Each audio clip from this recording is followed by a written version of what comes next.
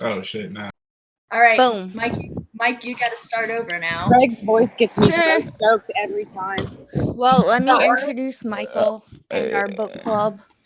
Hey, Welcome hey guys. everybody to book club number It's 5, me. 6 or something. Yes, tonight's book club will be led again by Michael. Welcome, Michael. Welcome, Everyone and most people in here know Michael by now, but if you don't, Michael is our reigning genius, our club genius, so he will be leading this discussion. Hi Thank guys. you. Ayo, yeah, what do I want to say before we start? Basically, I know that a few people here are new. Thanks for coming. I know you might be kind of confused. Some people expressed a little confusion at the reading, but I told them to come anyway. If you're new, basically after this meeting, we're going to do a meeting next time where we just like recap everything we've gone through, because I think that this is a really good time in our syllabus, if you will, to do that before we start getting into some of the more modern philosophers that'll bring us up to phenomenology. So if tonight is your first time, I would say definitely come to the next one, because we're going to go over everything and do a little recap to get everyone caught up before we go in for our second stretch. Oh, that works perfectly. Yeah, Darwin. Darwin is a newcomer. Welcome, Darwin. Hello, Darwin. Hey Darwin. Hello. Darwin. So basically, I can't I'm really gonna hear have anybody. I'm putting dumbbells on my mic stand so it won't fall over. Barbell hear or dumbbell anybody? plates. My bad. It's not All actually right. Well, relevant just at so all everyone to the knows too, discussion. if anyone's speaking is too loud or not loud enough, if you're on your phone, I think it's the same on the computer, but you can basically click anyone's username and then there'll be a volume slider for it. So if anyone's too loud or too quiet, try to do that first before telling them to speak up. And also, when you begin speaking, if you could just introduce yourself with your name and maybe what city you're speaking to us from, that would be great, so we can all continue to get to know each other. But anyway, I'm just gonna have Michael start us off. Let's do the damn thing for tonight's reading of by Leibniz and Spinoza. Take it away, Michael. Okie dokie. So we are talking about two philosophers that are, impossible to unenmesh, to untie from Descartes, who we read last week. Some people might be here from last week. I know Tick Van Dyke I saw last week or a couple weeks ago. She's always here. Descartes really was an originator, and I think it would be useful to very quickly go over three kind of basic ideas, basic principles that were in that text, the method that kind of undergird what we're talking about this week and why these guys are confronting the problems the way in which that they are.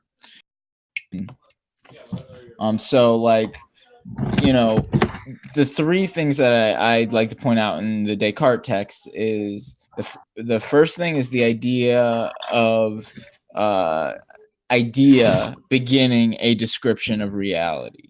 So, if you go back to some more ancient philosophers, they may say that ideas, there are essential forms and essential ideas, like Plato does in a way, or they may say there's essentially nature, and that is what makes up reality in the form of substance, like Aristotle did. But rarely are they talking about it from a perspective. They're talking about it as if they have a sort of bird's eye view over reality and are able to speak about it directly. In Descartes, you begin with this idea of taking away everything that is possible to know. And what he is left with is this idea that he can think, that I think. And in this, I think it's a very complex proposition, because he's really making two statements. He's making the statement that he has this process of idea, but he also has this I that kind of relates that idea to a single thing, to a single point. So, a big thing that was a point of conversation, and I think that a lot of people relate to Descartes, is this idea of the brain and the vat theory. You hear it in The Matrix, you hear it in Ghost in the Shell and Philip K. Dick, these kind of science fiction subjects. But the second thing that I think is really important to think about in Descartes is that while he begins with thought, and he begins with the premise that if you take away God, then what are you left with? You're left with only I think, and this possibility that everything could be an illusion. But that he does not actually end up with that conclusion. That isn't really his problem. His problem is instead that he frequently sees illusions, and how does he find a reason and a way to understand the world? So the second idea I think that's important to emphasize is this distinction between images or our imagination and what causes them, right? So he brings up this example. We see a tower in the distance, and it appears one way, and when we get closer, it appears another way, right? So he is drawing out that what our perception, how it appears to us, is often different than what it is in actuality, and that this flux, that this way of changing, implies something about us, implies something external to us, a cause for this error in our thinking or not.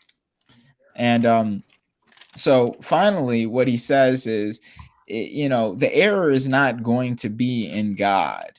It's not going to be in, and here we have to separate our ideas of God in the present from the way that he's talking about God here. Because when he says that it can't be in God because God is perfect, he's saying it can't be in this external force, this thing that is total and absolute and infinitive, because that thing is the reason as to why everything happens, right? He's not saying that the world comes out of our brain. He's saying exactly the opposite, that the world is caused by this thing that we cannot ever fully know. And so, when you have that point, then God must be this perfect totality, right? He must be this perfect absolute cause. It's more complex than that in the text, but I think those kind of three ideas, the perfection of God as cause as creating images, and images as relating to the beginning of saying I think, that is what kind of drove Descartes, and then eventually drove Spinoza and Leibniz, two very different people. And I will try to get into some of the history that we were talking about earlier again. But yeah, that's one thing I would like to start off with. Anything that anybody had any questions about last week or anything like that, or should we continue talking about the guys we read this week?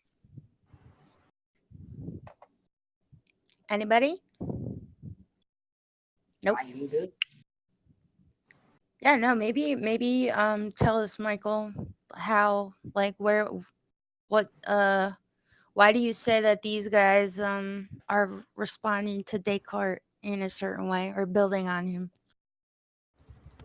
Well, I think that what Descartes did is contradictory, right? He retains God in philosophy, and that's apparent, right? He's unwilling to separate and deny God, and there was danger in that, and we can get into that very quickly. But Don't deny God. but he is also creating an image of God, this idea of an absolute and formal. And when I say formal, I mean sort of emptied of qualitative elements. He doesn't have a personality. He isn't even a he. It is an it. It is a quantitative element, a force. It's that And singular consciousness, bruh. I mean, in Spinoza, undoubtedly. In Leibniz, it's a multiple consciousness. But they both have different kind of metaphysics for this idea. But that force of God, this idea of, oh, there is something external to us, and it is, as long as our knowledge is working towards it, things seem to make sense.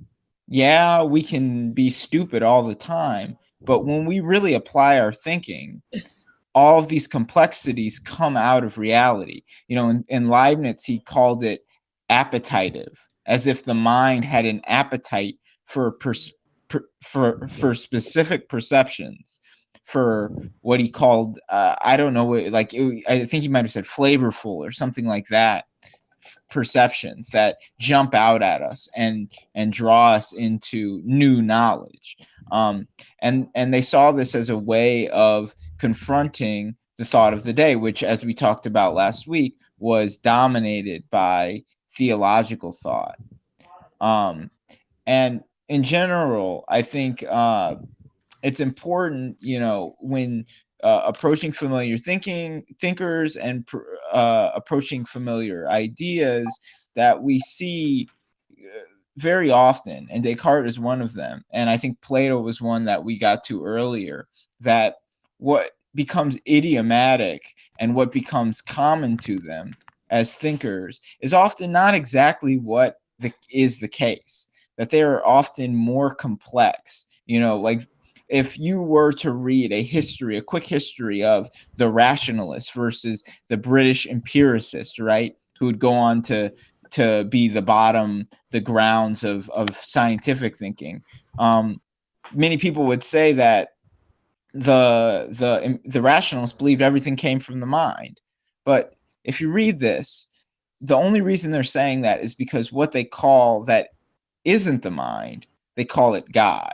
And that is a complex thing to handle from a society where philosophy is a practice that's often related to atheism, right? It is separated from theology. And they're kind of working to address this in the readings that we did this week, right? Would you say? Like, I feel like wow, my brain is dying. What was I just saying?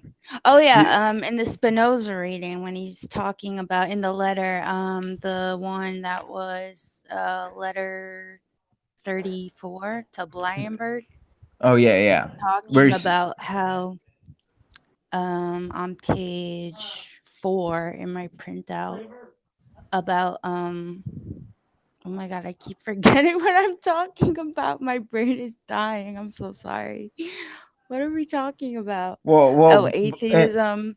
Oh yeah. He's talking about how, like, the object of reason, like, points to God, but is like ultimately made finite by the body, like what the mind represents and what the object of reason and the mind is ultimately infinite, but it's made finite by our physical limitations. So it seems like he's sort of trying to reconcile what you were just saying, that these things don't have to be contradictory necessarily, like reason and God or whatever, even if they like seem to contradict. It almost seems like he's trying to make a apology for God. a proof, essentially. If you read his book, The Ethics, he presents this theory in geometrical method, as he calls it. He believes that he's sort of axiomatically proving God as nature. But what you described, that conflict, is in both of the letters. It comes out in a different way in what we'll call the Oldenburg letter. Just to be clear, Blyenbergh was a theologian who Spinoza kept correspondence with. Oldenburg was not a person, but it was rather a group of people. They represented the British society, which was dealing with the second appearance of the plague. So when he talks about a worm in the blood, he is answering philosophically, but also natural philosophically. He's trying to come up with ideas because he worked on lenses and because he was living near a guy referenced at the beginning of the letter. I think his name was Hudgens. They were both working on ways to see through lenses. And so his philosophy was based very much on this process of seeing down closer and closer and smaller, and making an analogy between our perspective as a body at a level of bodies, perceiving down onto the level of the worm, which you could translate into bacteria in blood, in a lymphatic system, as he's describing, and our perspective at the level of society, right? We are a body. Oh, I'm sorry, but Spinoza was an optical scientist too. He was a lens crafter. He did so by hand. He was learning at the time when he was writing the letter about machine creation of the lens. And so dealing with the Black Plague and having had, you know, a majority of the population of England wiped out and much of Europe wiped out because of the Black Plague, the British Royal Society is trying to contact every intellectual for information and ideas about how to deal with this problem. And in dealing with that problem, you see Spinoza explain sort of the elements of his natural philosophy that, you know, okay, yes, there's this hole, right? But from the perspective of the worm, all you're going to be able to recognize is this sort of limited scope of the body, right? So your ideas then are reflective of that limited scope of the body. And that's kind of one of the important elements of that Oldenburg letter, and then that bleeds over into the Blyenbergh letter, where he's more pointed and more critical. That was sassy. Yeah, that's what I said. I was he was mad. He was big mad. He was like, what I said was. Spinoza was like, okay, per Spinoza. my last email. Yeah. If you read the last line, okay. I love his it is added that I hold a contrary opinion. I shall perhaps in due time give further explanations. For the present, I have no intention. I really appreciate that. I mean, it's important to understand where these guys came from, and I bring this up in the context of Bethany's latest video, about where she talks about the artist and relating the artist to art. Similarly, you cannot separate the philosopher from the philosophy. And Spinoza, he was a loner. He was a person who was a Jew who was kicked out of his country. These were the things that I was mentioning earlier. He was forced out of Portugal as part of the Portuguese Inquisition. And then his ideas about God got him excommunicated from this small community. The community that he came to become a part of through his writings in Amsterdam was a political one, pushing liberal ideas, and they had occasions where some of their political leaders were murdered in the street. Leibniz, on the other hand, was world-renowned. He was one of the creators of calculus. He worked for dukes and courts. He was essentially a polymath, and he was born of a family of extremely intellectual people. And so their perspectives are the difference in their perspectives you can see in their relationship to society. When eventually Spinoza, he doesn't do so in these two letters, but when he eventually goes from God to nature, he has more room to do so because he has freedom. And in addition to that, what he draws from nature, God being nature, is that we and you see this a bit in the letter, that where we find freedom is when we pass the point of knowing, and when we pass into the point of the danger of morality. So for the danger of evil, rather. So for Spinoza, what is the end is, do we grow? Does our body extend? Do our ideas extend as part of this larger whole or not? And the process of extension is joy. The process of reduction is suffering. Whereas for Leibniz, as we see in the writing, he is still talking about the city of God, and God as this perfect, sufficient reason for all things, and he means it in a more like conventionally religious sense. So as long as we're staying on that topic. But does anybody have any questions so far, or any points that stick out to them in the text? Did Leibniz and Spinoza ever correspond with each other? Near the end of their lives, they were able to meet, actually. They are presented in popular culture as being rivals, but they weren't really rivals. You would say Newton and Leibniz were more rivals. They were two just radically different thinkers who were kind of on the same path. They just came at it from opposite directions. If you get into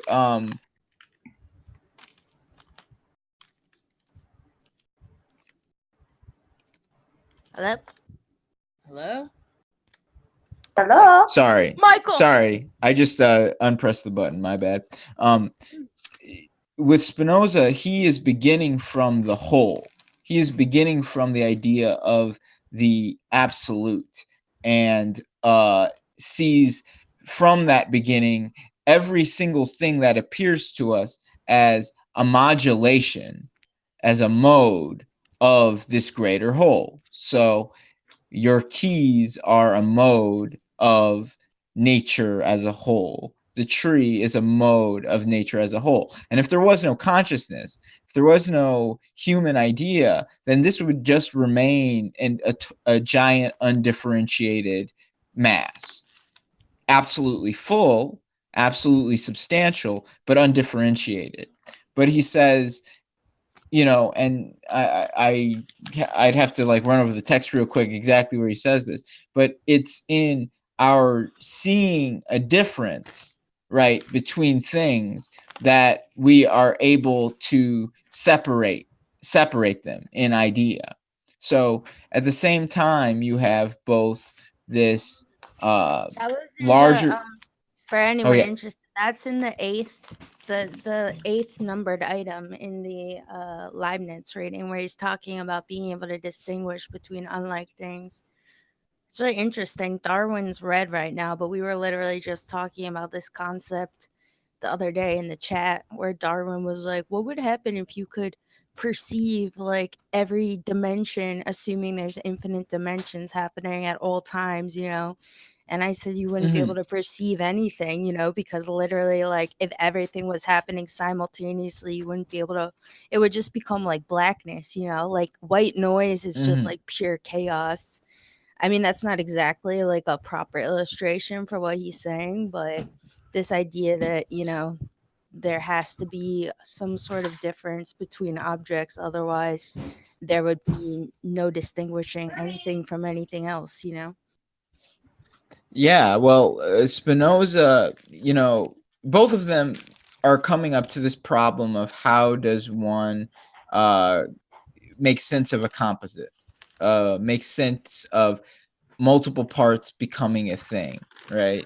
So for Spinoza, you see him talk about it in The Worm and the Blood. The objects retain some singularity and some consciousness to the degree of their size and their dimension and their understanding, but they're also kind of overwhelmed by a whole that is constantly larger. Whereas what Leibniz begins from the... Oh, sorry. Oh, no, go ahead. Well, I think you were just about to say it. That's why I was like, never mind. But I Okay. wanted to ask you, like, why are they perceived as being rivals? Like, what is the difference? Well, I think that's what's so interesting, and why I mentioned when you return to philosophers as idiom rather than as their actual writings, because when you look at the writings, they're actually extremely similar in what their argumentation. They're just coming at it from opposite directions. Whereas Leibniz, and I think you predicted correctly, I see Leibniz as simply saying we begin with a simple element, and that element can itself can transform. So let's be clear. When he says the monad, he is referring to a subject, the subject, like the subject of a sentence, right? But he's also referring to it as the subject, as in what can be subjective. And in it, he tries to explain that it's two things: humans and animals. Descartes denied consciousness to animals, while Leibniz is trying to, add that on. And the reason that he's doing that is he's saying that, reality begins with these subjects, with these essential, basic, sort of empty surfaces of perception. He says they are self-contained, that they cannot be affected by anything that is external to them, that they but that they also can transform over time, that they are also multiple, right? Multiple because they can change in time and change in relation and all of these different sorts of things. So he begins there with the subject, whereas Spinoza sees any human being or any animal as just an expression, a mode, a direction of a larger whole that is nature. So these are just descriptions, but what is the actual difference in what they're describing? They're still describing, again, a multiple universe that is infinitely divisible, and that that is, when we try to think about it, is always reasonable. If we think about it well and we think about it clearly, that we acquire new knowledge and new information about it, that we grow. And so I don't actually quite understand the division between the two of them. I think maybe I'm sorry. I was going to ask you, do you think it could be compared sort of to what when we were trying to distinguish a difference kind of between Plato and Aristotle, when it seemed like they were sort of agreeing? It almost seems like a similar difference in that it's ultimately a difference in approach. It's not so much what they're saying, it's the reasoning to get there. And it sort of seems like, again, Leibniz would be more like Aristotle, like he's sort of working from this additive mode where he's describing the monads. And just for anybody who like doesn't know or catch on, like I think the monad can be like essentially described as, he calls it a simple substance. It's like this idea of the most fundamental unit in the realm of concepts, sort of, or idea, like it's the thing that cannot be divided any further, so he's sort of working from this additive approach, starting with these units that can't be divided. And it seems like Spinoza is sort of coming at it a bit more from a subtractive approach and reasoning, where he's sort of using ideas about the soul and reason and these like already composite units or whatever, and then breaking it down. It kind of seems similar. I don't know if you'd agree with that, but it seems like ultimately the difference is in their approach to reasoning. Well, I believe that one, yes, it is similar to it in one way, and in another it isn't. The way that it is similar is that I think that Aristotle and probably numerous other people had a similar relationship to Plato as Spinoza and Leibniz do to Descartes. So with Plato had this notion of form, and what seemed to be the one difference, the one meaningful difference that we could tease out of Aristotle, or at least that reading, was that his concept of substance, which all three of these rationalists use, which I would like to point out, is the combination of form and matter, right? It is the combination of idea and this idea of like a tangible, real thing that actually affects us as bodies. So I think that both of these guys are with Descartes. You have someone who has come and challenged this common ancient view of what is substance, right? By breaking things down to the beginning of thought. And for the two of them, they both almost fundamentally believe many of the arguments that Descartes is making, but they see different areas in which it can be transformed or can be complicated, etc. And those are primarily built around their description of what God is.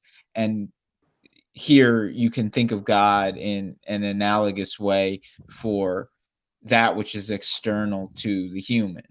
One last thing I can say on this subject is one of the interesting aspects of Leibniz's monadology is that he does two things. On the one hand, he describes the monad as atomic, but then on another, in another sense, he describes it as a soul and as the subject.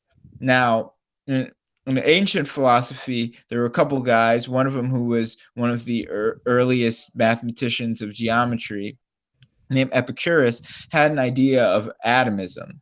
And in that, the atom, unlike what we think of the atom as now, the most essential element was the soul. And that at one point, all souls were falling in the same direction, and then one swerved and bumped the other, and then we were pushed into a chaos of cause and effect that would never end, right?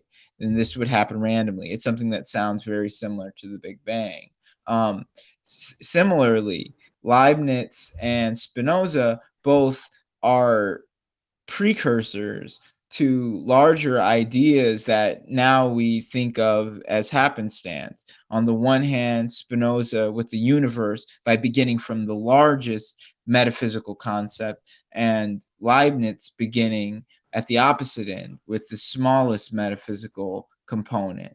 And in the same regard, scientific thinkers or proto-scientific thinkers would follow these ideas until they were able to confirm them in reality after they were thought, right? So that's an interesting proof of what they are arguing, that you can derive knowledge purely from thinking, and starting from thinking, at least. I felt like I don't know if you agree or if anyone else agrees, but I had some beef with the Leibniz reading a little bit. In the part where he said on page 9, I believe it is. Let me see. Where he calls is it page 9? Hold on. Let me find it here. Oh no, yeah, it is page 9. The top of page 9 where he starts to talk about, he says, and since a monad is by nature representative, and I wanted to ask you, Michael, what you think about that, and if you feel like it's contradictory with everything else he's saying, because how could a monad, if it's the most singular unit and most fundamental thing or substance of like idea, how could it represent something then? Like, what is it representing if it's the most fundamental substance of a thing? Well, I mean, isn't it the representation itself? Like, well, this is what I think is complex and confusing about the notion of the monad. And when he talks about it as like this essential building block, but where he begins is, okay, it's this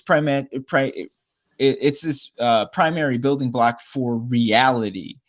but he's still thinking of reality as being something that begins with an I think. He's just adding something that is even prior to that.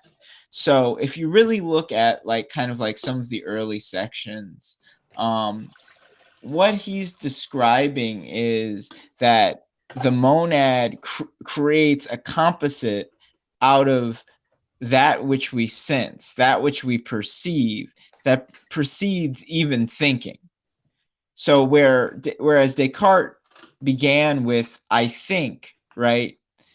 He says that no, how could we think if we do not have this kind of like this support for even that, this substantial support, which he describes as the monad. And the monad then would be kind of pure sense.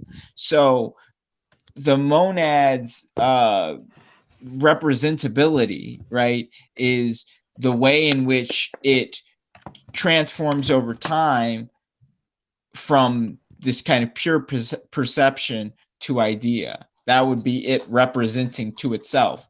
And there's a point at which he says that in the text as well, that the monad as a transformative thing, because he separates the monad. There's a passive monad and an active monad. The passive monad is one that does something to something. The active monad is the one that has something done to it. That this would be the representational process. I think I've lost the plot a little bit, honestly. And so let's go back to page 9 and let's try to find a specific line that we can break down. Well, I mean, that. Are they trying to say that a monad is the smallest increment of thought or matter, or like what is it representing? Okay, so can someone point me exactly to? Okay, so it's number 6. Thus, although each created monad represents the whole, it represents more distinctly the body. Okay, well, I think what he's getting at here is the monad, as he describes it, is self-contained and singular, right? It cannot be affected by anything but something that's internal. Its internal force allows it to transform. God, as a whole, as an absolute body, as a infinity that can be divided all the way down. And he describes this in 2 ways. One is sufficient reason or truth, right? Where you can find some type of axiomatic truth to explain it, like in a geometrical or a mathematical proof in general. And for him, he was thinking of calculus. And then on the other hand, he said there were facts, right? And facts are things that you draw on a piece of paper. Ooh. And you can describe the reasons for that. Is everyone else hearing that, or is it just me? Yeah, no, I'm hearing it. Okay. Yeah, Michael, your thing was just glitching out. Okay, is it still glitching? I think you're okay now. Okay, so he is separating where I was, and tell me if I'm was glitching out earlier. He was separating this idea of truth and fact, right? In God, that truth is the sufficient reason and a basic essential idea that doesn't need any more explanation, whereas fact is like if you were to draw, he describes it as if you were to draw a line across a piece of paper, you would be able to keep finding more and more detailed divisible reasons, right? And that you can do that into infinity. The reason why we can do that into infinity is, again, because there is this whole of God, right? This whole of God that is what he sees as the external cause of things that we cannot possibly know the whole of, but that we essentially must assume. So because of the behavior of what he calls the monad, which he then also describes as the human subject, and the behavior of God, right, as this also divisible, self-motivated whole, they are reflective of one another. And in this, he says they are representative of one another. And I think that's specifically what he's talking about as representation in this. Yeah. Well, I think to Alex, does that make sense to you? Like, I think maybe in more simple terms, like, what he is essentially describing, do you think it's fair to say, Michael, he is essentially sort of trying to describe some sort of like substratum of the universe? Like, this is a metaphysical philosophy, and he's kind of trying to like describe the essence of, like Alex asked if he's saying like the most fundamental concepts, and I feel like that's pretty accurate. Like he's kind of outlining this philosophical framework where he's kind of speaking to like the underlying essence of all things. I again, I would say I'm disappointed that I couldn't have, that it was impossible to have an essay of Spinoza to put across, but both of them are doing exactly that from two ways, and they do it in their own unique ways. But we can talk about Leibniz's because we have the text and everything that he says about it. Leibniz is trying to do two things. He's trying to look at the content of human reality, what it is that we perceive, how we perceive it, how we go from perception to memory to idea, and what is it that causes that and its errors on the one hand, and then what is outside of it? What is it that causes us to have these perceptions, some of these perceptions that are completely unconscious? Because that's one of the things he critiques Descartes for. He says Descartes doesn't acknowledge unconscious ideas, right? And so when we have all of these ideas, how do we pick one out? How do we observe one and see it as more interesting than the others, and then learn more about it than was known ever before, right? And how does that become part of us? So that is the transformative element of the monad. The monad can become more because it has this, what he calls appetitive, as in eating, consuming reality, this quality to it. But at the same time, it isn't the cause of it. It didn't make reality. So that is where God comes in. God is repeatedly in Descartes, in Spinoza, and in Leibniz, to varying degrees, the cause of everything, and the cause in a very simple, formal way. That when we do not know that there is a cause, that we can assume that there is reason behind what it is that we think. And late in the text, he says that there are monads that are more or less muddled. And this gets back to, again, what Descartes was talking about with clarity and muddledness of ideas. So you see that while the monad is supposed to be the basic element of reality, he's still thinking of it in terms of reality as being something that is perceived. Reality, that which is reality, is either the perception of a human or an animal that has this essential core that allows that perception on the one hand, and then on the other hand, that there is this force that essentially guides everything and gives it infinite reason. Yeah. Let's try to like simplify it a little, because like this is a very specific reading, but just like to abstract it for people, like if we had to explain this to like a child, I think maybe it's worth talking about like what ultimately the most abstract ideas being presented here are. And I think what you're saying, Michael, is like ultimately, these people, Leibniz is talking about these monads, and he's talking about like how all of these singular units ultimately comprise like our perception of everything, but there, like you're saying, there's knowledge that precedes perception, or not knowledge, but perception is limited by the body, and we're trying to access these ideas that are like that we have to then translate into knowledge. And that's kind of the realm that the monads exist in. Like you're saying, like we have to approach everything from this vehicle of thinking, right? Well, I mean, So there's a difficulty in Leibniz, in the Leibniz text that comes in the form of him talking about God. And so he says, okay, oh, monads, they cannot touch each other, but they are or else it's mediated. gay. they're in the medium of God itself, right? God allows everything God's to gay. touch. Yeah, pretty God's much. gay. God's gay. Again, a proof of God being gay. So Do you No, feel these like guys are, I these feel like guys are.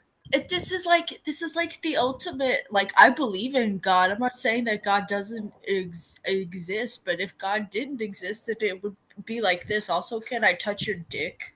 well, I was gonna say, like, I feel like from Descartes, and then more and more with these, with Spinoza and Leibniz that we read, it seems like people or philosophy is like starting to get away from this. What's the word? God's becoming less like personalized and human. Like you were saying, Michael, like Descartes' God is not a he, it's essentially an it, and it seems like even more so in Leibniz and Spinoza, it seems like they're starting to come up with these ideas of God that more resemble like some like hippie new age sort of understanding of God, that like God is not a person or a personality, he is the substance of everything. Well, And they're not if I- saying that outright, but it kind of seems like that's sort of what they're starting to move towards, this like less personalized view of God and seeing God more as like an idea and defining him as like the underlying cause of everything. I have a quick question before we get too much further. Do you think God is versatile? Because he does giveth and he does taketh. So God's a top and a bottom. Well, I mean, they're gods. God's verse. What's interesting is for I'm sorry, Leibniz's God is everybody. I'm sorry, Michael. Is everybody getting together? Is everybody forming a giant body of God? That's right? so gay. Like at the end, in the end, he's saying that all God is the city of God. It's all of the people together as they are, mediated. Their only way they can have contact is by this force of God, and that the city of God is the kind of final step, the perfection of reality, right? Whereas for Spinoza was way more individual, and we don't get to see it as much here, but his God was really just saying, okay, when you look out, you can go and you can make a whole of something, but you can also break it down to its parts. How do we break it down to its parts? We do that by seeing that there is a difference between this and that thing, so that there is this giant field of ideas that's different, and there's what appears to be an undifferentiated mass of bodies that is God, but that our mind is constantly breaking apart. And so then what do we do while we're in the middle of this giant mass of bodies, some of which hurt us, some of which make us feel good? We have to constantly try to know more about them. I have to constantly try to reason them out so that we can feel joy. Can I That's where he saw true joy. Can I talk about Spinoza and the fact that he's Jewish? It strikes me as odd that he was excommunicated from his own Jewish community to begin with, because for me, as far as my understanding of Judaism, is that it's very introspective, and that you're encouraged to question God and question the things that you learn as you grow and you go to shul, especially in Reform Judaism. So it makes a whole lot of sense to me that he has come to this conclusion himself, just based on what we know about him as a person. I think you can see that as one of the contradictions of the Jewish religion, which is that it simultaneously has this extremely rigorous and complex and beautiful history of intellectual thought, of questioning. And at the same time, it has these kind of closed conservative communities that are born of danger to them, right? So when when they're forming in Amsterdam, they're forming as a Jewish community that was almost killed if they did not pretend to be Christian while they were in Portugal. And in Spain, you had it happened to an even worse degree, right? So for him to then come up with, at whatever the school of the time was in his small community, with a geometric proof of God as being equivalent to nature, that would be something that would be hugely undermining to the kind of fabric of the community, and extremely newfangled and hippy dippy. I would say if we were talking about the New Age elements, Leibniz's God is the God of intelligent design, whereas Spinoza's God is the God of fish. Like, it's the truly hippy dippy God. It's the one I wonder that if they were scared of hippy dippy stuff yet then. Like, we know about hippy dippy God stuff. So it's like, okay, Christians know to be wary of all that hippy dippy shit. But I wonder, like, how hippy dippy God shit first presented when it first came out. Yeah. This Like, this what is do people this think of that. this is kind of his first presentation. This is, because from now on, we're getting to the point at which people say, no, there is no God, right? This is the beginning of the line that runs to Nietzsche saying God is dead. And in the middle, we're like Rousseau seeing saying them there is no let God. it go in real time. I feel like we're watching it. Like, they're redefining God, essentially, in all these texts. Well, it's the interesting aspect in making the leap from Aristotle to the rationalist, which makes sense in a philosophical sense, but it does miss the whole, 1,500 years of people talking only about God, and that God is absolutely the logic in a personified form, as he says in this specific book. So for them to question even that book, the reality of those books, then it brought great danger to them. Now, at the same time, you see in that essay with Blyenbergh, or that letter with Blyenbergh, Spinoza is quite familiar with religious texts. He tries to read him the rights on specifics of scripture when he's talking about, I don't actually say that we are equivalent to beasts, Yeah. But at the same time, I think he sees theologians as not being rigorous enough in their questioning of reality. Whereas for Leibniz, the end, and Descartes, the end is still to reinforce that there is a God. It's just to update that God so that it is recognizable before all of the scientific revolutions that were happening at that moment. Yeah. And to speak to what you just said too, I thought it was funny, that part in his sassy ass letter where he was like, and I actually am the one that has a true appreciation for scripture, because like I actually read into the nuance, he sort of like accused the other person of taking it at just like face value and not engaging with the complexity of scripture.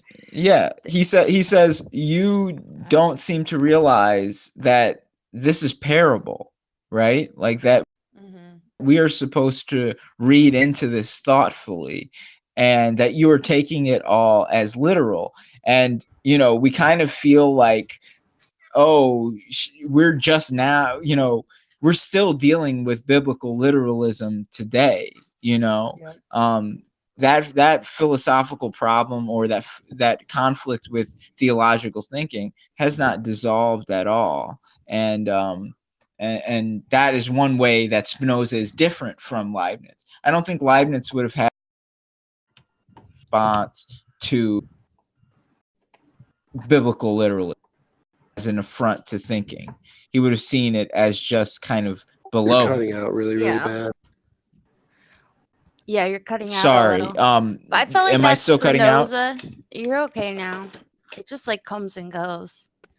Go on. Yeah, I kind of felt like that Spinoza point was a little like gratuitous anyway. It felt like he was just trying to be like, he was trying to like have the higher moral ground or something with that argument, you know? Like it felt a little arbitrary. Like, and I'm the one who really engages with the scripture. Because I was going to say too, and correct me if you think I'm wrong, but I feel like even though Descartes, Leibniz, and Spinoza, they're all sort of making these arguments that we've been reading that present as being sort of like as these arguments that are supposed to be testament to the existence of God and defining God, but it seems like all of them are ultimately really trying to make cases for reason and like why we can value reason, you know? Like it seems like even though they're all framed to be about God and asserting what he is and what he's made of, they don't really feel like they're about God at all. They all feel like they're making cases for why we can put faith in our processes of reasoning, you know? Like I really liked what Spinoza was saying in his letter about how I forget what page it was, but he's talking about how our will to reason is indicative of our freedom and ultimately points to a thing that we should be doing because it is in essence of God, you know. But even though I just wanted to point out. Oh, sorry. On the topic of reason and God, Spinoza brings up the relation between a triangle and God, and I feel like that was him trying to like make sense of something. And I was just wondering if you could elaborate on that. Oh, I think well, just reading this the whole time, I just kept seeing fractals in my head, like parts within parts, and I think that's what he means by a triangle. But I don't know if you cut out. Cammy. Yeah, I don't know if they're really referring to geometry here or not, but that's just my theory.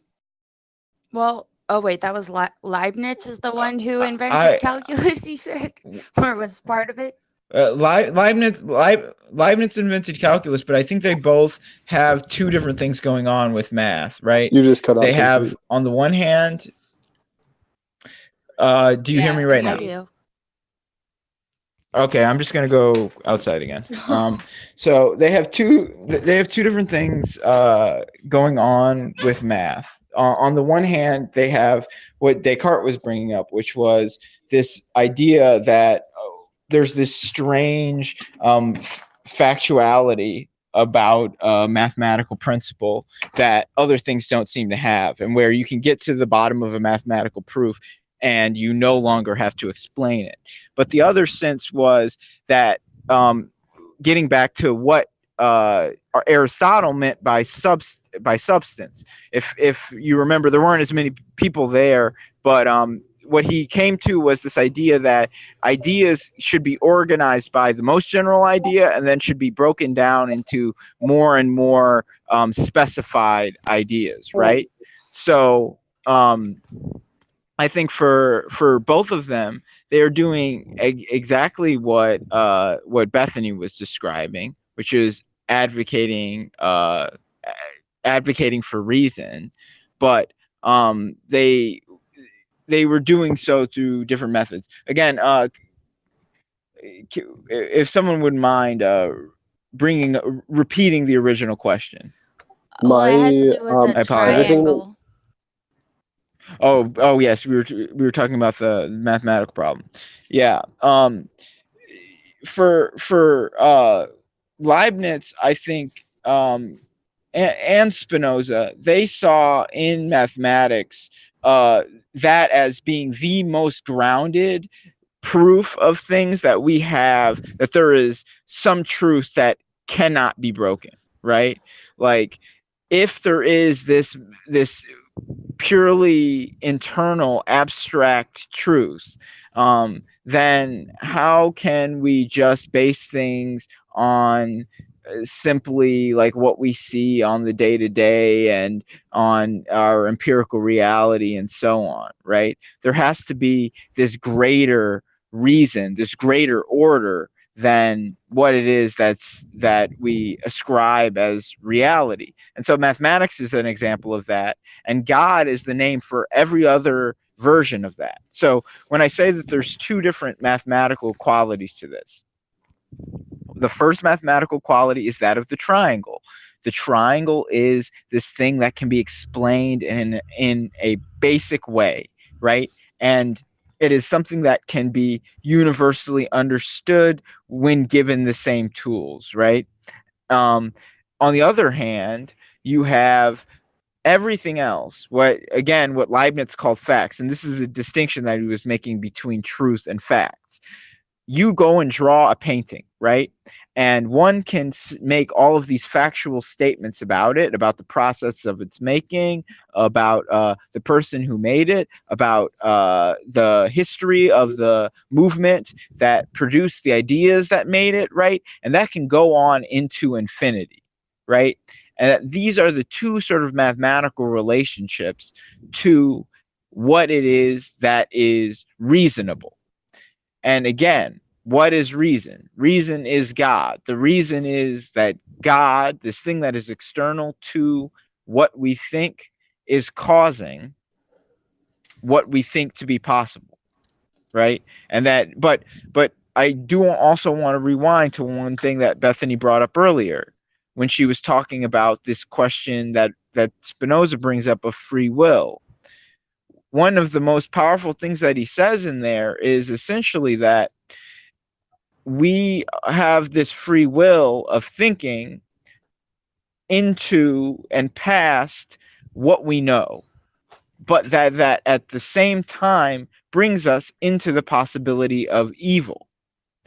But that we have sort of this demand to go into that place because it is natural. And when he says natural, again, he's talking about reasoned, that it is part of what we are, and it is part of our essence. So while he doesn't talk about a monad, he's talking about it as this expression, us being this mode of nature, this form of nature, and that if it's part of nature or part of God, that even if it pushes us into the danger of doing something evil, that we have to challenge that because that free will has been given to us. Yeah. And I think Damn, son. well, just to simplify a little for my own sake too, I think what Michael's saying, and a thing that's been coming up in really all of the readings that we've done from Socrates until now, we see these constant parallels being made in these philosophies with math. It seems like everybody that we've read so far sort of prioritizes math as being an example and illustrative of what's ultimately possible with philosophy, and like they're all sort of trying to create philosophies that will be successful in the way math is successful. Like math is, it's complicated, but in many ways it's very simple. There's very rigorous rules, and we come up with answers that almost resemble perfect answers. I mean, they are perfect because math is a perfect system that we created. I mean, it's not perfect, but but it seems like they're sort of using these mathematic examples to illustrate what ultimately philosophy is also doing, or what reason is also trying to sort of aim at, except instead of with numbers, with qualitative concepts. And that's why they construct things like the monad to create units similar to like numbers, so that we Well, can have a philosophical model of reasoning. Well, I think that is a beautiful description of it. And, there is this modern question that we have to think about. On the one hand, scientific reason, science as an idea, and what science does has replaced philosophical thinking by and large, right? Philosophical thinking is not the dominant form. You wouldn't have the British Royal Society, if there was a disease outbreak, contacting Zizek, or contacting Jordan Peterson, right? That wouldn't happen. So God damn, could you imagine if they contacted Jordan Peterson? He'd be like, okay, every man gets a woman, and that's all I got tie right them now. Tie them together. Put But them together. Everybody has to eat meat. Me and my daughter yeah, only eat meat. no vegetables, no vegetables at all, and the disease will God. disappear. But so you see two sides to this. On the one hand, these philosophers that now we're past the ancients, we're in what they call modernity, but we're in the earliest of modernity. We're in the late 1600s to the early 1700s, and these philosophical thinkers, purely through their speculations, are creating ideas that will go on to influence the thinking that will become science. But at the same time, if we go and do what they are doing now, what is it that we are producing? What was a big split was, I believe, a point at which, on the one hand, American and English philosophy tried to reduce philosophy to a logical language that they thought they could make equal to mathematics.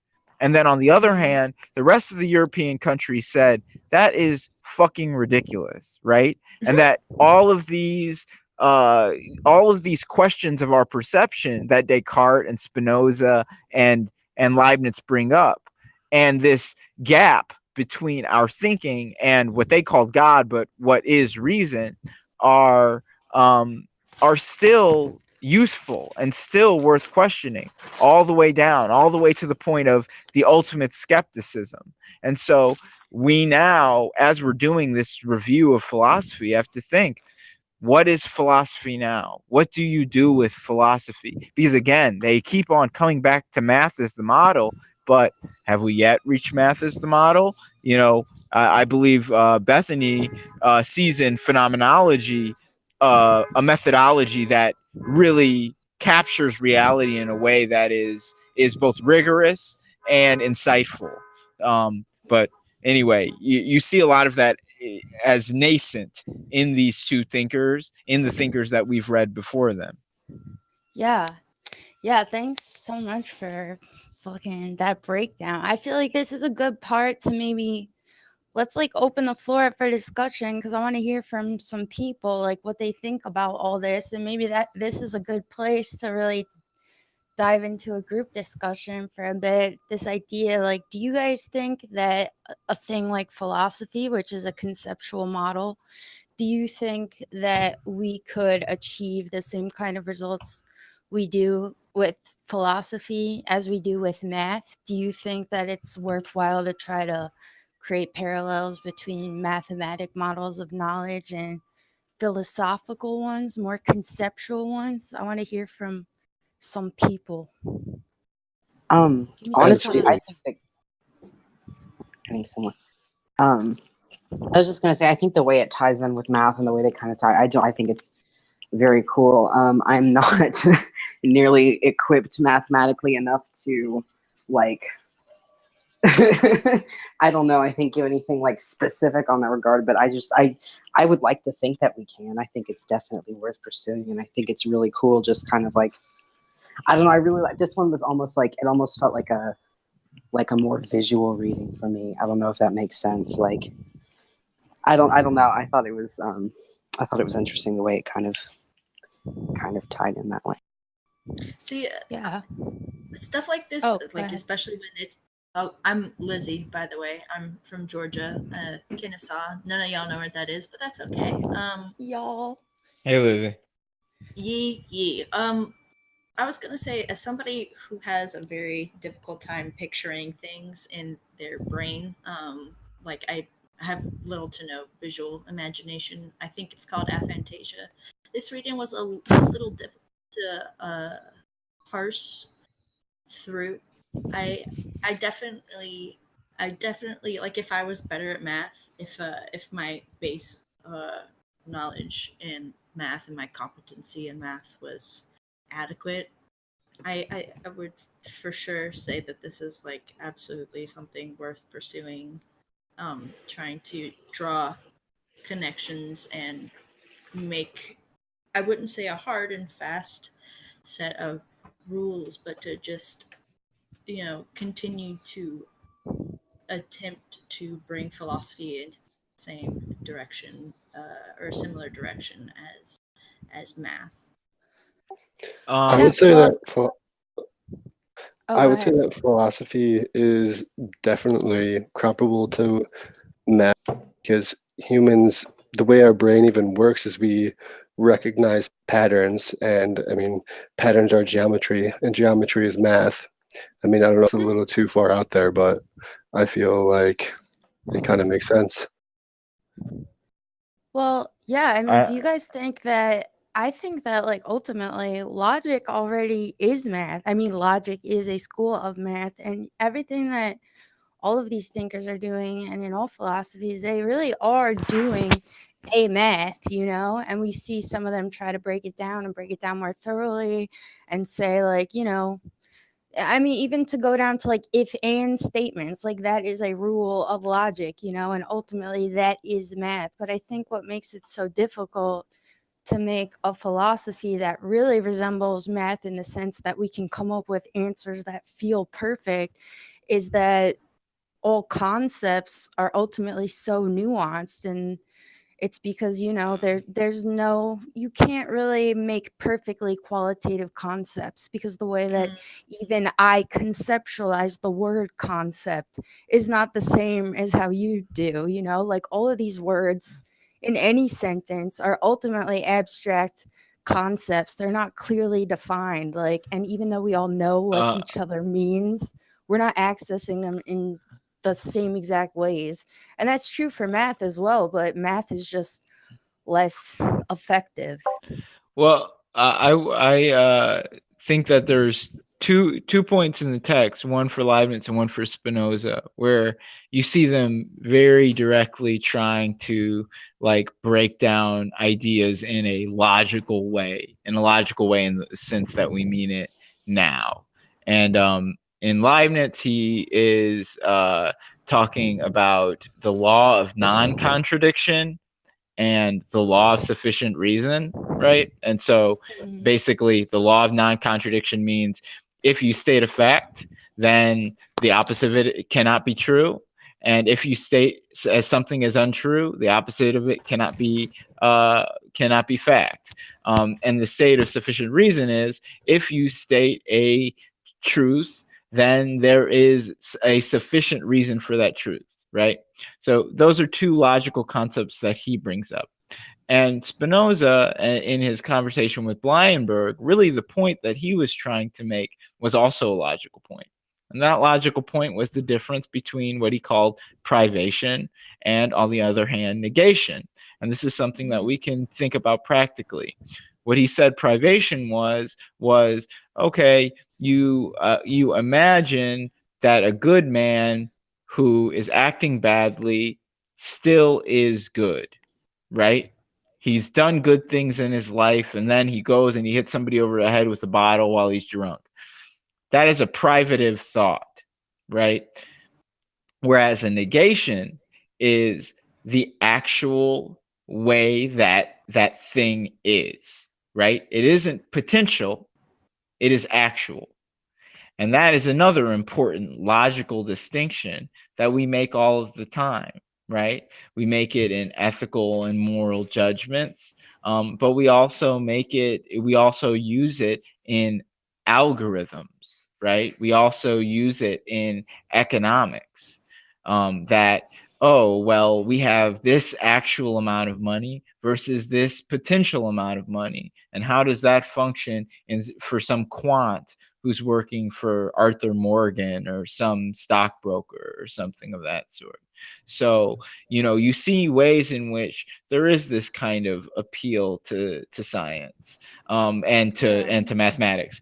But the other thing I wanted to bring up, which is something that came up late the last time that we met, was something that I read recently in a writer that I know Bethany cares about deeply, Husserl, and he's describing this period.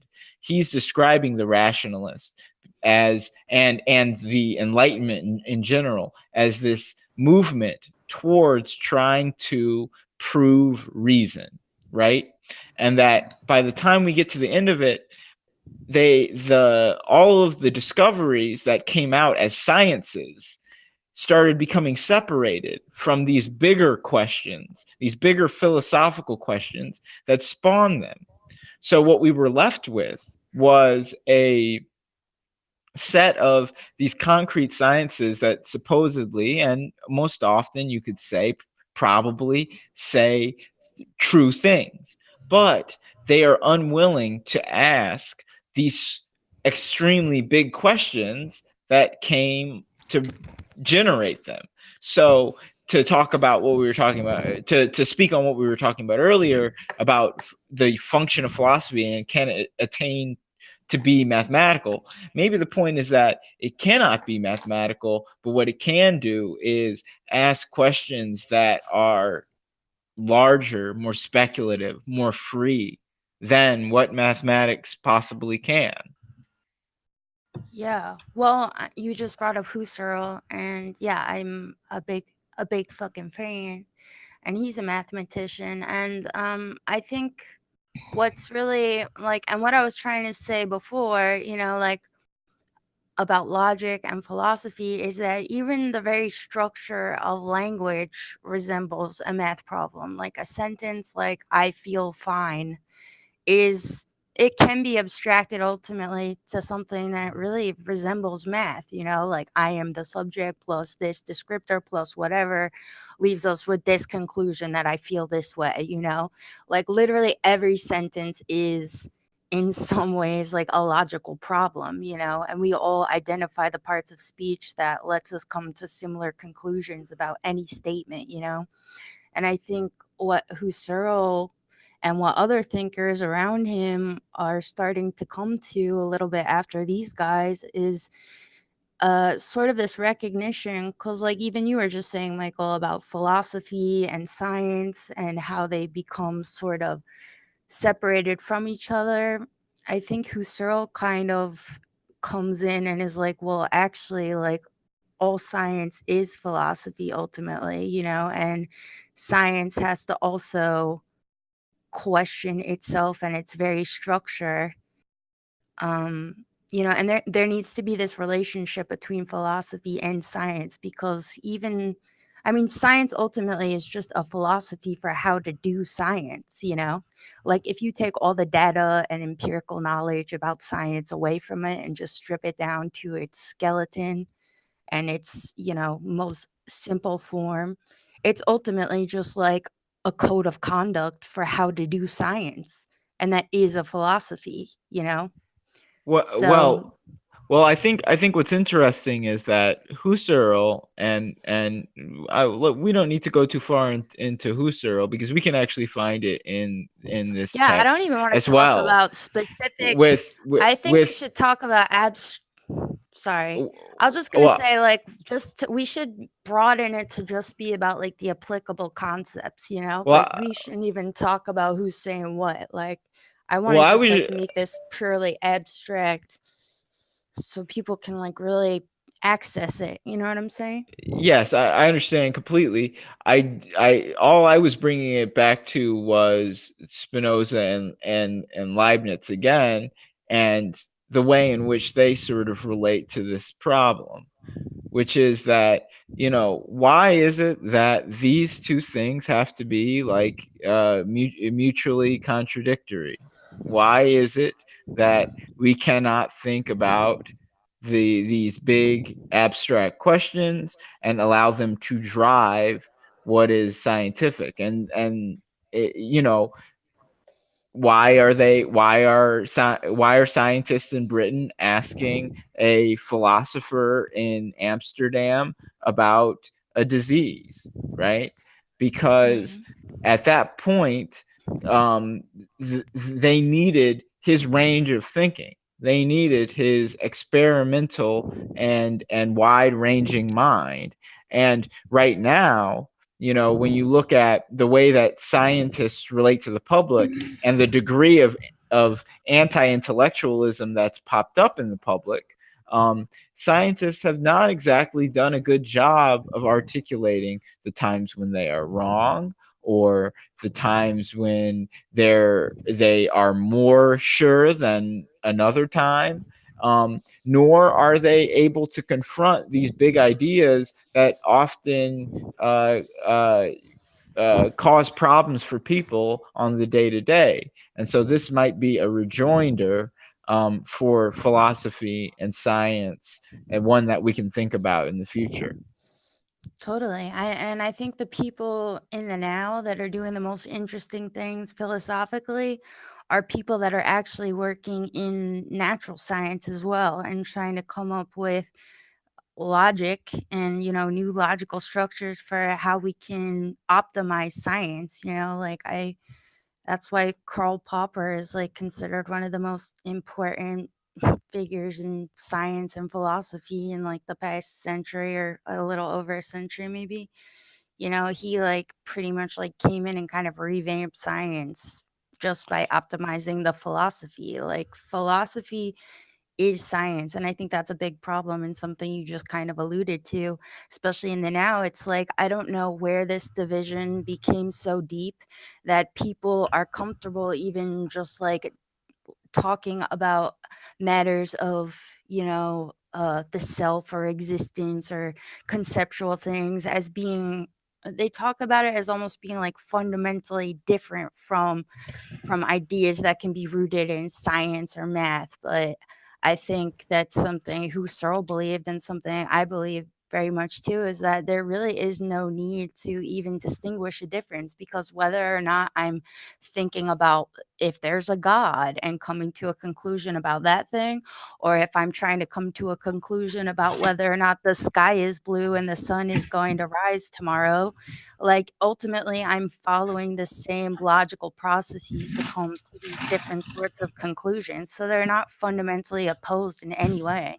And I think that's like a thing it's interesting that the division seems to be getting deeper, I guess, like around this time in philosophy. But at the same time, it seems like that's exactly what they're arguing. Like you were just saying, like these readings are kind of about how, I mean, they're just using like basic logic and logic that almost resembles a science to talk about how we can come to conclusions about the nature of existence and of God and stuff, you know? Like these processes are not opposed in any way. And why I Uh, think that philosophy ultimately can be like a science or like math is because it really is just up to us. Like math is a perfect system because we made it that way. We didn't make two open to interpretation, you know? It feels more rigid because it is in certain ways, you know? And I feel like that's actually the root of the problem with philosophy. It's that we sit around and we think like, what is this word? But what's this? What's this? It all kind of feels like this. And it's like, yeah, that's the problem, and that's what's ultimately so hard for us to come to agreement about, you know, all these different concepts. It's that we don't actually sit down and make definitions for these things that we're constantly wondering about. It's like we're looking for the answer to a word or like the proper description of a thing as if it exists in reality, and that one day we're just going to land on the perfect combination of words and get it right, and some fucking jackpot sound is going to go off like you got it, like you finally fucking got it.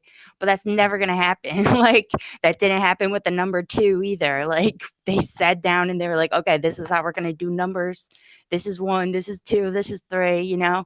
That's what I think philosophy needs to be, and that's what I think Husserl was ultimately calling for, that if we want to have a pure and perfect philosophy, not really pure and perfect, but you know what I mean, a philosophy that's really rigorous, then it's really just up to us to sit down and fucking make it. You know? I Yeah. think Right. that is a very deep and complex argument for philosophy. Well, yeah, I mean, it gets really complex really fast because, like you were saying, it's like, how do you really make a qualitative word for, you know, or a definition that satisfies everybody for a thing like truth or morality? But actually, I mean, even as I say that, it doesn't seem like it should be that fucking hard, you know? Like, I think people just have it within themselves to think that, like, everything is open to interpretation. Because on a certain level, it is, you know, ultimately, you can go wherever the fuck you want to go in your head. But it's like when it comes to numbers or colors, we're all pretty much in agreement. Like, oh, yeah, that's easy. But when Well, it there's comes, this. Oh, sorry. I was just, Just to get on to what you're talking about, where we talk about numbers or colors, or we talk about these structures, right? There is this tension, right? And one that the rationalists are getting at, which is, how is it that things are fixed and how is it that things are free, right? And how do they relate in what is real, right? How do they trick us and how do they appear to us, in the fullness of their reality? And yeah. all three of the thinkers bring up a couple essential elements. They bring up the human, right? And the I. They bring up the idea of a substantial, full reality. They bring up memories. They bring up, then Leibniz adds to that unconscious ideas. They think up composites and parts, right? What Spinoza calls modes, and what Leibniz will call a multiplicity.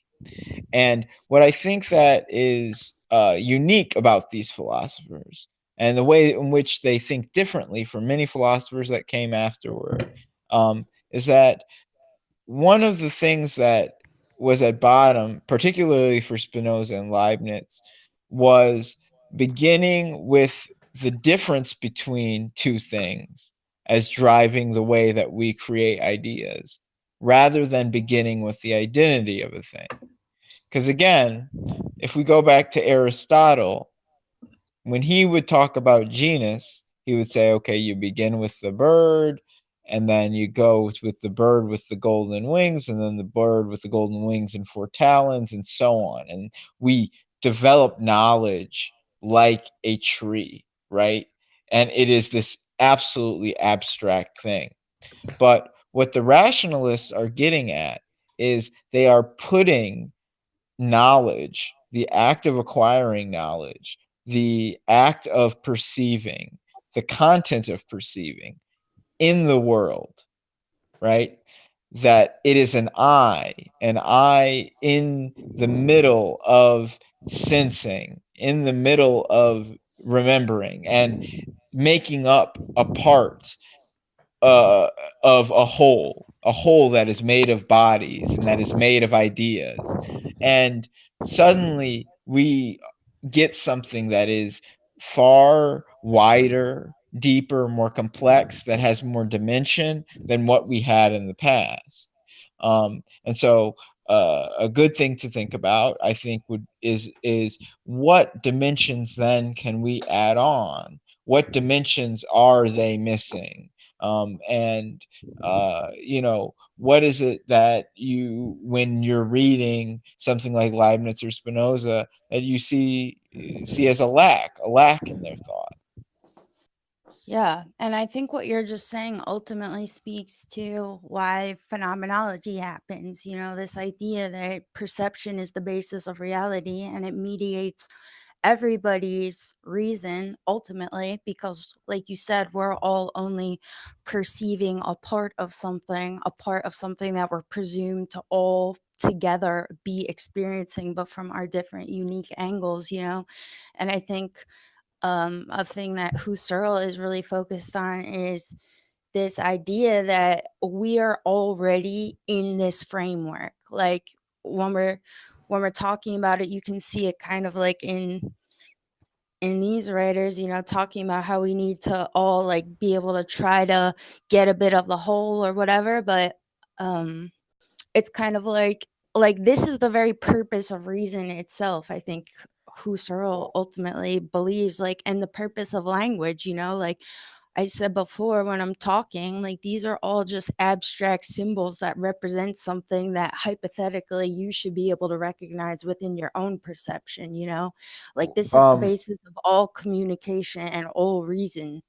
And we need to go back to that and actually investigate the structure of logic and language itself and perception itself, and how we're even coming to form things like language that let us make these bigger arguments, you know? Well, I think an interesting thing, and this is actually you referencing something that you said early on in that statement, that comes out late in Leibniz.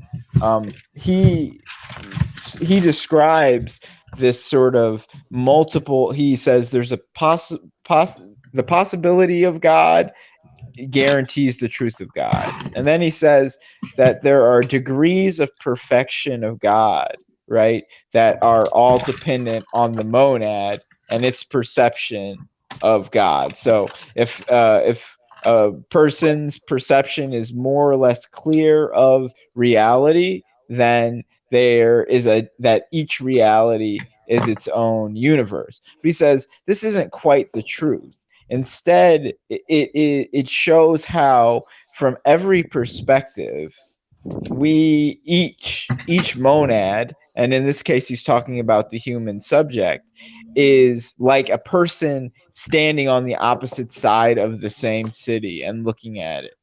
And that multiplicity, right, that wide range of different images that compose what we conceive of as a thing, and that thing, which itself will then become a monad that is allowed to transform when a new building is built or when a new person arrives, etc., right?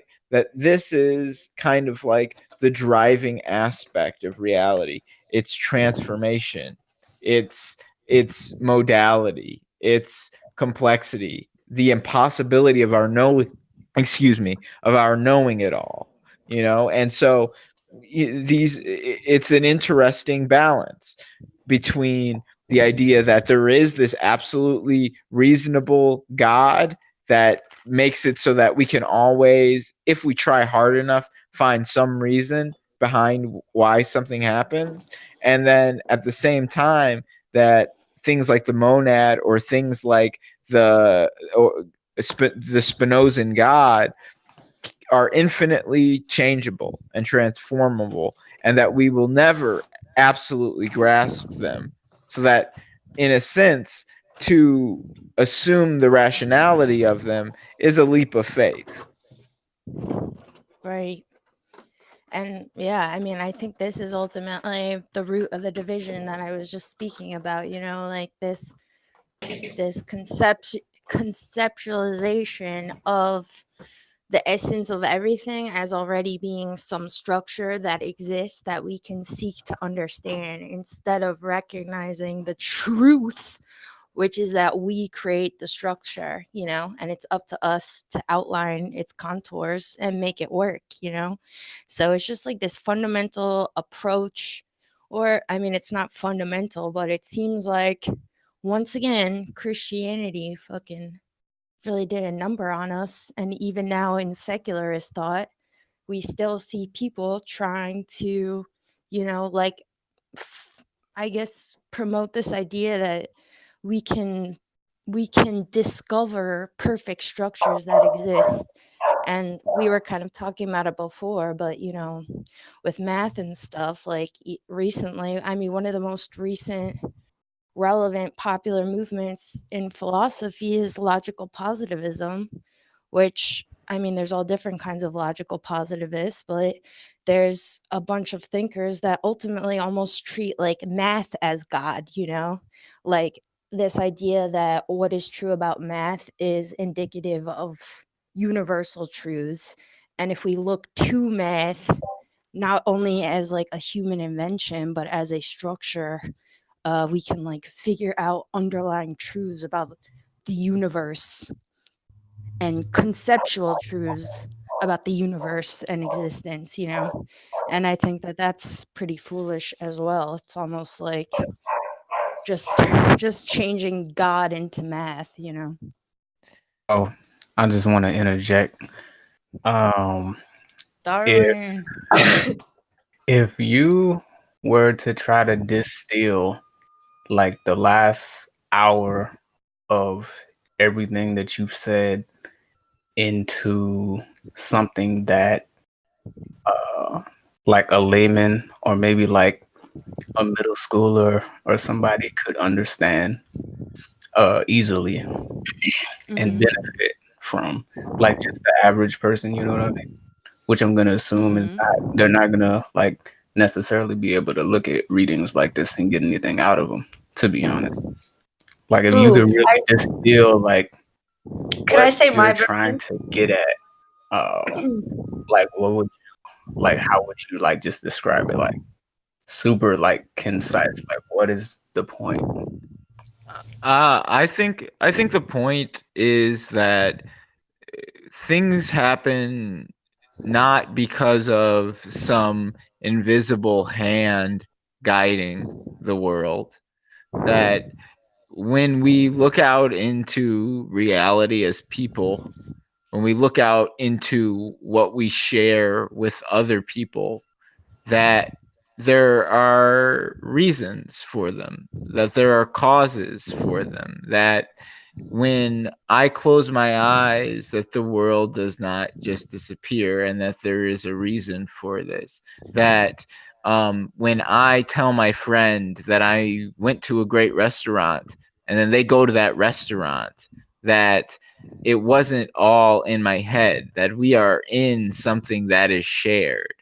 Now, that they called it God is what complicates it and what makes it so that it is out of our own time.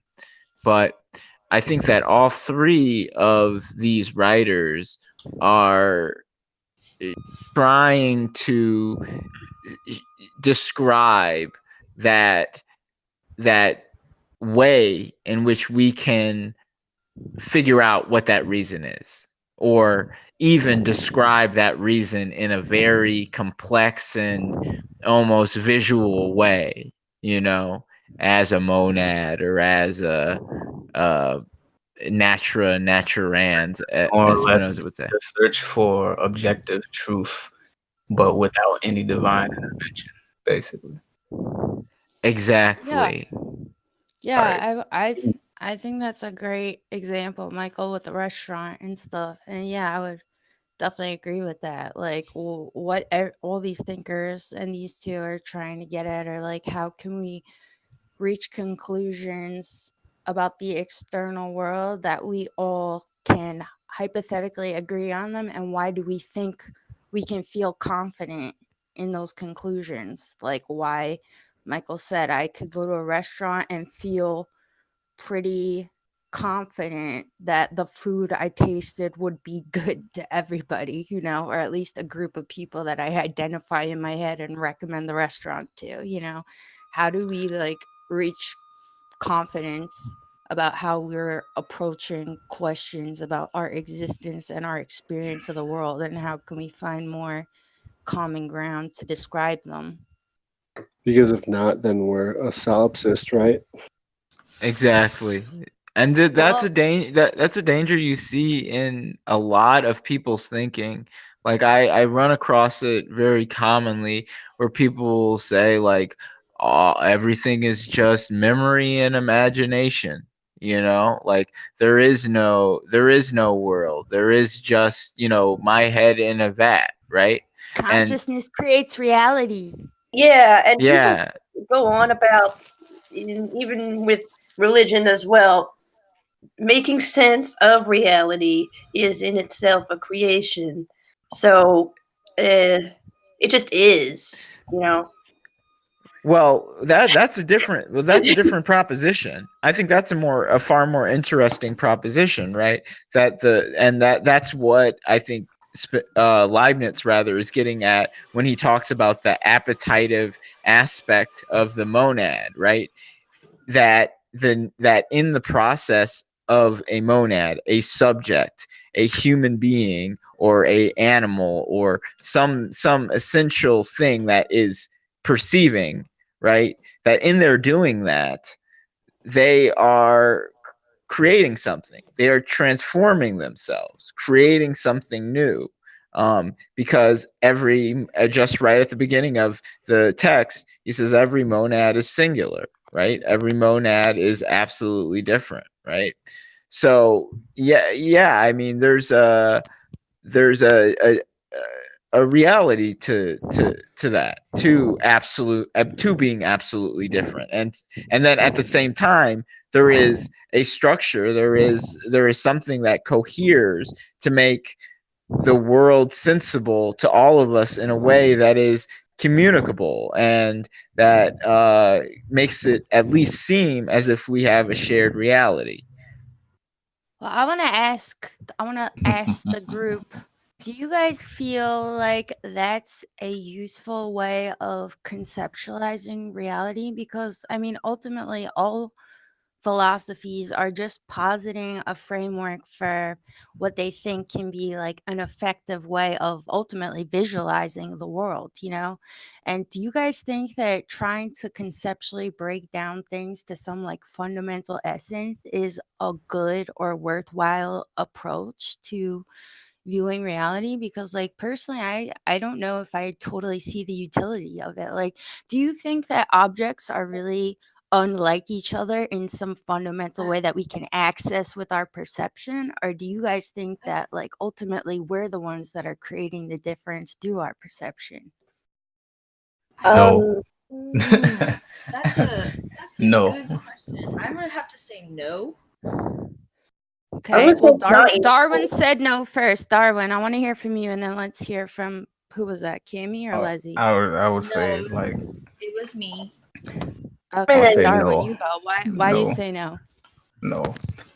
Because like for one, whenever you're using your own perception as a tool, um like you're prone to error. Like I don't want to say 100% of the time, but you're probably prone to error like 99% of the time, simply because like you're not even aware of all the frameworks that you're operating off of. Like you have stuff that you're consciously aware of, and you have stuff that's been instilled into you that you are not really consciously aware of. Or like you might, for instance, you might believe you're an atheist or something like that, but really because you were like, they hammered in like certain ideals into you when you were like too young to like even reject them and shit like that. You still actually hold, like, if you really were to like self-examine, or like somebody else examine you, they'd be like, you actually hold like these like old school, like Victorian Christian whatever values and shit like that. So when you're like out in the world trying to evaluate shit, your subjectively you feel like, oh, I'm a rational sort of like atheist type person or whatever, but really like your perception is really highly colored by this innate But lens that you're using and shit like that. So you could never your perception is just like a really, really faulty sort of tool for these types of things, is what I Are you feel. saying Like that perception? there's always gonna be That whether applies to everybody. I feel yeah, like let's hear there's always from Leslie. I feel like uh, it's always going to be some minor discrepancy or nuance in an individual's perception of like I'm going to say a rock. So like a rock is a rock, right? There's different types of rock. But even even looking at like, I don't really know types of rock like that, but like looking at two of the same rock, they're gonna be different from each other, and the way you perceive those differences isn't always gonna be how somebody else would. And I think it's hard to create that framework to how to break it down to steps to how we as individuals perceive things, because no one person is gonna see what you see, especially, again, I bring up the fact that I have a really hard time picturing stuff in my mind. So like the way I approach coming to like a conclusion, or the way I approach thinking is gonna be a different than most people's. Like that's why I have such a hard time, like even just visualizing the simplest things, like an apple. Like it's just there's so much room for um there's so much room for Interpretation. Interpretation. Totally. And when I just said, do you guys feel like we create the difference? I didn't mean necessarily that you spontaneously within yourself like decide how to differentiate between unlike objects, but even the concept of difference is created. And when we come to understand what the word difference even means, that is a predefined word and concept, and we come to integrate a lot of these definitions subconsciously, sort of like Darwin was just alluding to. Like my concept of difference, period, just as an abstract concept, what makes two separate rocks, I don't know, say a rock with stripes and a red rock, what makes them different? That is still, I'm using this sort of constructed framework that already references this predefined concept of difference, just to even like meditate on the differences between them. You know what I'm saying?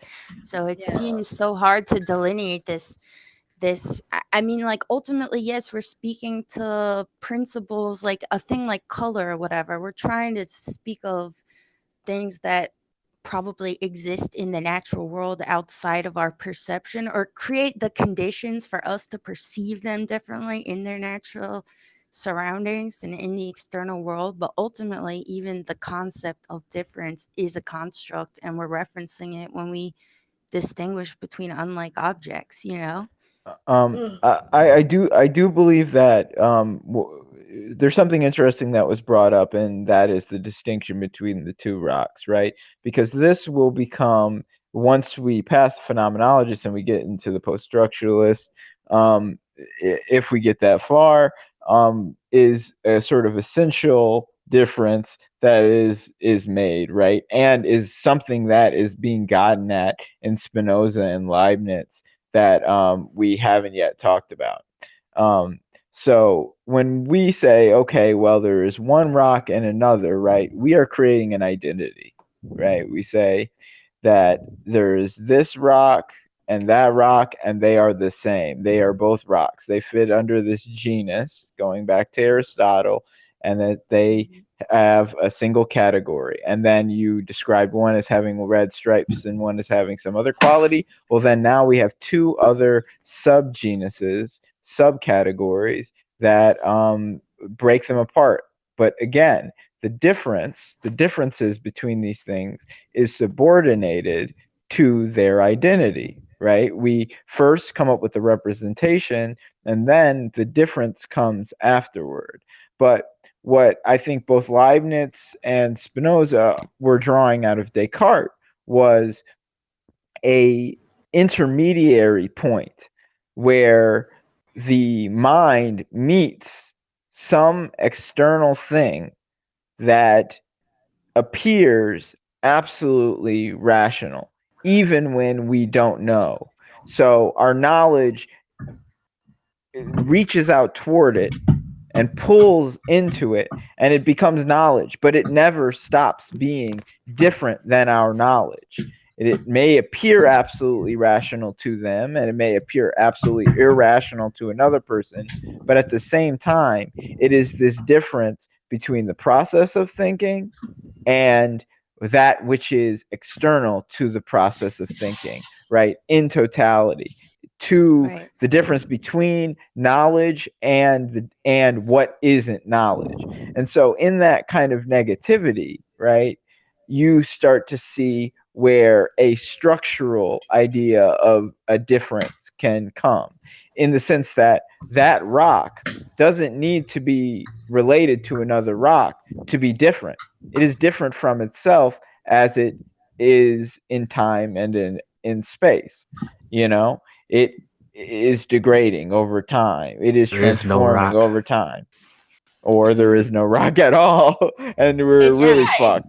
it's that who was that dude who was like ce n'est pas un peep, the fucking dumbass painting of the who was that dude? You guys know what I'm talking about. What This is painting? not a pipe. Yeah, ce n'est pas un peep. Oh, Oh, fuck. Magritte. God, Magritte. Yeah. Yeah. Well, that Fuck that again. painting. That Fuck there's that a painting. I famous hate that painting. there's a famous essay that's a lot better than the painting by Foucault about this is not a pipe, Hell and yeah. it gets into many of the questions of language That's what about we should read when we do Foucault. Dude, Yeah. Foucault, Oh, Foucault is lit. dude, everything's a prison. I know. Everything is a prison. I know. We're so Oh my excited. god, I know. Oh my god, everything's a prison. I know. Tell me if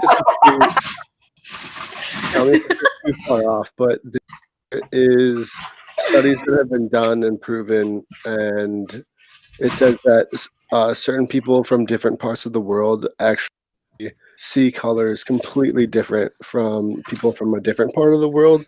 And I don't know, I'm just curious where that lies in this philosophy.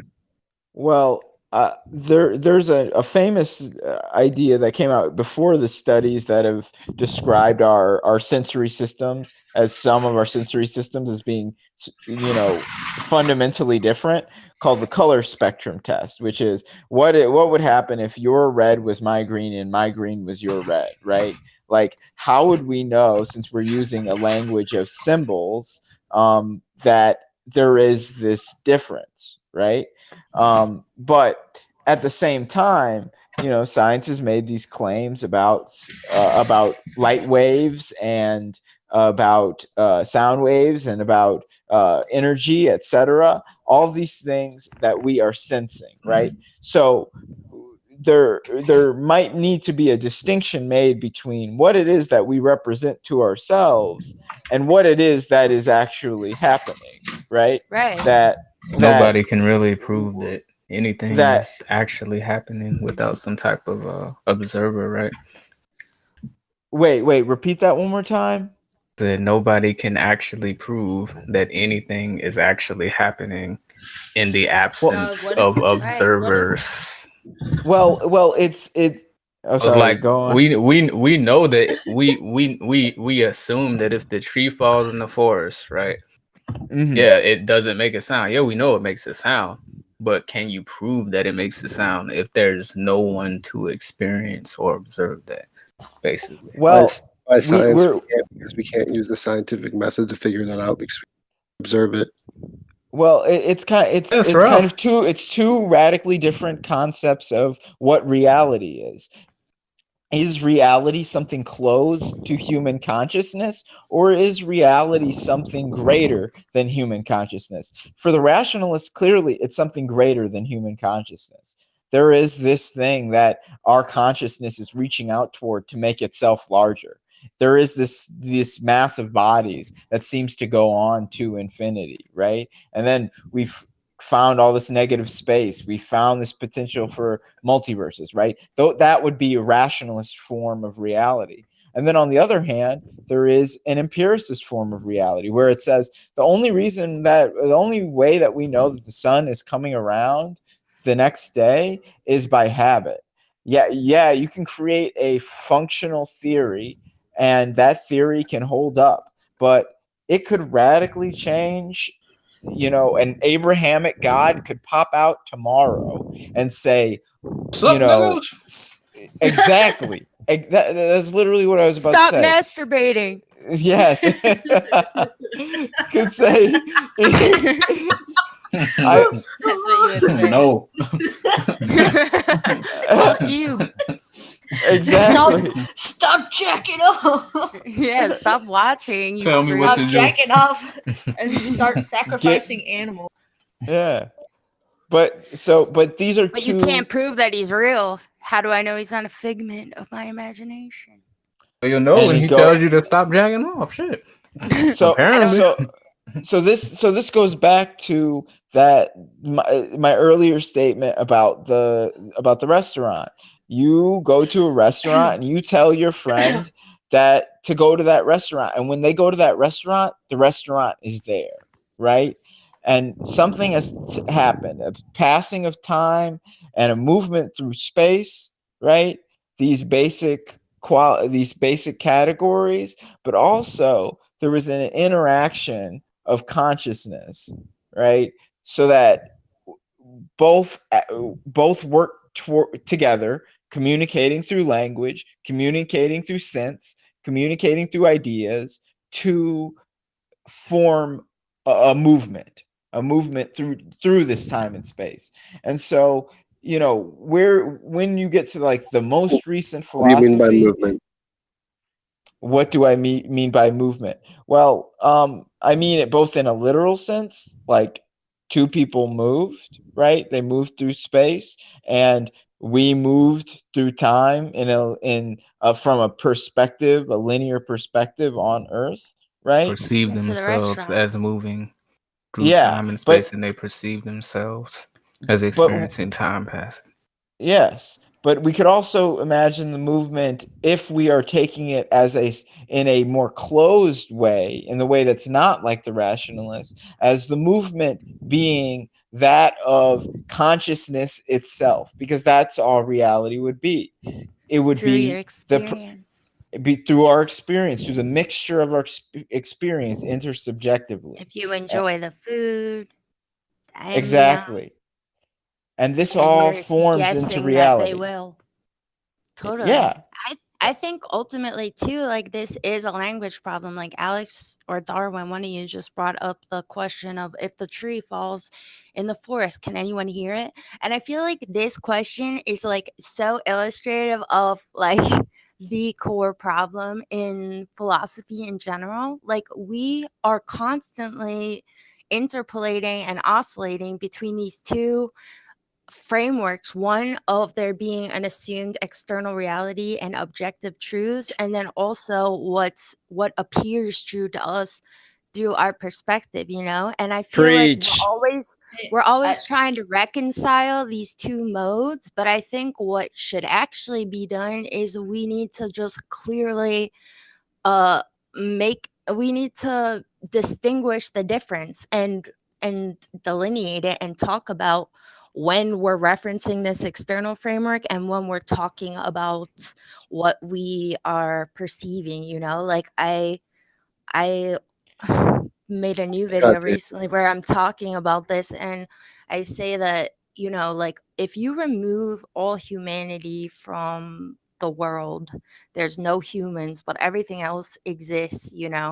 If there's an apple, the apple without us is not actually red, like the apple is only red in the context of our reality and whatever because we said that. Like literally every affirmation made by humans through the construct of language is only a construct, like we're not speaking really about these objects of our experience. Shout out Husserl. This is We're not exactly what ego experiencing death feels like.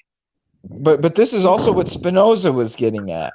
Spinoza, in his distinction between nature and its modes, and its ideas, is saying that if left to itself without our differentiating ideas, all we would have is an undifferentiated mass. It would be infinite.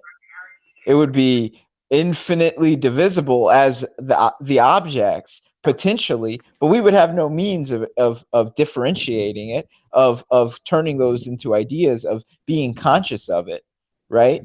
So, well, we would this, in a certain extent, though, and I think he says that too. That's the thing that we're trying to paint a more perfect picture of, because even before language and before knowledge, I would assume, I can't ever know for sure, but I would assume that I do create categories in my head for what seems like unlike objects through my perception, just like animals do. Like animals have categories in their head that ultimately sort of resemble a language without did there I being say a language. did I we say don't know that Leibniz? though. Did I say Leibniz? Because We I do meant know that. Spinoza.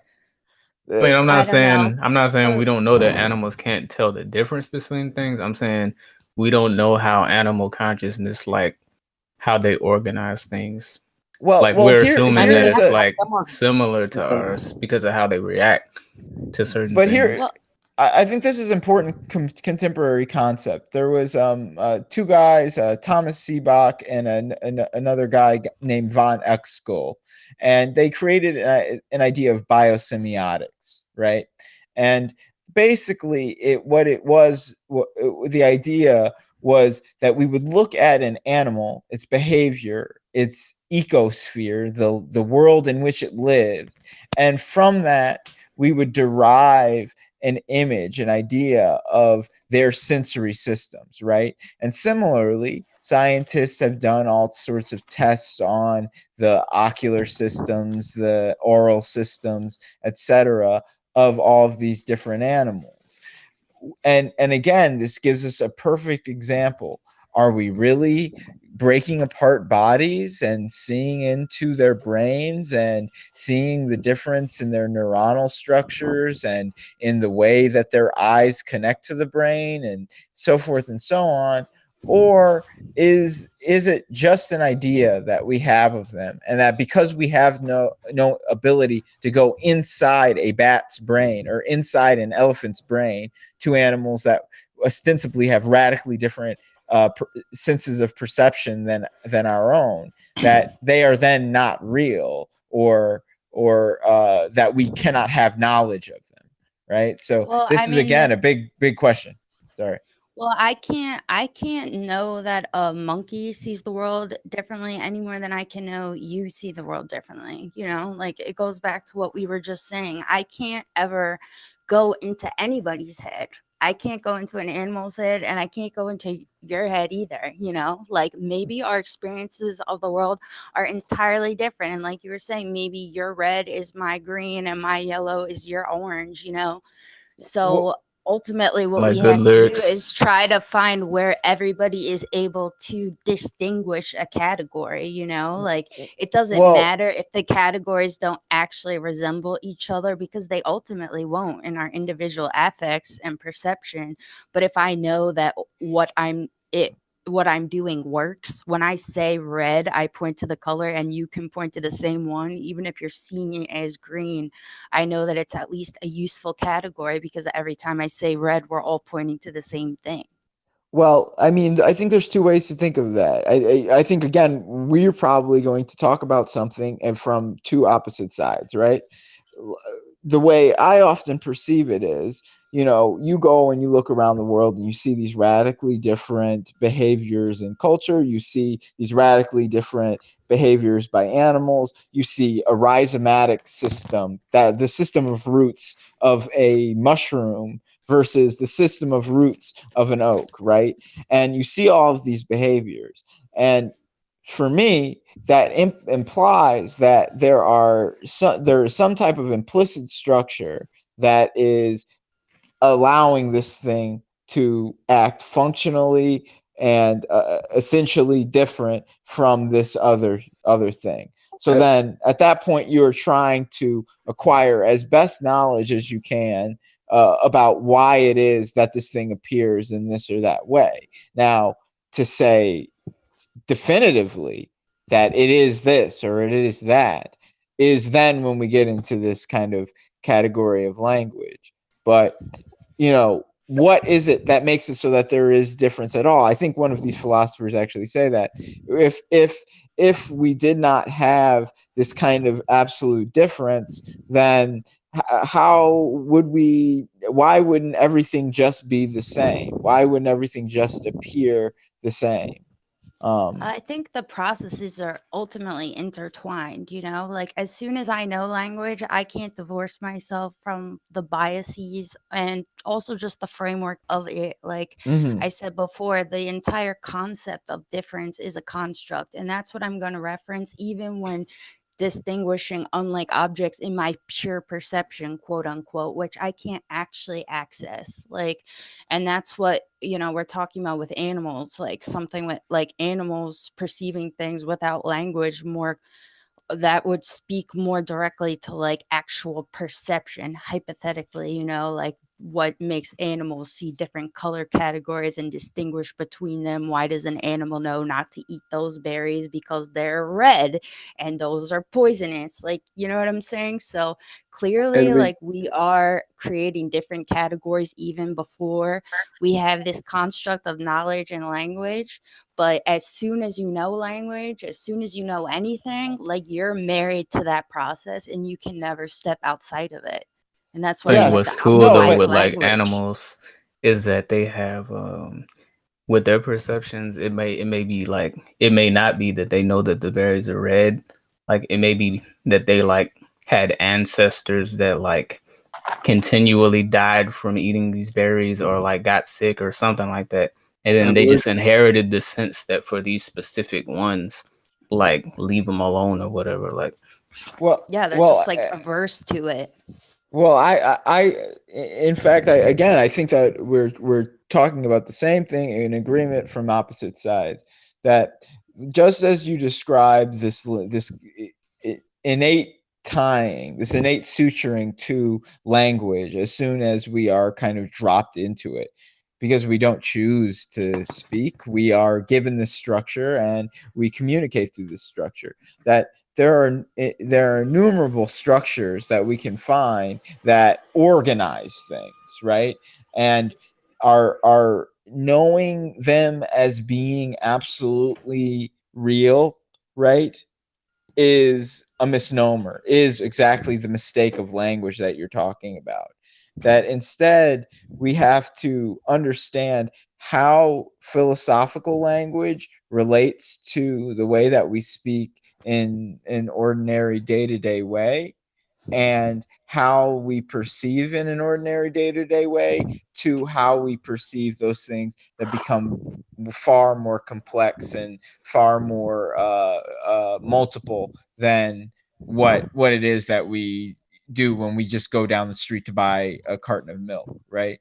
Right. So like you have this structure of language. Well, how does one differentiate the structure of language from the structure of sight or the structure of hearing or the structure of smelling, etc.? And then when we Phenomenology. Monadology. That's how.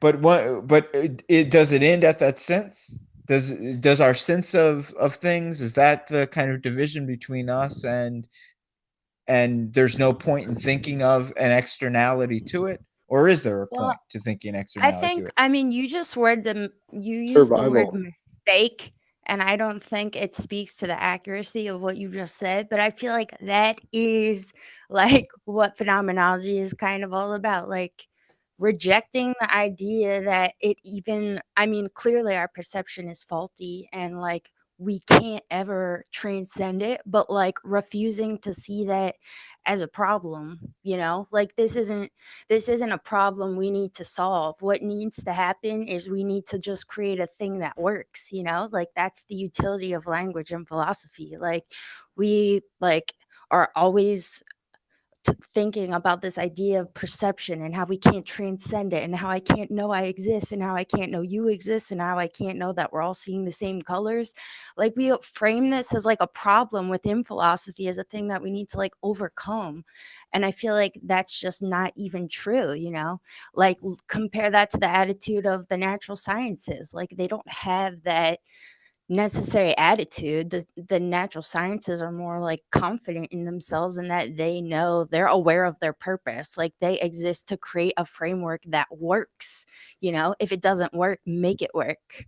Like, so I feel like that's kind of like phenomenology's core thesis in a way. Like we need to just there's no, you're never going to transcend perception. Of course, that's what we try to do when we reach out and make language and make science and math and philosophy. We're trying to find commonality in experience, but it's it's ultimately only going to be as good as we make it. Again, I would just like to reiterate what I think is powerful about the text that were posted and that we looked at today. That what I think these two writers are confronting is that there is an effect on perception and an effect on thought that happens that is empty of content, that is purely formal, but that becomes full of content, becomes absolutely real, right? Just in its being thought. And that this dynamic between what they call God, this absolute reason, this absolute externality, and its transition into thought and memory and pure perception, whatever that would mean, as you pointed out, that there is something there that is worth questioning, and that from that point we acquire clarity about ideas of reality. So For sure. I mean, that's the only reference we have, what we do naturally and what we think appears natural in the natural world. That's what we've always been following. And that's what these guys are saying too, like that's what they're saying the structure of God is, these rational structures that we sort of naturally follow. Yeah, it may be that when we talk about reality, as an aside before I finish the statement, there's a point at which in that documentary that I think Michel Gondry did on Noam Chomsky, where he talks about like, what if aliens came down to Earth and then they were like, you guys have been looking at free will, the question of free will, totally wrong. Like the way that you've been phrasing it, the way that you have been describing it has just been so wrong that you couldn't have possibly understood it. And I often think about that with the question of reality, what is real or not, right? That what is going on is something that is a far more dynamic process of ideas and interactions, words, and so on, all the things that you, Bethany, have been describing, that where reality doesn't really get at it, because that doesn't really understand how it is fixed, and it doesn't understand how those fixed things can also change.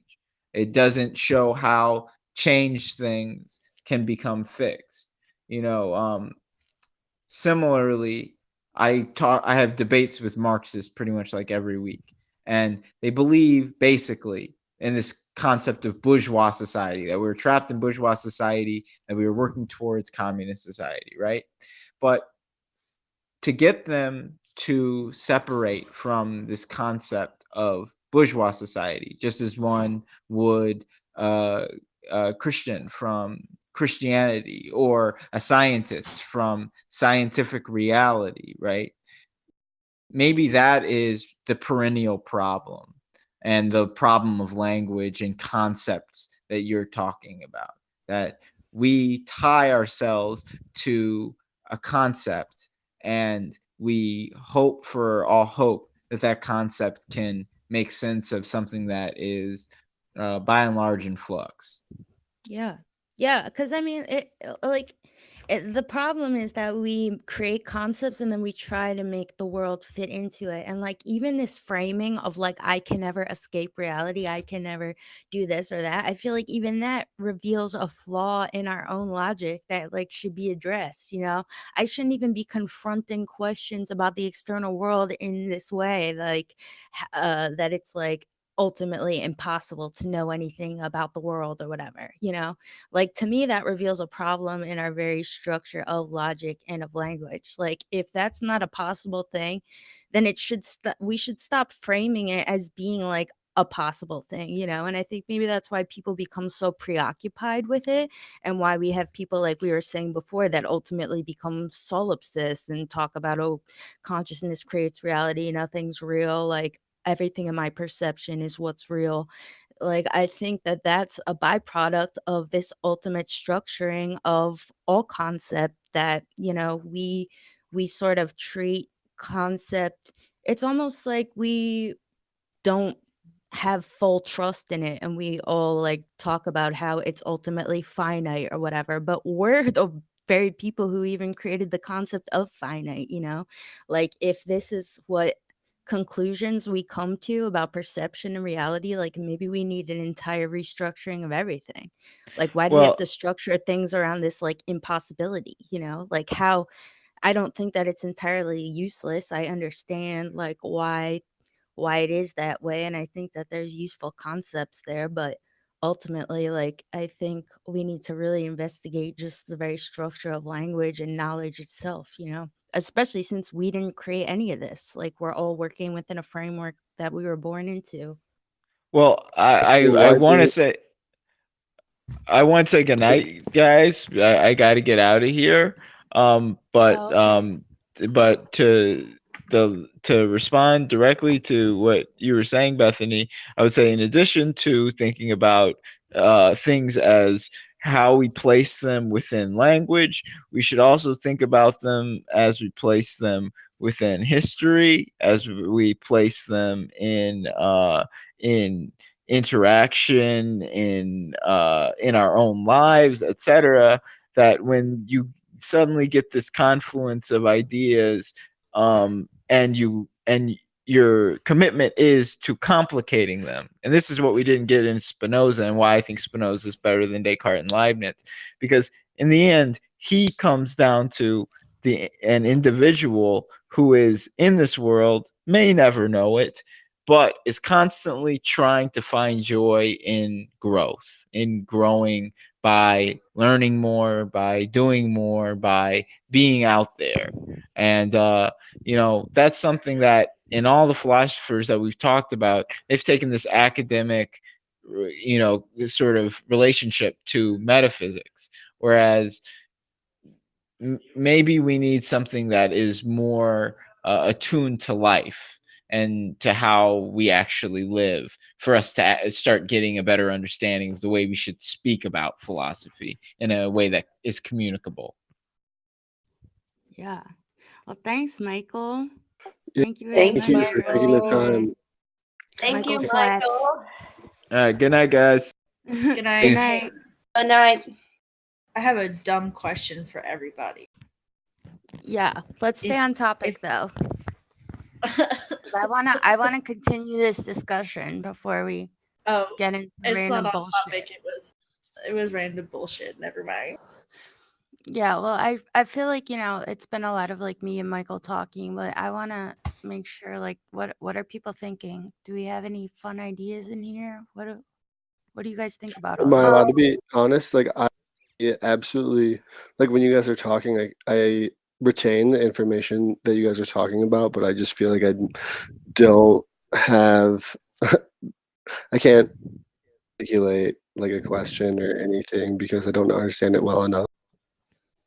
Well, yeah, I mean, it was I think Michael was like really going into the specifics of these thinkers, you know, like which is it's more of like a historic arguments he was making and about the actual philosophers themselves, and I'm just trying to like bring it more to the personal, you know, like what do we think the usefulness of these discussions are, or Yeah, that's what I was concerned about. Yeah, Like, what do what you was think the about these point? ideas, Darwin? Well, I mean, What I was think the point ultimately, like especially a book club, is to become familiar with these specific people and what they're saying, you know? But as far as like accessibility, yeah, like I want to ask you guys, what do you think the fucking point is? Like, is there any use in anything that we've been talking about tonight? Like, what do you find I anything interesting or stupid about it? I think it's stupid that these two guys were like, hey, I believe in God, not saying that he's not real or anything, but what if he wasn't? And what if everything that we think and know to be true as we interpret the scripture and knowledge that we have from theologians and religious texts, and what if it's, but like, not saying you that at the it is, but what if Descartes? it was? Were you at the Descartes Yeah, book I club? was there, but I was really high. Yeah, I mean, I think all of them are. I mean, I think Spinoza and Leibniz actually seem more like they probably genuinely do believe in God, but like we were saying, I think all of them are sort of trying to get away from this like literalist interpretation of God. It seems like they're all sort of becoming more secular in their understanding of Right. God, you know? It's kind of the God, difference between like a creationist and like people who say Right. Jesus lets gay people into heaven. Because they're being more interpretive with it, you know? Like that's yeah, it's like the same difference between Christians who just are like all good people go to heaven and Christians who are like, but not gay people because the two dicks touched. Yeah, like I think there's totally a shift. Yeah, I think yeah, Spinoza and Leibniz in particular, Leibniz striking back. I mean, I'm sure we already covered it, but we've talked about so many things. Like Leibniz in particular is talking about God as like this non-corporeal like entity, like more of like an ethereal, to me at least, the way I interpret it is like this ethereal kind of not abstract being, but just kind of it not a gendered Abrahamic God, just like a being that we I don't know. And maybe not even as a being. Like I feel like Descartes, Leibniz, and Spinoza almost. That's why I compared them to like hippy dippy Christians, kind of like, or hippy dippy like New Age you shit. are your own God. Like, oh yeah. Body is Well, part I of. think it's more that they seem to be describing some like fundamental essence of everything. It reminds me of like, you know, these fucking like psychedelic kids who talk about like consciousness. Like consciousness is the juice that flows through everything. And that's kind of what it seems they're describing God as, the essence of everything, the order of everything. One consciousness united. Yeah, one consciousness. Yeah. You're like God, you perceive God within yourself and everybody else all around you. Like, do you guys think that there's something to that idea? Like not even specifically in the context of a God, but just this idea that there is like a unifying structure of everything. Do you think that that's like a reasonable concept to pursue? I don't think, do you think there's one? Yeah. I mean, I do personally. There's not just one. Wait, hold on, Cammy first, and then Darwin. Sorry, it's like it's not even just one universal thing or a system. It's just infinite systems, which is what like Spinoza was saying. As far as nature, it's finite, but only perceives the body. Like that's as far as our reality. Right, that everything's infinite, but perception limits that ability to perceive it. Yeah. Darwin, what were you gonna say? I said I find the framework of like unified everything to be the most useful. Cause why is that? Because like the whole concept of like the monad or the one or whatever the fuck is like kind of makes sense in the context of you can have systems within you that are complex, like a human body has systems within you that are complex, but it's still like one body. You know what I'm saying? Referencing if you kind of, external reality. I mean, it doesn't have to be external or internal, because again, these are like different ways that we like create separation between things. When it's like, if you really just have like one thing that encompasses all other things, then it's like, it's so simple, and it's like so, you know what I mean? Well, Simple, like it I doesn't think like it doesn't require like super duper complex like explanations. Like it's just like just one. Well, yeah, I'm particularly interested in what you think here because you seem to be somebody that's sort of more aligned with this attitude of like whatever works for you is what works. I'm just generalizing based on what you've said in like chats and stuff. Like, but you're also saying to me now that you feel that there is utility in finding like commonality in everything and what's common about the substance of everything. Like, do you feel that those two viewpoints are sort of contradictory? This idea that like you create your own usefulness and purpose, but then also that maybe there are external properties of the universe you can come to understand in some capacity. Oh no, because when you think about it, everything is included. So even even if you disagree with me, there's still room for that in two things can the be whole true. the total Like more than construct. one thing can be true. Two things can be true at the same time. Hey, like there's room for everybody. There's room for everything, because like But it's what all happens? there's not. You know what I mean? What happens if two opposing ideas are true at the same time? What do we do with that? Do you think that's a thing that needs to be reconciled, or do you think that we should just be okay with that, Lizzie? Well, what do you think, Bethany? I'm asking you, bitch.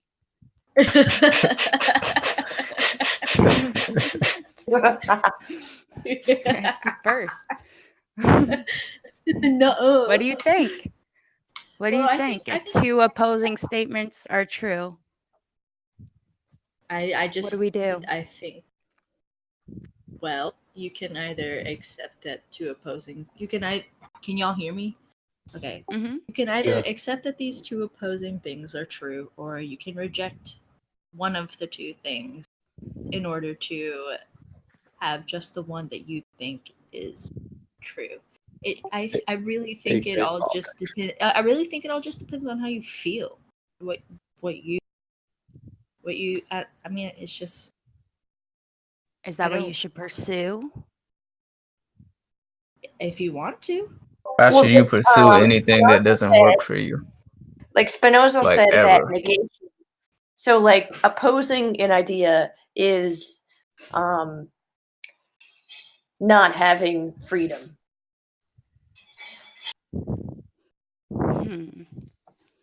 Well, he said something like that stood out to me. Like, yeah, that negation is lacks freedom. Well, I think I know what you're saying, and I feel like a lot of people sort of frame it this way, and maybe that's what people like Darwin are kind of saying. It seems like that ultimately freedom is Darwin, you gotta stop laughing. Darwin. Freedom is sort of this ability to choose ultimately to follow whatever mental trajectory feels beneficial to you, kind of like what Leslie's saying. Like, do you guys think that, first of all, you can even choose to not do that? Can you choose to do something that you don't think is beneficial for yourself, even if it like hurts or something, hypothetically? Can I actually choose to not follow a path that I think will benefit me?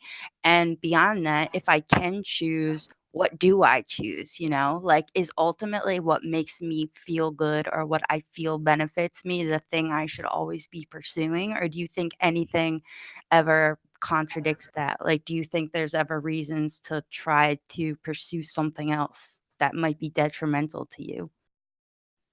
I think it depends on what you consider to be detrimental. Because I can say everything that feels comfortable and makes you feels good is not the shit that in a long-term sense is gonna like be helpful to you. Like if it feels bad But because what you it's just something said, outside of your comfort zone. No, I'm trying to explain what I really mean. Like if you pursue something that makes you feel good in the short term, but like you already know that there are going to be like drawbacks down the road. Like for instance, like if you just want to like have sex with a bunch of people with no condoms and shit like that, like it feels good, but you may also wake up with that itch, the ooze, whatever the fuck. Like you have to like. Can I ask you? So what it's not you really just good said for you. right now in this sentence you just said? You believe that because you think that what you just said benefits you. Hell yeah. So you're still not really acting outside of a model where you think that you're ultimately benefiting yourself. You're saying, yes, I'll tell myself to not have sex without condoms, even though it feels good in the moment. But you're it not benefits actually me in the long term. But you're not actually like denying yourself any benefit or feeling of well-being, because what ultimately gives you a feeling of well-being is exercising some sort of restraint when it comes to condoms and sex. Right? I don't think, if you want my honest opinion, I don't think that most human beings are really capable of long term.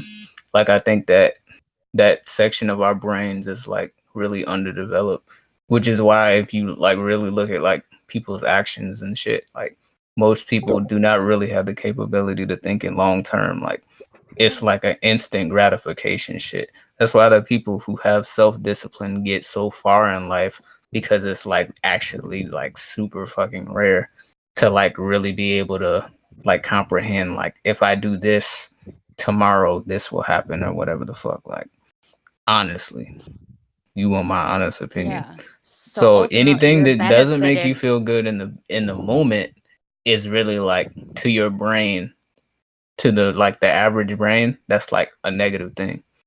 Like literally. So so instant gratification versus long-term gratification. And delayed gratification. Yeah. What'd you But the say? fact that we can perceive that doesn't mean that we should be able to.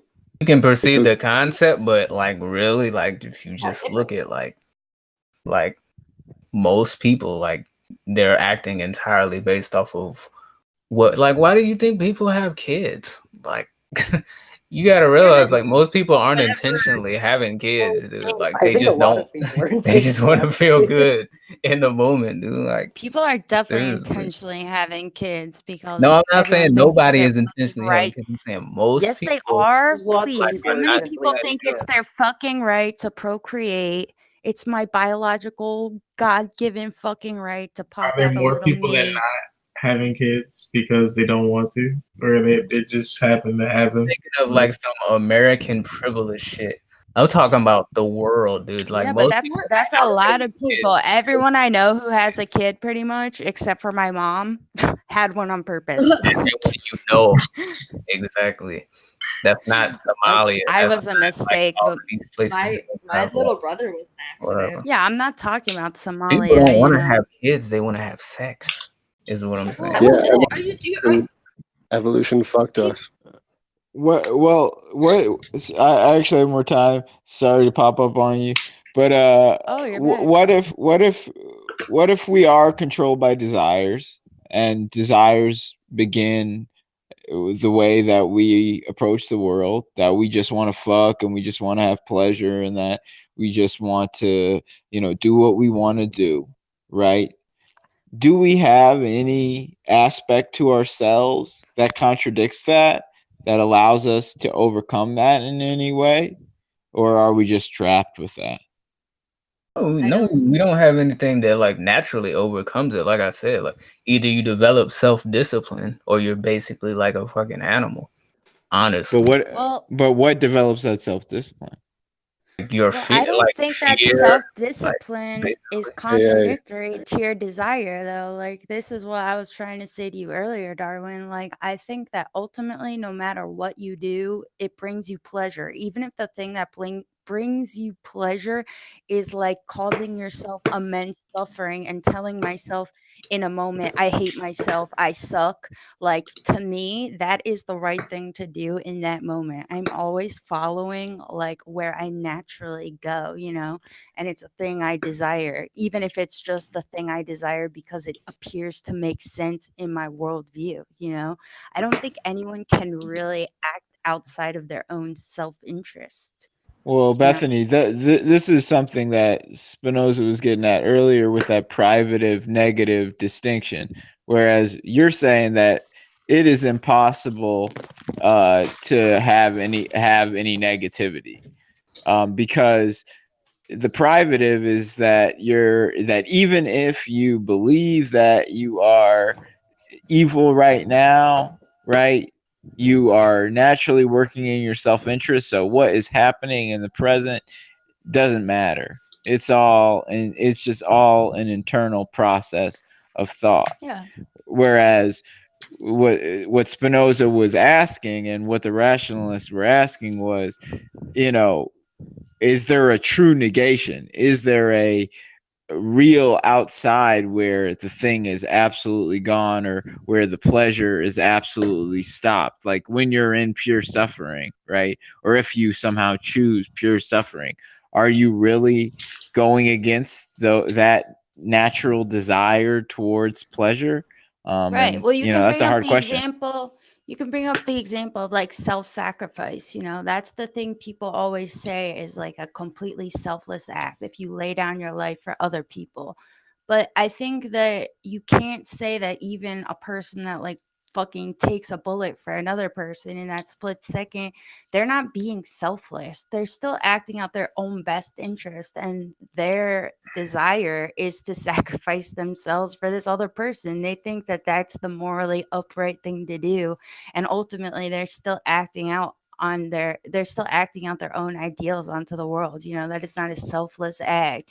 You are the sole motivating force of that act. You think it's the correct thing to do. Doing the correct thing, it brings you pleasure. That's why you operate in that framework. You know, if you really didn't want to jump in front of that person and take that bullet, you wouldn't, you know. Even if you don't want to die with every fiber of your being, if you do take the bullet, you did want to take the bullet, you know? Like, you can't actually commit a selfless act, and you can't actually act outside of your own self-interest, you know? I don't want to get shot. Yeah, but then you're not going to jump in front of the bullet. I'm not going to take the bullet either. Like, fuck that. But it depends. But you know, though. You know, that depends. actually if that it's like actually kind of goes Obama back and to the what I was world's saying ending or before, like something. people's internal I don't belief think the systems Barack are not Obama necessarily was a war consistent with criminal. what they think consciously. Well, what you're beginning with is want. Is that we begin with wanting something, and then afterward we can rationalize it all we want. We can call it whatever we want, but that we begin with just simply desire, and that desire is going to drive us. Well, oh, sorry. Go on. I was gonna say, in all these discussions about like what precedes our translation of want or whatever, like what precedes knowledge, perception, like do you guys think that there is a natural force that is like motivating all these actions? Even if I can say I can't act out of my own self-interest or whatever, like is that a natural force? Do you think there is like natural, what is the natural purpose of life? You know, like is there a common thing that we're all working towards, you guys think? Oh yeah, I mean I think so, but like I said the last time we kind of talked about this. Rendell, Like, you talk. Go ahead. I mean, I'm not gonna talk too much, but I just like my simple answer for that is just finding purpose. Maybe just finding a sense of being, like, you know, just figuring out what it So is you that you don't think want. that there is one? You think that everybody comes up with their own purpose? Yeah, of course. I don't think that not everyone has purpose. That like you're not born. You're not what? I said you're not born and you're not forced to anything. I don't think it's not like, oh, this is what you have to do or else this is pointless for you, unless you're living in like some crazy, you know, society where it's all controlled and stuff like that. But for the most part, I think you just have to find your sense of purpose. Otherwise, there's no point. So I think But you bring up society. Do you think that society creates purpose, or do you think that there's external forces above that I create mentioned purpose? I only mentioned society in the fact that like where you're forced to be a certain way. Like, you know how, and I don't know the big facts on this, but I forgot which one it was with South Korea, where like you have to fight like at a certain age, like you have to get drafted to the military, and like you It's South gotta like Korea. yeah, like I you think have South to Korea and Israel both have yeah, a it. certain age, like you have to fight, you know. So that's like a predetermined thing for you. That is the purpose. You're gonna grow old, you're gonna be this way, and you're gonna fight, you know. But in a more lax society where you can find your own purpose and make sense of it all, that's the point of it. So that's the only reason why I brought up society. But for the most part, it's all on you, you know, because that person in South Korea can be like, I don't want to, and then you know. Stephanie, But can you what repeat? about? Well, what I was asking was, do you guys think that you create your own purpose only, or do you think that there are forces outside of your control that ultimately define your purpose? Because I would ask too, I wanted to ask a question in response to this, to what Trendell just said. Like, what about animals? Like, what makes them go do stuff when they don't form societies and concepts of purpose? Like, does an animal have a purpose? Like, what's the purpose of any living organism? What are they working on? I I think like Well, yeah. there's personally, like I Cammy, go ahead. um Who's talking? me. me briefly, Oh, but I don't know Les. who else. Yeah, you and then Cammy. That's like I was gonna say, like I don't know, like I am kind of in a camp where like I think that there is kind of like an underlying shared energy, but I don't think that it's something we are predetermined, and I do think it's something that we have the choice to kind of. I do think we have the choice to kind of go with it or go against it, but I do believe that there is some sort of. I don't know. I've had some really unique experiences that have led me to believe that there is some sort of connecting force, but kind of to the extent that it controls us. I don't think I don't sorry. I don't consider it higher. I think we just do whatever spikes our dopamine and norepinephrine. Like even animals, when they hunt something and then they catch it, that gives them joy, which is the dopamine or whatever. And then humans, like drugs and sex and getting that job. I think all things spike the chemicals in your brain, which affect your reward system. And I think that's where the motivating factor comes from to make decisions. But we have Yeah. we have many systems of chemicals in our brains and neurons in our brains that create senses of pain and suffering, and not just in sadists. So going back to who was it? Was it Darwin or Trindalis who was talking about you know, doing something over time for your own self-interest. Again, we still haven't really talked about what exactly it is that is the process that gets you from, say, oh, I'm working every day and I am suffering. I am absolutely miserable. but I know down the line in this abstract virtual sense that there is this possible greater good. How do we create that? What is it in our minds that allows us to suppress the present for what we perceive as a future that we have no guarantee of? The way I I mean, see I it is personally we're a think that part. it's. Oh, sorry. Go ahead, Cammy. The way I see it is we're a part of, just like animals, because we are animals, that we're a part of like existence's natural ecosystem, and like the universe, it's or whatever, like, yeah, existence has a purpose itself. We don't know what that is, but it's self-serving it Well, itself. So therefore we have no control over I therefore was gonna say, I mean, in response to that, Cammy, too, like, I personally think that we do know what the purpose is if we say we know what it is. And I think it's also what you just said, which is that our purpose is to exist, as natural living beings. Like, quite literally, our purpose is to be here as living organisms in our specific biology. Like, I really think that's it. And I feel like we can observe what we naturally do, and of course, like we've been saying all tonight, these processes ultimately are intertwined of like perceiving, and like Alex was just saying, of being motivated by like literally our physiology and our natural desires, and like, going out and hunting. Why do we do that? Because we're hungry. And like when we do that, we feel good. And then we got to take a shit, and then we got to do that. It's just like this constant reactionary process to our external environment. I think that's ultimately the impetus, is that we can't help but react to stimuli. Like as soon as we're exposed to anything, our natural mode of being is reactive. We react to pain, we react to pleasure. Like we're always just reacting to a thing. Well, to go back to some of the stuff that the writers were No talking more about earlier. Spinoza and Leibniz.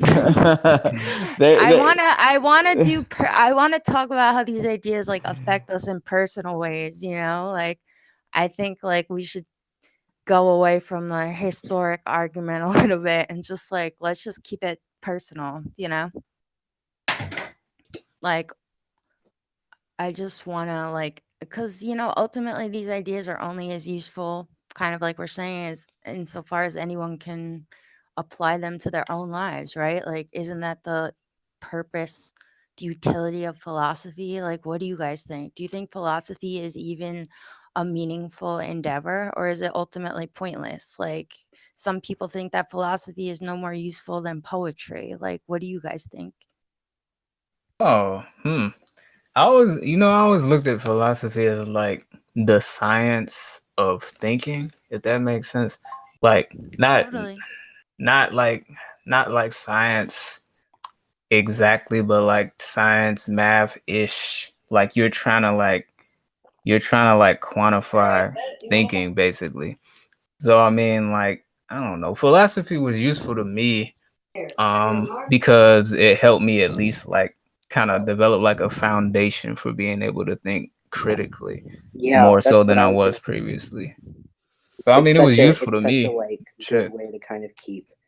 I don't know. It's a really. It's. I think it's really critical. Just like, I mean, on a personal level and a societal level, is just kind of promote that kind of like, don't just accept things at face value. Like, think about why we're here. Like, think about what we're doing here. Think about if like if we're like, I don't know. Just I think it's really. I think it's very important.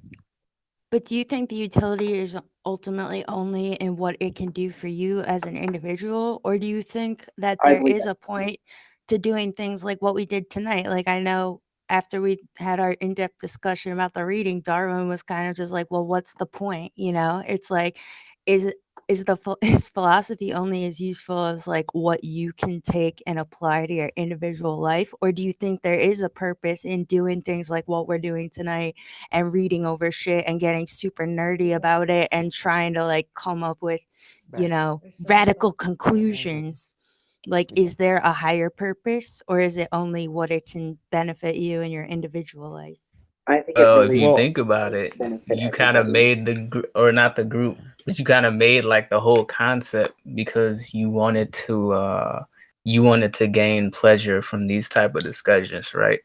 So it's like you're kind of like demonstrating like even like everything we do is kind of like beneficial to somebody's self-interest. Like there may be people who they might hate like conversations like this, like it would really suck, so it would be hard to apply that to everybody, you know what I mean? All you can say is, like I said, like, what does it mean? What do you get out of it personally? You know what I mean? I know this will sound like a direct response to your being like, don't reference the fucking dudes anymore, but like I think there is an importance in understanding where our ideas come from, how we develop those ideas, and how they have transformed over time. You know, how do we lose them? Who kills those ideas? Is it through an act or an event in history, or is it because the idea is just dumb as hell? Is it a matter of logic, or is it a matter of utility? You know, like these sorts of things are pleasurable, maybe not. Sometimes they're useful, sometimes they're not.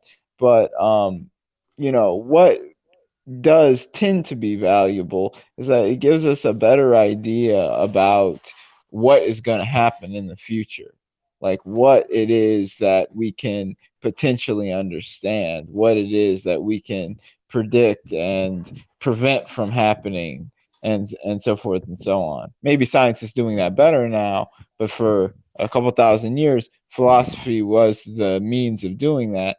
So understanding it may give us a better understanding for the future. Well, I want to respond to that, Michael, because I know that like this is somewhere where I disagree with a lot of people. Like I feel like a lot of people disagree with this feeling that I have, but I feel like even though philosophy does sort of follow a linear trajectory in some ways, like I think ultimately it's the failure of philosophy and why we're at where we're at right now with philosophy that philosophy doesn't create a way for it to be anything more than some nice little self-help. How can I make you feel better? And how can I give you some nice little things to think about your life type of thing?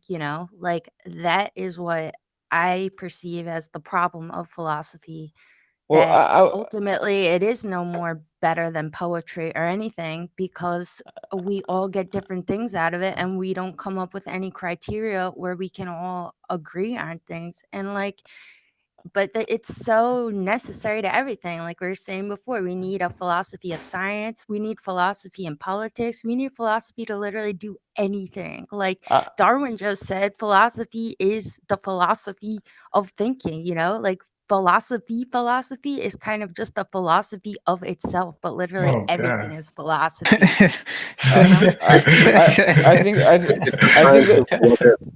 I think there's two sides to what you're saying. On the one hand, I think you're pointing to specialization, which is that across the field of philosophy, it has become more and more particular to a specific subject. And in that, it's made it more difficult for the layman to understand it. That's one problem. And then on the other hand, there's the problem of critical philosophy having taken poetry and literature and all of these other far more difficult forms of language and integrated them into themselves, and in doing so have created another problem of understanding for people.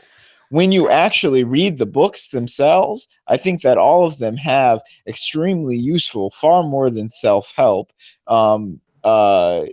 tools for understanding and comprehending reality. But there is a problem of the ivory tower.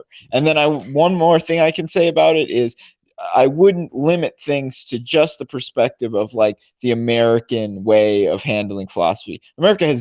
Philosophy has died in America. But if you go overseas, you go to Europe, philosophers are on TV debating their ideas, still to this day. And we as Americans have very much embraced either the idea of Christianity or the idea of scientism, and then have opposed them in this sort of contradictory dialectical way. But that isn't necessarily the case everywhere. Well, I don't know. I don't think what you said, I was just kind of like saying was actually what I'm really saying. Like I'm not saying that I'm not saying there's nothing useful or that philosophy follows no trajectory. Like obviously I love philosophy. Why the fuck am I doing any of this? Like I see much value in it. But I just think that the very format of philosophy itself, and that's like why I love phenomenology and what we've been talking about, is because I think it actually posits a suggestion for how it can be formatted in a way that it can actually like advance, and how we can actually say it advances, because it's not that I don't think like people don't build on each other's ideas and stuff, but like just look at what we read tonight. I feel like Leibniz is ultimately like coming back to Aristotle. Like he sounds like Aristotle, and he's basically just now with this added like variable of a god, and talking about how God fits into all that. And it's like, dude, it's just like it's so redundant historically. And I'm not like trying to diss philosophers. Like I think they all have amazing things to say, but I think the reason that it's so circular is because of the very format of it. And that's why I say ultimately it becomes nothing but like a self-help exercise. But I feel like if we really see the value in it, like we should make it more than that. I wasn't trying to imply that by us understanding the history of ideas that the trajectory was linear. The trajectory goes all over the place, right? Like people, this movement goes that way and ends there, and this movement goes that way and ends there. And because we have a sort of means of communication that is so wide now, from airplanes to television to now to the internet and so forth and so on, we perceive back then the fact that a whole bunch of these things happened in isolation and that they actually had no access to each other. We oppose different groups ideally, but they actually had no relationship to each other in any concrete way. Like that's a very common way of reading history. So when I say that I believe that it's important to understand within its historical context, I mean in a very specific way. That like to know that Spinoza was dealing with someone talking about the Black Plague, and he was doing so as he was learning about crafting lenses, gives you an idea about how and why we use ideas, and why when we are challenged with absolute non-knowledge, a lack of knowledge, the violence of a lack of knowledge, all these people are dying, and now we're faced with this philosophical challenge, right? And that is more what I meant by the historical value of philosophy. Yeah, I totally agree with you. Like, I think all knowledge is valuable. Like, I even think people learn by watching fucking Keeping Up with the Kardashians, like literally all observation is a good thing, and you can take something from it.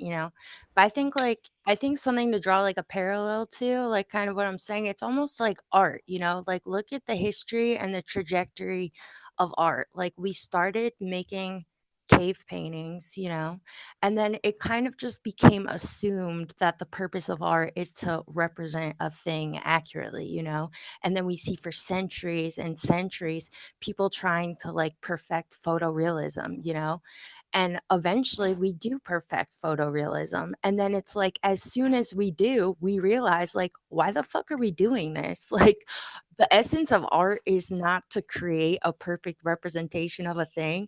And then we just like destroy it and go back to fucking cave paintings and get even more minimal and abstract than cave paintings, because it's like we're starting to confront actually why we make art, period, like what we find valuable about it. It has nothing to do with being a perfect representation.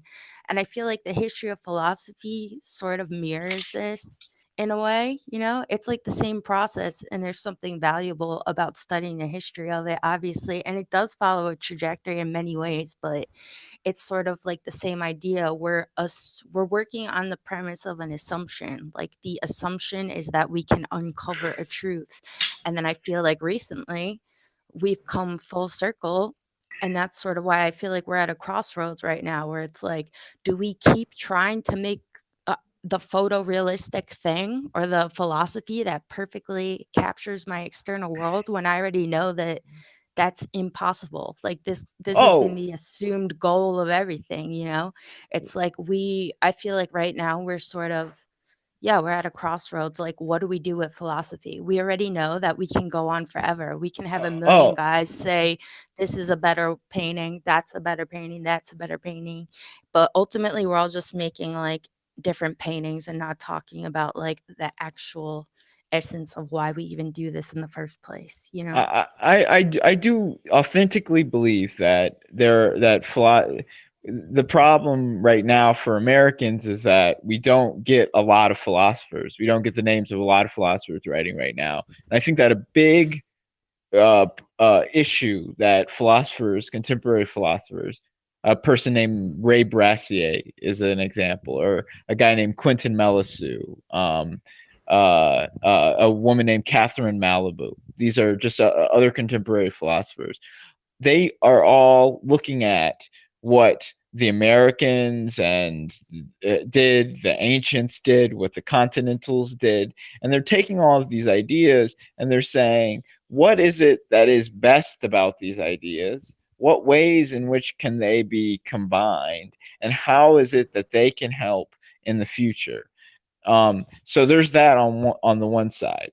On the other side is, I think, the philosophical proposition of Marx, which is that with modernity, we have a problem, a crisis, which makes it so that philosophy is essentially useless if it does not have this political end of bringing people to consciousness of the crisis of society, right? That's another major proposition that dominates philosophy. Like, why do we have much of the kind of identities political movement is a birth of, and which is the most powerful philosophical movement on the left in America, is because of Marx's proposition that all of your philosophy, it has to be about a political problem.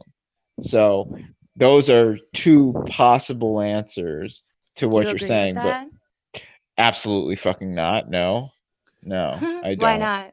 Like art, it's not about a political problem. Sorry, I think it just can be compared to that, like what Buttress was talking about art. But yeah, call me Buttress. Sure. I'm really high right now. You come to my house, bitch. My name is Bethany. Everyone's a user. My name is Bethany. The reason why I reject that is going back to just what we were talking about in history. They have an idea of history as being this thing, right? And for me, the ideas of art, the ideas of science, the ideas of philosophy, and so on, that we now see as all being distinct and distinguished, came from a unitary space, right? Of constant differentiation that will never stop until we're dead, until we're extinct. And that there's no point in thinking about, exactly what is the absolute form of this or that thinking or this or that idea, but that instead we should be attaining towards betterment, the betterment of that idea, be it for ourselves or for someone else. Why the people who say that all philosophy ultimately should be political and for the betterment of political structures in society, what is their reasoning behind saying that? Well, the reasoning behind saying this is all in Marx, and it's based on a pretty simple idea. His idea is that when we started industrializing, humans that you stopped making things for themselves and started making things for society, and out of that came value. When value became produced, the people who owned the factories where everybody was making stuff started accumulating it. But because they're in a market, it's continually becomes more expensive to make the thing than to sell the thing, and you're constantly losing value. So you have to constantly change the way that you acquire value. And more there becomes an inequality between the value that is produced and how you manage to maintain that value and the amount that you can give to the worker. And that this distinction, this difference, creates a crisis between the people who don't own what he called the means of production and between those who do own the means of production, the bourgeoisie and the proletariat, right? So if that's true, right, that there's this essential change in modernity, that factories appeared and then all of a sudden everything changed, and that we're now in this essential conflict between these two classes, right, which have their own little subclasses. Again, Aristotle appears. Then yeah, okay, maybe every philosophical act should be about bringing consciousness of this crisis. But really, does history bear that out? That society is one way and can be defined in one single objective way? That I'm doubtful of. But maybe other people will. I was going to ask you, do people who say that the purpose of philosophy is necessarily political, do they think that that's true from its inception, or this is like a phenomena of modern industrialized society? Well, there are people who consciously believe through Marx that it is a product of modernity, and then there's a whole bunch of people who I think just learned from Marxists and wouldn't know the history at all. They just know that they believe in a political end and that they want that political end realized. But the source of it is that this is a new thing. This wasn't forever. That before we were peasants, we were slaves, we had all kinds of different relationships in society that were different. But now in modernity, we have the potential for the proletariat, the worker, to possess the means of production and then control society towards its own ends rather than the ends of the rich, of the owners. I actually had an argument with a friend somewhat recently about Marx, because they were talking about, I think we got into it because we were talking about like Islam and how, like, fucking Sam Harris types like are out here basically blaming all fucking turmoil in the Middle East on like Islamic ideology, which is obviously ridiculous. And he has no like material analysis. Right. But the criticism is that he has like no material analysis of like their actual geopolitical reality and stuff. No history. He's no like, history at all. Exactly. But we were like arguing because I was saying that I think ultimately like ideology is also important in a material analysis, because like it's not like ultimately at the individual level, this person is experiencing this subjectively, just their entire phenomena of experience. So I think there has to be both. Like he was basically saying like ideology never really even matters to anything. And like I don't totally agree with that, because ultimately, like at an individual level, to do anything in society requires you to have like an effective response to something, and you have to. He's a shit ass Marxist. Marxist. I don't think he's a Marxist. They believe that all of us, now that we're in modern society, are trapped within capitalism, and therefore capitalism is part of our ideology no matter what. We can think we can escape it, but we can't. But in addition to that we all are constantly determined by these ideological forms that come from our society. Now, that's what they mean by materialism or material or dialectical materialism, that there is a process that every human goes through by being born in a space at a time within a political context with specific parents and so on, that these things determine you, right? and that you're alienated from your consciousness, that you just go about your day, you work. It doesn't matter that there is a whole continent of near slave laborers working to produce what it is that you consume, and so forth and so on, and that you'll just do this ad infinitum without ever saying that, hey, we actually have the numbers, we have the power, right?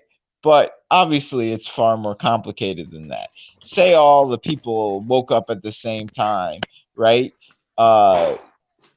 Would they be nuked into oblivion? Would they be able to get over the other biases that they have besides class? And there's a million other questions you could bring class, up. race, religion, language. There's so many things that keep going. I guess there's so many things that are divisive, and I mean, to bring. I mean, I don't really believe in the Bible, but like it's. I think it's kind of. I guess what's the naive is the word maybe I'm looking for. Probably not, or just very simplistic to think everybody is gonna wake up one day and be like, "Fuck yeah, dude, capitalism sucks. Let's not do it anymore." Like, it's it just boggles. It just.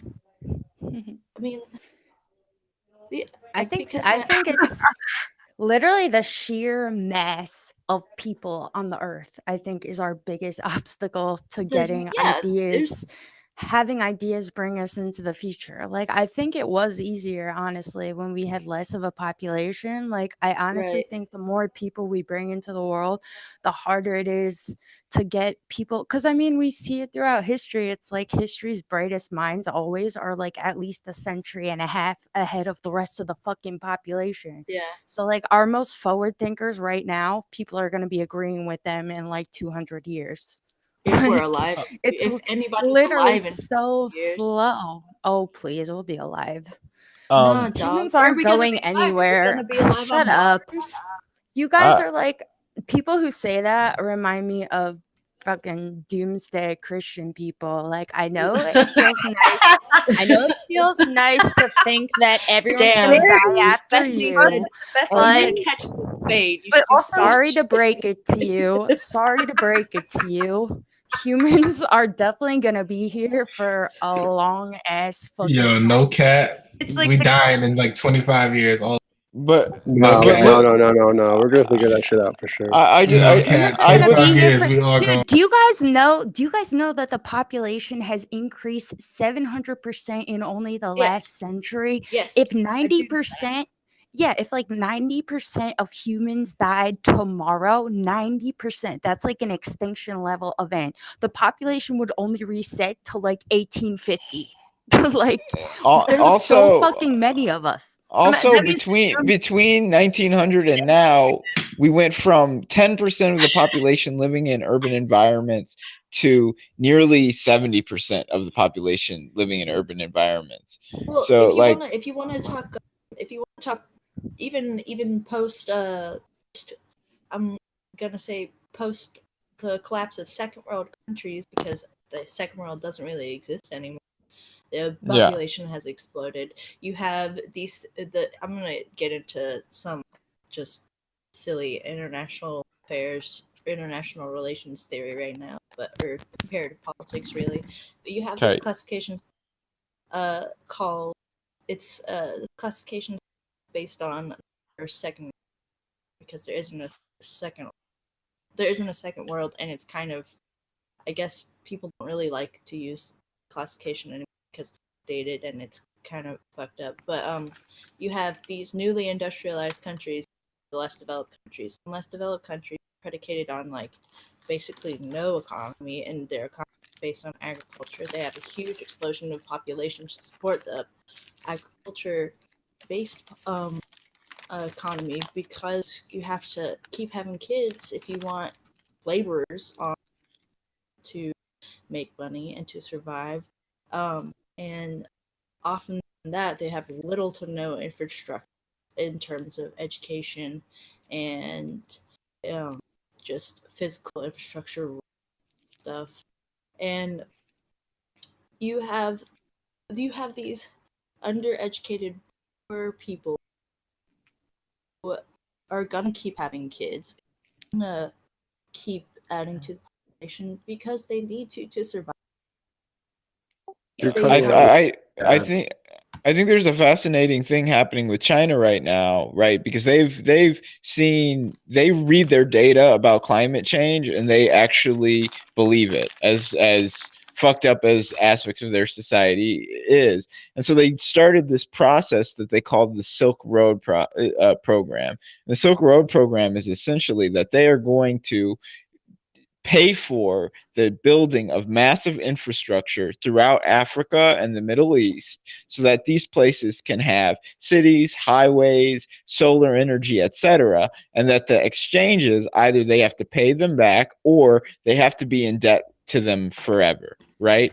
So the Chinese Yeah, and Oh, sorry. Africa's been calling them out for that shit too. it's the I've seen- motivation, but that's China's motivation behind for African or less developed African countries to either make them pay, be forever indebted to them. They're colonizing with capitalism. Yeah, But it's colonial, exactly. But at the same time, there's going to be a city there. Whereas if there was no city, the possibility of it's being completely wiped out by the shift of tides or the transformation of an agricultural system greatly diminish, right? Because now all of a sudden people can transfer synthetic food, they can have quicker access to medical care, etc., right? The Chinese see this as being a substantial problem from which they can gain. And so then you turn to a communist and you say, well, like, besides saying that there is a crisis, what is your positive option for us in the world? Because somebody else is going to try to solve this problem and you haven't come up with a solution. I think we need to make people stop having kids in America. Yeah, I think we need a fucking plague. I absolutely agree. In industrialized countries, but people need to stop having kids. We need a plague, you know. If we made a one-child rule in America like they did in China, we would have the same thing though they did, where they just throw all the girls in the fucking river. Here's what happened with China and the one-child We need policy. a plague. Xi Jinping, the current president of China, is actually taking steps to reduce the one-child policy because when Deng Xiaoping realized that the economy wasn't going to be able to keep up with the birth rate in China, he instituted one-child policy. But now there is a huge gender disparity in China. You have, I think, it's 92 women to every 100 men, which is fucked up because for a country to have a consistent and positive birth rate, there has to be a minimum of, I think it's like 4% growth every year. China's is 0.4% growth population every year. And the Han Chinese is one of the largest ethnic groups in the entire world, but it's still not enough to compensate for the lack of women, the lack of girls being born to continue the growth population. And then you have all this sexism, you have women being killed, you have young baby girls being aborted or murdered, infanticide, or being given up for adoption, being taken out of country or treated like commodities and property, and it's really fucked up. So you have to be careful when you talk about instituting a one-child policy because it can potentially create this vacuum. Well, that's why I just said that we can't create one because the same exact thing will happen. People are gonna want to have sons, and then they're gonna kill their fucking babies.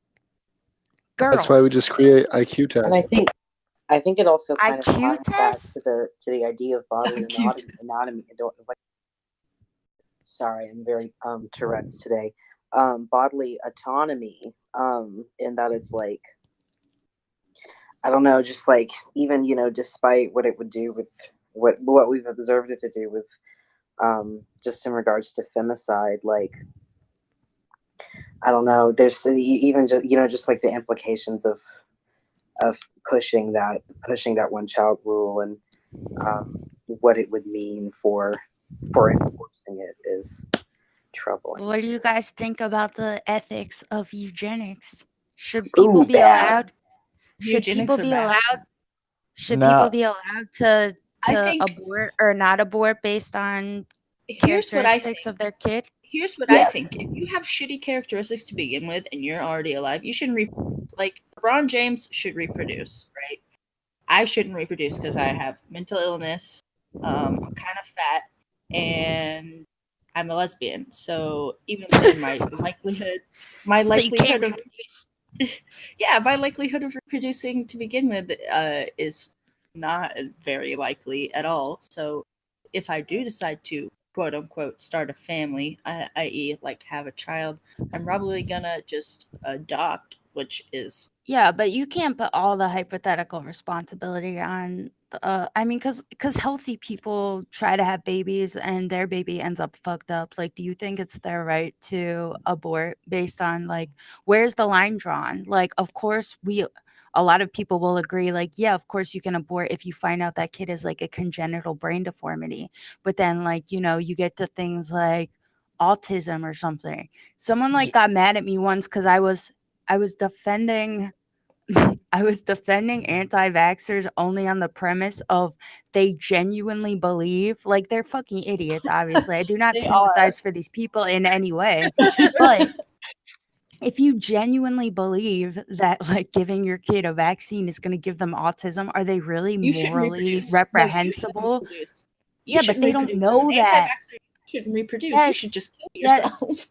But Yeah. just to piss you off, Bethany, to go back to Spinoza, the the idea that we will know what our ideas are going to create is part of thinking. It's part of the Michael, danger. I can't believe you said Spinoza. We've been talking for almost 4 hours. It's been almost 4 hours, guys. But Holy all I mean is this: we can when the Chinese created the one-child policy, I imagine that it was not done entirely out of malice, but part of the process of human thinking is that there are always going to be these results and accidents that are beyond our ability to predict. So here's I mean, that's here's what like, happened. Historically, here's what happened with the one child policy in China. Deng Xiaoping. Okay, so Mao dies right in 1976. You have the Gang of Four, which was Mao's wife and 3 other dudes. I don't remember. They're not relevant because they got arrested. In 1978, Deng Xiaoping is officially come to power, and he's like, "All right, I'm gonna start to open up the economy a little bit. I'm going to take some aspects of capitalism, free market, and marry them to the socialist market because we need to expand our economy. We need to open up to foreign investors if we're going to become this big superpower. If the Republic of China is going to continue to prosper." And after a while, he was like, "Okay, this is good. This is great." And then he realized, "Oh shit, there are a fuck ton of Chinese people. There are a fuck ton of Chinese citizens. And one day, the population is going to outstrip the economy, and that can't happen because we cannot sustain that as a economic model." He was like, "All right, if you're gonna have a kid, that's it. Only have one. No more kids after that." And that led to the current situation, I guess, gender vacuum is what I'm going to call it, that exists today. And that's why Right. Xi Jinping, the current president, is trying to adjust the one-child policy right now. He's Yeah, making well, his that's why I asked you guys, like, what do you think the ethics of that is? It's like, well, how can you prevent that? If you give people the option, if you give people, first of all, a limitation, like you can only have one kid, but then you also have abortion and elective abortion and, you know, all that. Like, how can you prevent people from throwing out the girls because they just want boys? You know, you can't really like stop that unless you start to impede on people's personal freedoms and shit, you know. So it's like a standstill. There's really nothing you can do except let people keep busting out their stupid fucking babies. They gotta put everybody in augmented. Bethany, wait. That's what they gotta do. If God was real, right, and He came down from heaven and sat at the foot of your bed, and He said, "You gotta stop masturbating. You got the same sex attraction. You gotta stop masturbating." I would call 911 on myself, obviously. Would you No, I would stop call 911. I would be like, I'm having a psychotic break. Someone needs to come I would help me. 5150 myself. But I he would wants you to take stop God He with probably masturbating catch some because he nut. wants you to have kids. What if He probably catch some nut on the sheets. Like, I'd be on like, his, why didn't you just make me gay then? Like, If what you if made me gay, I wouldn't have had kids. So, and I'm masturbating. It's not like a kid can happen. What are you talking about? First of all, Like, he a really? God, pervert. are you drunk? Checking me out. the I'm direction masturbating. like society and like if things are predetermined or not? Like, I really think maybe the rise in homosexuality is a natural phenomenon. Rise in homosexuality. dog? What? People been gay. Can't Is be this a people. Yeah, I know, conspiracy? they've been gay, but there's more people equals more gay people. So like, Yeah. I mean, But I don't know about you. I But am really I think curious that about if what they the didn't, fuck gayness is. Like, why? What is? Why would what is people be gayness? gay? Why Well, people Yeah. be I gay? like to. Because Bethany, Does it serve people a be gay. purpose? Can we hear Bethany, from the gay people. people? it's population control. I Someone's think. got to give women orgasms, I think and the men clearly aren't taking that Stop. responsibility. Dog. If Somebody's it's gotta my make divine women purpose, come. it's my divine purpose. If it's my cross. No, seriously, guys. I want to hear. Like, I want to hear I from the gotta. gay people. Do you guys really ever think about like if there's something like fucked up about being gay? Because like, No, of course you I can don't. have babies. Bethany, Not fucked I up like split. moral. Bethany, Bitch, let me no. finish. But Not fucked up like morally reprehensible, obviously, but like, why would there be all these people that don't want to have sex with the person that results in a baby? You know, like, what is that? Some people have said it's like natural population control, but that doesn't make sense. Where in anywhere else in nature do we see species like mediating their own like population? Like, no population wants to become Nature has all types of random There's all sorts mutation. of gay animals. I just Yeah, but think that to queer, control its own population. I just think that queerness and same sex attraction. I think it's just a thing. It's just a thing that happens. Yeah, obviously. Well, I'm saying it's. I don't think it serves a purpose. No, I don't. I think people just be gay, Bethany. People be gay. I think it serves a purpose. I think people imagine because of the way Darwin originally described, and I'm talking about Charles Darwin here, described evolution as having these two basic Club Darwin, having these basically these two functions that we of natural and unnatural selection, that we keep thinking of them in those terms. But since then, we've realized that there are all these mutations, and then also all of these happenstance events that happen as part of just living in a society of animals or in a society of higher animals, or whatever a philosopher would like to call a human, but that frequently in any species there are aspects to them that are just completely arbitrary, that they are produced out of their environment, right? I And don't think gayness is it's just too common and too like real, you know? I feel like it's like some safeguard against incest or something, honestly. Because there's all these studies, coming out too that like you can sort of predict like rates of homosexuality in like siblings or something. It's like it's more common that a younger sibling is homosexual or something. Like there's all Oh these shit! studies now coming out that they're Well, that researching explains. like Isn't it? If what was That's it? pretty If you Freudian. if you But if like I you anus like it's not Freudian though, because it has nothing to do with like psychoanalysis. I just mean maybe that would make sense because I don't buy the population control No, thing I for wasn't saying what you were saying is Freudian. I was saying like the conclusion of the study yeah. would make Freud You want to happy. fuck your brother. You want to fuck your brother, so God made you gay. Yeah, no. I think it's probably has something to do with like safeguarding against incest. That like seems like the most reasonable thing. But I think that's just my best everyone's a guess. little bit gay, and it's like whether they want to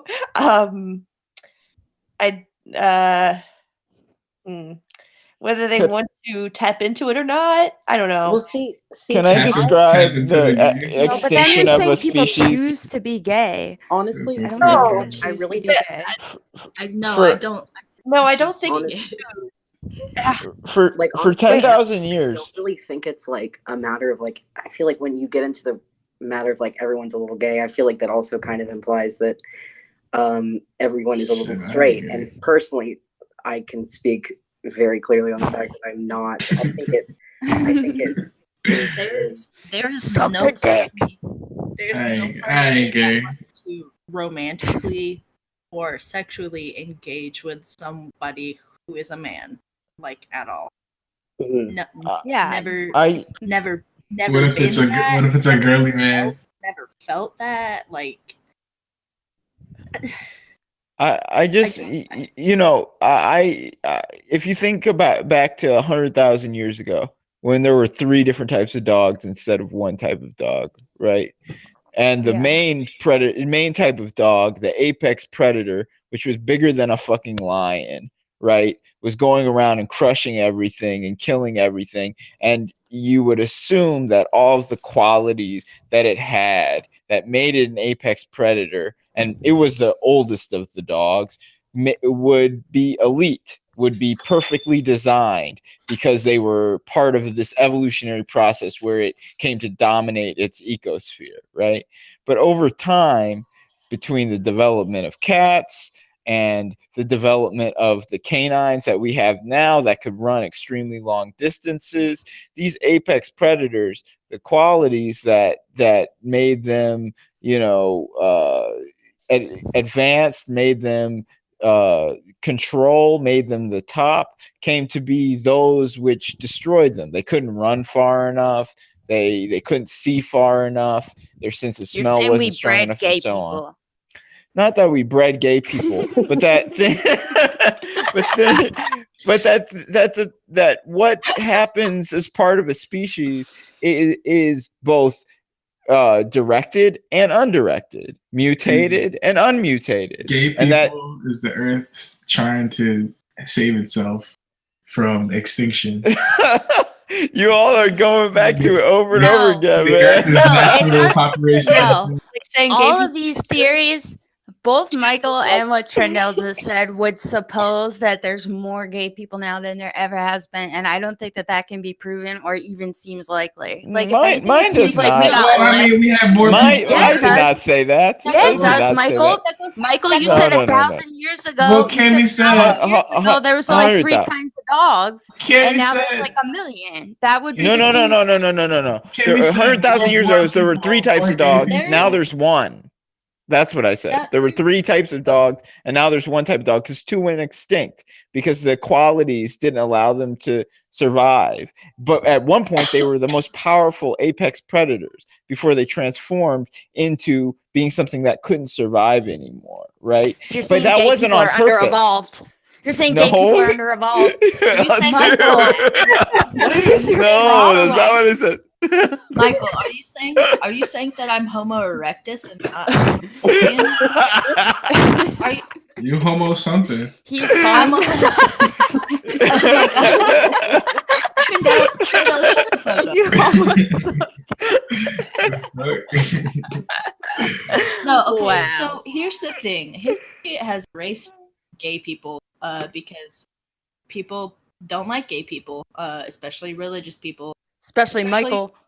especially. Fuck Yeah, Michael, why you. don't you like gay people? Why are you? And it's not that there are more gay people now than ever. It's that history isn't actively people aren't actively killing us or erasing our No, I existence. think there's less gay people now than there used to be. Like What now makes you it's say that? becoming sort of socially acceptable again. So like I feel like gay people are literally coming out of the closet. Like, but back in the day, I feel like it was more okay to be homosexual. Like back in the day. Like ancient times, like being gay Are was you like, talking like Greece? Like huh? all those guys sucking Well, each not other's. just Greece, but lots of ancient societies. I feel like homosexuality wasn't seen as some like terrible thing because I think it was seen more as like Well, I more think people were probably socially comfortable being bisexual or I think though a something. lot of yeah, that I think does with the tie into proliferation misogyny. of Abrahamic, it changed a lot of Listen to me. people's views on gay people and just sexual fluidity in general, and it definitely contributed. I'm not saying it was the like source of the persecution of an erasure of queer people in history. It definitely contributed to it. Yeah. I just want to say that if we're gonna be talking about Hey, the ancient Gideon. times, You gay? no, but I'm not Man, you gay, put his but ass right on the spot. Gideon's gay? You gay? Gideon's gay. Wait, dog. whose name is Gideon again? Space Gideon's cock. from What about the That's ancient so time? lit, bro. That's so lit. thanks. What are you saying, Gideon? You're I just welcome. wanted to say that Gideon? so oh yeah, dude, ancient like Rome and Greece, I think they had like a different prospect and idea of love.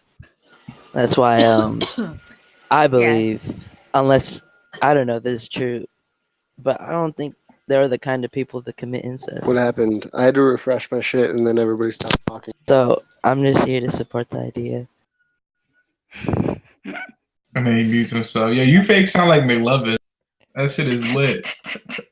You do sound like McLovin. Oh my god. Not to negate anything you just said. What? I have a cold. Come on, dude. This What? is, In Michael, you agreement? sound like, In agreement you with sound like- with McLovin? Not Huh? you, Michael. No, No. I said in agreement with McLovin. I Oh. believe that. No, I don't know. Who you're saying? Space Cock sounds like Miss McLovin. Yeah, Gideon. Yeah, Gideon. Oh, okay. Hey, sounds what's like- up? What's up, Gideon?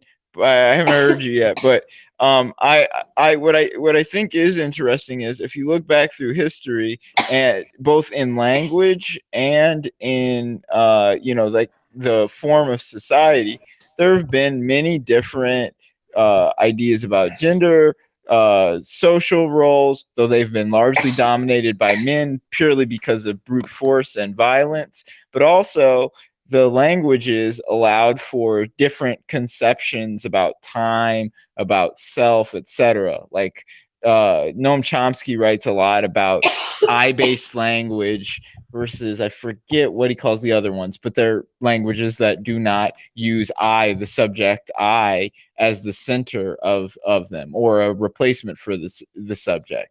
And so, we always think in terms of the way that English functions and that the way that English society functions, but it is important to think about, how in 1,000 years we could be using a radically different grammar, and that we could have radically different gender roles, and that will all be built out of the way that we approach ideas now. Sure fucking hope so. I fucking hope so. God damn. Do you know about E prime, Michael? I do not.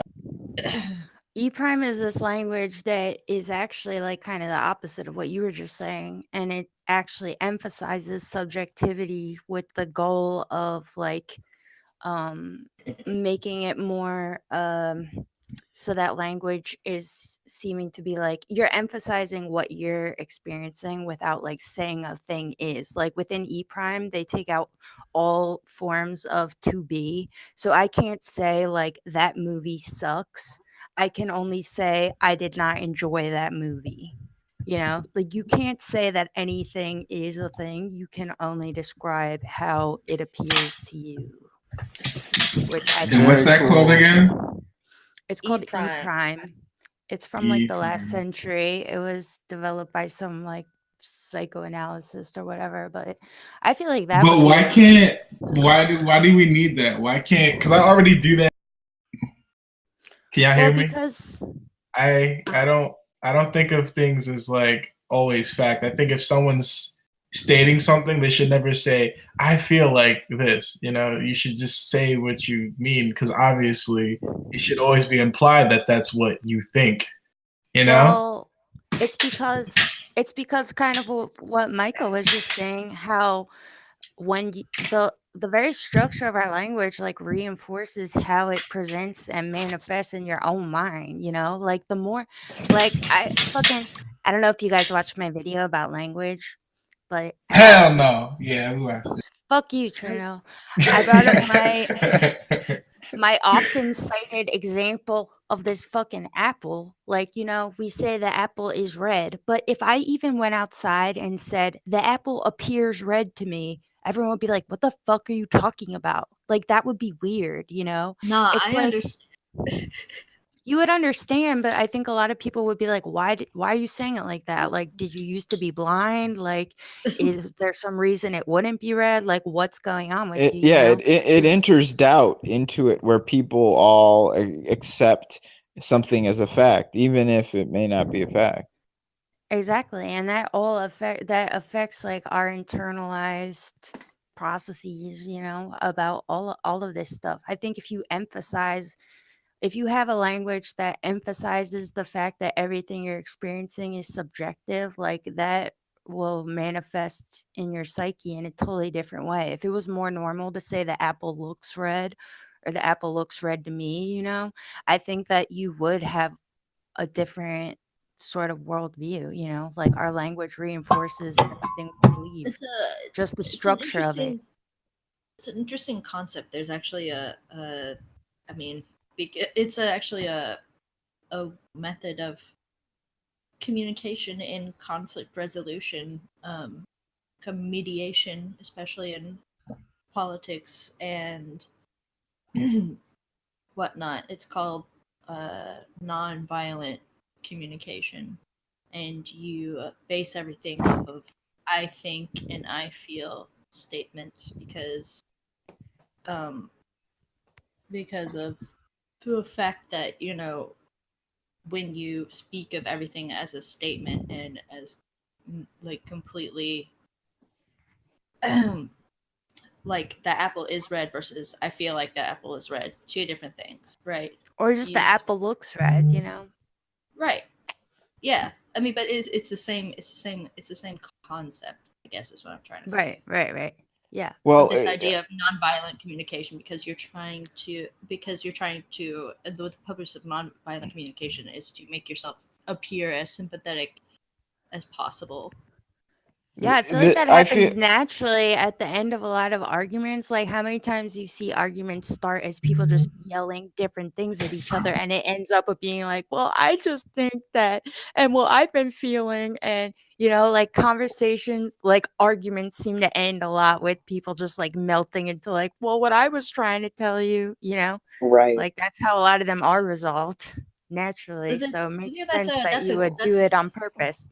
I that's also a believe that one thing that's interesting about that is one must ask oneself, why is it that the idea that we would say, oh, I feel the apple is red, even if we all know that we agree that the apple is red, causes such a disjunctive uncomfortable feeling for certain people. Like there's certain group of people who would be able to accept this and be able to accept this new form of language, whereas And the there are rest other would call us people. snowflakes.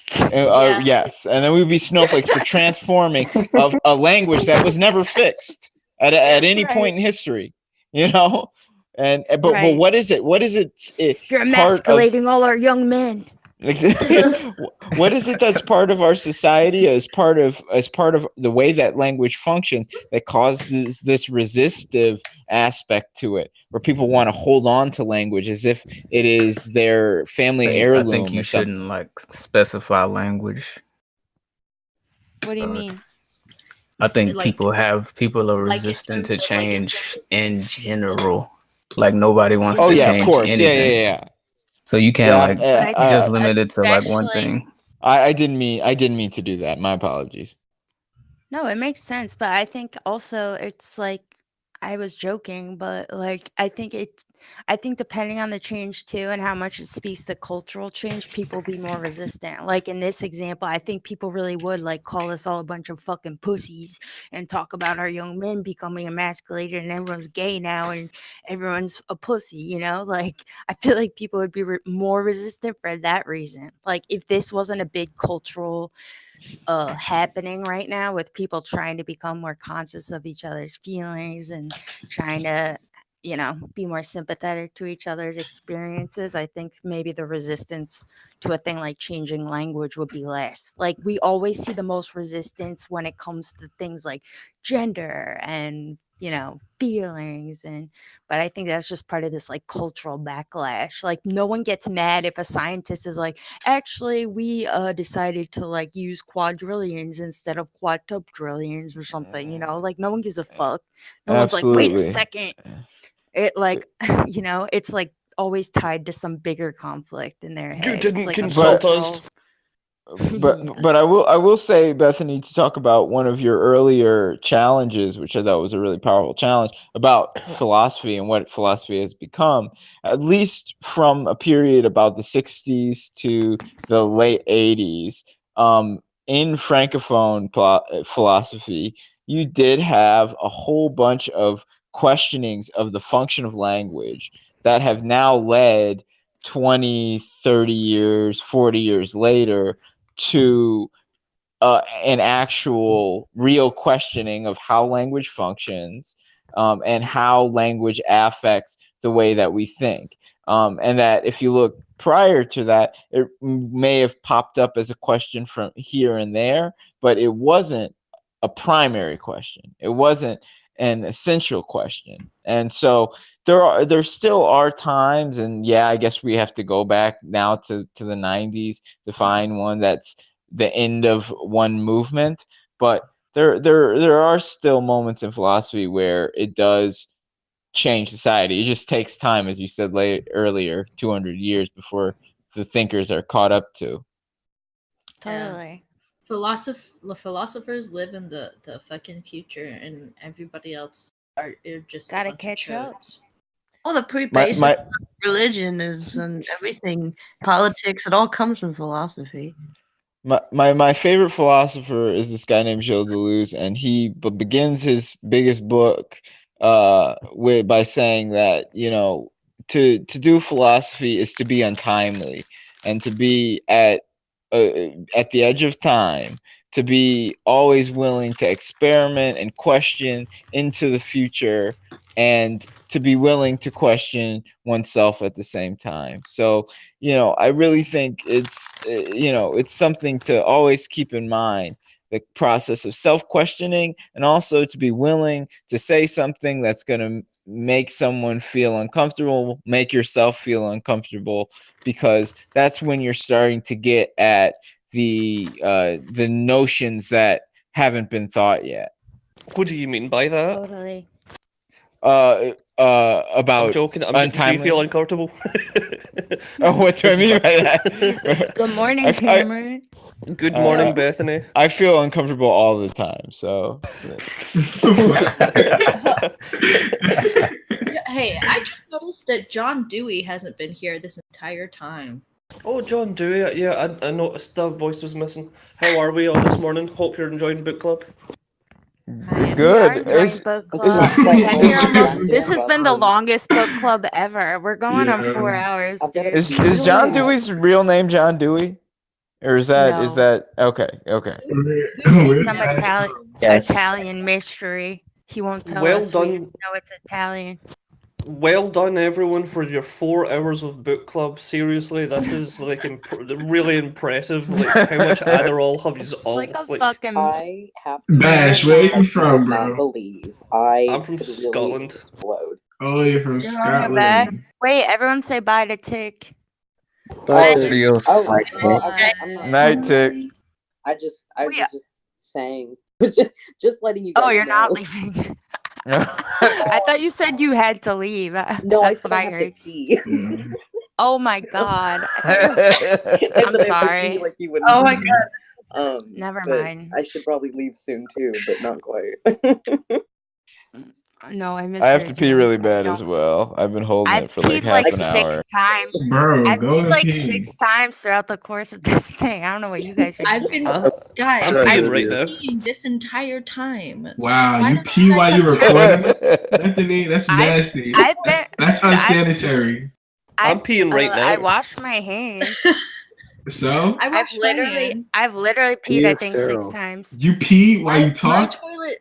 Yeah. That's unsanitary.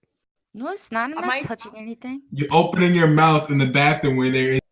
Yeah. Shut up. Nigga, Talking you about eat the- cookies. You eat cookies on the toilet. I've never eaten a cookie on the toilet. Nah, yes you did. Do not even say that on the record. I have never eaten a Like, cookie on the Guys, toilet. we I had a don't- whole thing about that. Cock. Keep it philosophical. wanna This is wait. the longest book club ever. We gotta keep going. We'll see how That far we was can not go. me. Bash. Bash always has Yes. some things to say. You missed our discussion tonight. We were having a good discussion. I'm very sorry. I was sleeping. Oh shit. Well, yeah. I don't want to go into peeing yet. We have to- I'm still peeing right now. Uranus philosophy. So someone The else philosophy of can- pee. the philosophy of relieving yourself. The philosophy of relieving. Do we I pee pee. because Well, we're well relieving ourselves? there's a structure that will order our lives that we have no power over, and maybe indicates an external world. Okay, guys, I'm gonna pee now. Wish me luck. Good Do luck. it. Believe in you, Tick. Why should we have to wish you luck for that? How long you I been just here? told you It's to. hard. Do what Well, he says. What were we Philosophy- talking about? What were we talking about before we started? talking Language. about? Language. All Yeah. right. Yeah, language. Tracking Yeah. back to that. Let's talk about Michael that some said more. something before Bash showed up. What did Michael Yeah, say right before we Bash? we were talking earlier about like how structures of language and various other structures, gender structures, sexual structures, etc., in the history of society have formed, radically different social orders, and that Right. can be a model when understood for the future. After that, other people came up with some pretty interesting ideas, but What do that you was guys like think about? I feel like a conflict I'm perceiving right now in all these debates we're having about language and how to restructure everything or whatever. It's like everyone is addicted right now to like pointing out that certain things are a construct. And like nobody yet has to point out that literally everything is a fucking construct, you know? Like no, now remember you- it's I do people not are believe looking at everything a is a this, thing- construct. I Well, remember in you the doing realm this of ages ago. knowledge. In the realm of knowledge. What'd I say, Bash? You said this ages ago. I remember you saying that everything is a construct. It doesn't matter what we look at. That everything is a construct. And I remembered Right. that. And you were right. And thanks for bringing Yeah. that up again. For sure. Well, like, okay, it's a weird thing because Michael, I already hear you dissenting, but like when I say everything is a construct, I don't mean that it doesn't speak to any like material reality. Like, for example, a big one right now is everybody's talking about how biological sex is a construct. And it's like, yes, technically our understanding of biological sex is totally a construct, but that construct does speak to external categories that exist, just like color. Color is a construct. There is no such thing as red. There's no such thing as the boundaries of red either. We chose where to create the boundary line, which is where things no longer look like red to us. That is an arbitrary place to like put the markers of red. So it's a construct in that sense. But there really are frequencies that like create the color red in my sensory perception of it, So I feel like all these people now, like, we keep seeing people say this is a construct almost as if that's evidence enough for why it shouldn't be at all. And it's like, no, like we can reevaluate our constructs and make them better, but like not just because a thing is constructed doesn't mean it has no value, Right. Yeah. I think from like a very primal place in our DNA, like the act of having sex is not a construct, but the way we do it and like create kinks and stuff like that, like that's obviously a construct. Oh yeah, that's a big thing right now too. People act like kinks arise out of nature, like as if guys just want to jack off into fucking rubber women feet with vaginas in them. Women feet. Like, Dog, I saw are you that thing the fucking other kidding day. me? What- Yeah, that's a thing now. Like you can't, they treat sexualities as if they're natural. Sexualities aren't constructed. Everything's a construct except your fucking fetish for Pikachu. Like, get real. What I just wonder. Oh, Circling. What are you saying, Michael? No. What are you saying, Michael? No, I was it's all gonna good. say something about wanting to get peed on, circling back to pee, but we're not gonna talk about pee anymore. Okay. But the act of procreation, though, is not a construct, though, right? Yeah. Well, my response to constructivism or anti-constructivism is I wonder if we are, and to get back to a little bit to our language conversation, if we're holding on to this mind-body dualism of Descartes, like if we aren't realizing that what is the difference that we're making between our mind and our body? What is the distinction? Where is the point at which we determine that it's not our mind anymore, it is our body, or it isn't our body anymore, it is our mind? They are one and the same. They are in a dynamic process. So whether there is an external world to me seems like a sort of superfluous question. We are this embodied thing that thinks and is in a world, and that is just the fact of the matter. Like there hasn't been any demonstration of another world. Like, are we saying acid or dreams or something like that discounts the fact that we've all just been dealing with this life, with living for eternity, and have. Yeah, I think like the problem that's implicit to like what I was just saying and like what you're saying is that like there's this assumption when people say things are a construct, like the assumption is that it's like a negative thing and should be doubted and distrusted. And I feel like that all does stem, at least in American culture, partially from Christianity and like what Nietzsche called asceticism, like humans have this just mindset where we're always shitting on ourselves. Like, look at how we talk about fucking the end of the world. Like we just like revel in our own destruction and demise. And we love to say that humans are these inherently corrupt, degraded species. Like we talk about ourselves like we're all a bunch of fucking sinners. So when you say like biological sex is a construct or something, people are just like, yeah, so like tear it down. We built it, like tear it down, It's like it just all speaks to this like general attitude we have towards ourselves, that we're just like this like disgusting, terrible species, and I fucking hate it. It's You know bullshit. what else we came up with that's You a know what? construct? We came up with fucking cooking. Music. And cooking is so good. cooking, flavoring food, that's some good shit. And I don't want to do Okay. that now. Music is dope. Yeah, Like we the came music on is music. good. We Dude, snap. everything We we came do is awesome. Humans We are created a so war. awesome. We Like, created a it's so war. fucked up. And what we do in Well, war you can't did be that. Okay, justified. I didn't do that. We I created haven't 69. started any war. Yo, I I don't know gotta what tell you're you, talking about. I gotta tell you, I went to the store today and I picked up every ingredient that I need to make a delicious lemon anchovy garlic chicken over pasta tomorrow, and I'm freaking Oh. stoked. So, Tick, that sounds like it's gonna fuck. You better send pictures. I don't think What? I've ever heard that in my life. In my life, started I've a never heard. It's gonna slap. Yeah, that's right, Bethany. It's gonna slap. I haven't made it I'm in a not long into time. anchovies. I mean, that's good. All right, y'all.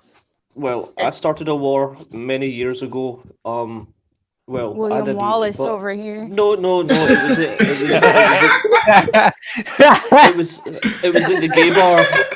It was a gay bar, and it was a Guys. nuclear war. Guys, Bro, I hate to interrupt you, Bash, but we've officially been talking 4 hours now. Wow, we did it. Congrats, everybody. Good for Yeehaw. you. Amazing. But you still, I started a nuclear war at the gay bar. What the fuck does that mean? Let's start a nuclear war. Damn, I get it. Gay bar. I get that stuck in my head at least. Is that an Electric Six reference? Damn. Yes. Wait, but Alex, you said something earlier that I wanted to. You Brilliant. asked if having sex was a construct, and you said that that is real. But I think technically it is a construct because the concept of having sex is a construct in my head. There's like a whole category of what that means. I know what You can have sex sex means, without thinking and about it's it. not actually. Yeah, Right. but still, but then I'm not talking about it. So when I say having sex, I'm referencing the idea of having sex. So yes, That's that like is a literally construct. I think that kind of Alright, like some this people. construct part. I think that kind of makes me think of like some people. You're all talking at the same time. I'm trying. Tick, you go. It just makes just talking about like sex as a construct. It's like I think you can even see that in like people's definitions of sex. Like some people don't consider oral sex sex. Some people don't consider Facts. masturbation Yeah, or but whatever that's sex. sodomy, And that's a like it construct. kind of goes into it's like like maybe the act itself is a natural thing, but the way we interpret it is us. Totally. Well, That's but what I'm saying to Alex. Yeah.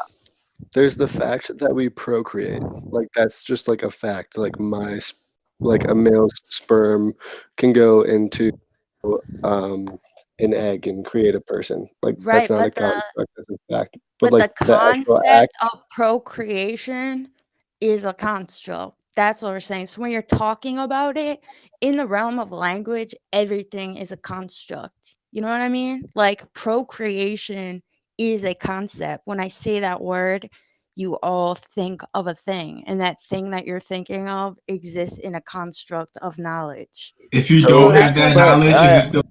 I think it's important to separate here because what Bethany's getting at is an important philosophical distinction that was made very recently, which is between actuality and virtuality.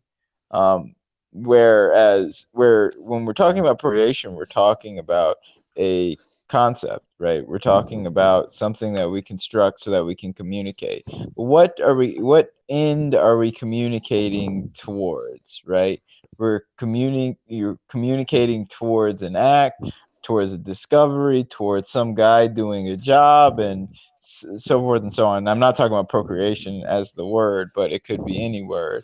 Well, and I just want to, you got me excited. I just want to say to Alex, like, you can procreate in real life or whatever. You can impregnate an egg with your sperm, but that is not procreation. Procreation is the concept. And that's what Michael is reiterating. Exactly. Thank you, Michael. But that's what I'm trying to say. There is a real thing that we're referencing, but the word procreation is our symbol. right? So that when I say it, you all know what I'm talking about. That's the construct. The Think real of it- thing If is you're gonna not explain that procreation. makes it being able to explain it, like that's the construct, correct? it's like a sheet with two sides, you know, and on one side you have all of these squares that have words written in them, right? And then on the other side you just have blobs that sometimes fit inside the word, sometimes go outside of the word, and you're constantly flipping them over and over, and each of them are transforming, right?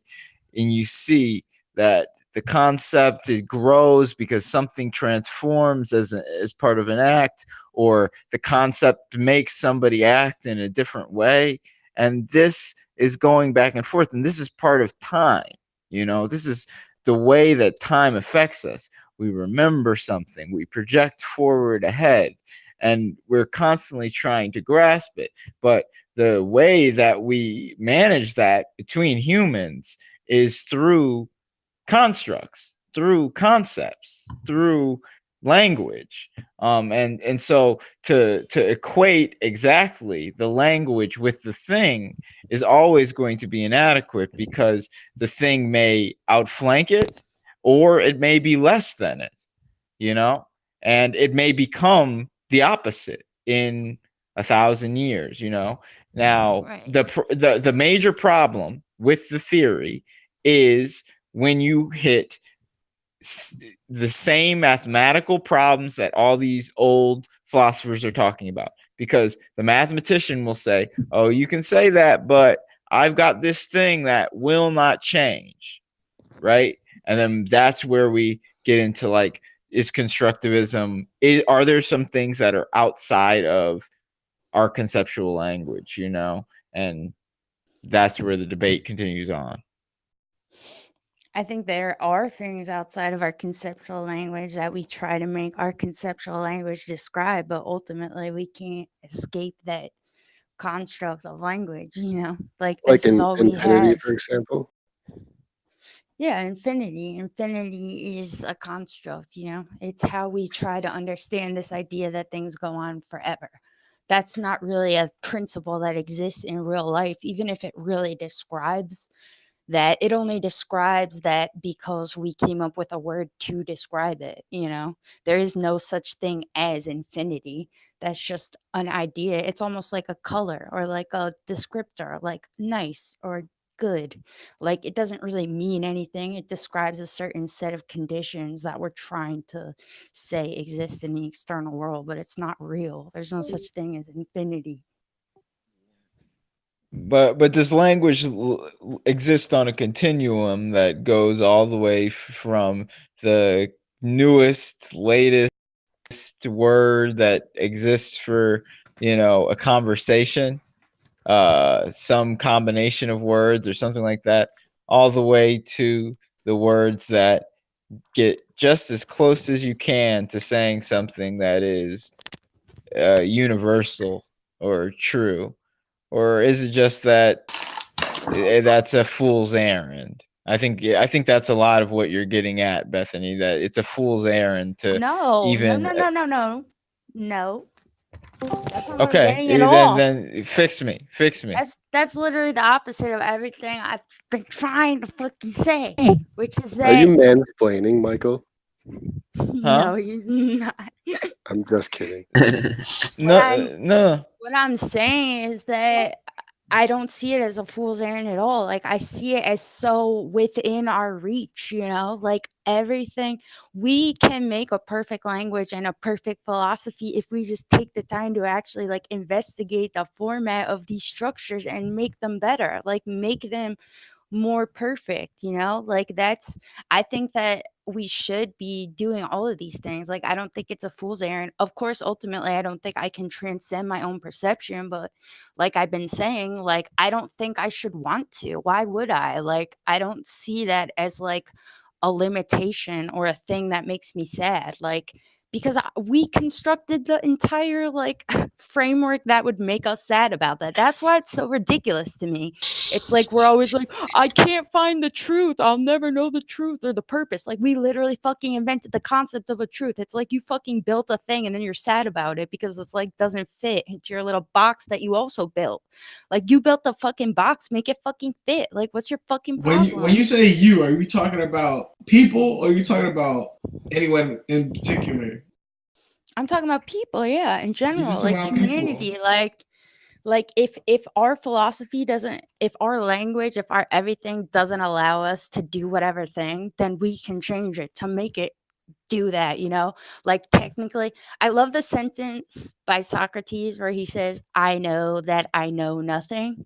Because to me, this is like the basis of the problem. Like he says he knows that he knows nothing. So how can he know that he knows nothing? Because he's oscillating between these two modes that we're always oscillating between, which is like this immediate subjective description of where we are and what we're doing, and then also this external reality. It's like we're always trying to make them compatible. We don't have to do that. Oh no, grandma's you gotta hush that shit.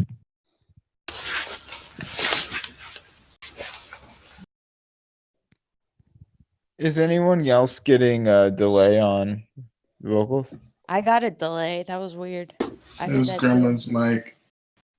He muted it though. It was like shit. everything got further away for a second. Cammy, why does your Yeah, voice sound different? I have a definitely ex-shaman is you lying. Yeah, no, because I had to, my computer like spazzed out, so I had to shut it down. I'm on my phone now, and when I'm on my phone, I'm Cameo. I don't know why. So, just- do certain philosophies come down to a human's ability to be able to come up with different outcomes to possible scenarios? And does the debate come down to which outcome we should choose that will better our reality? I think Of it course. comes down to how we choose to frame the question. Like we're so hung up on outcomes, we never take the time to be like, oh, are we even asking the right question? Is this even a good question? You know? I think that's much more important than outcomes. But there are certainly philosophies that have tried to just solve problems. You know, utilitarianism is an example. Marxism, that we were talking about earlier, is another example.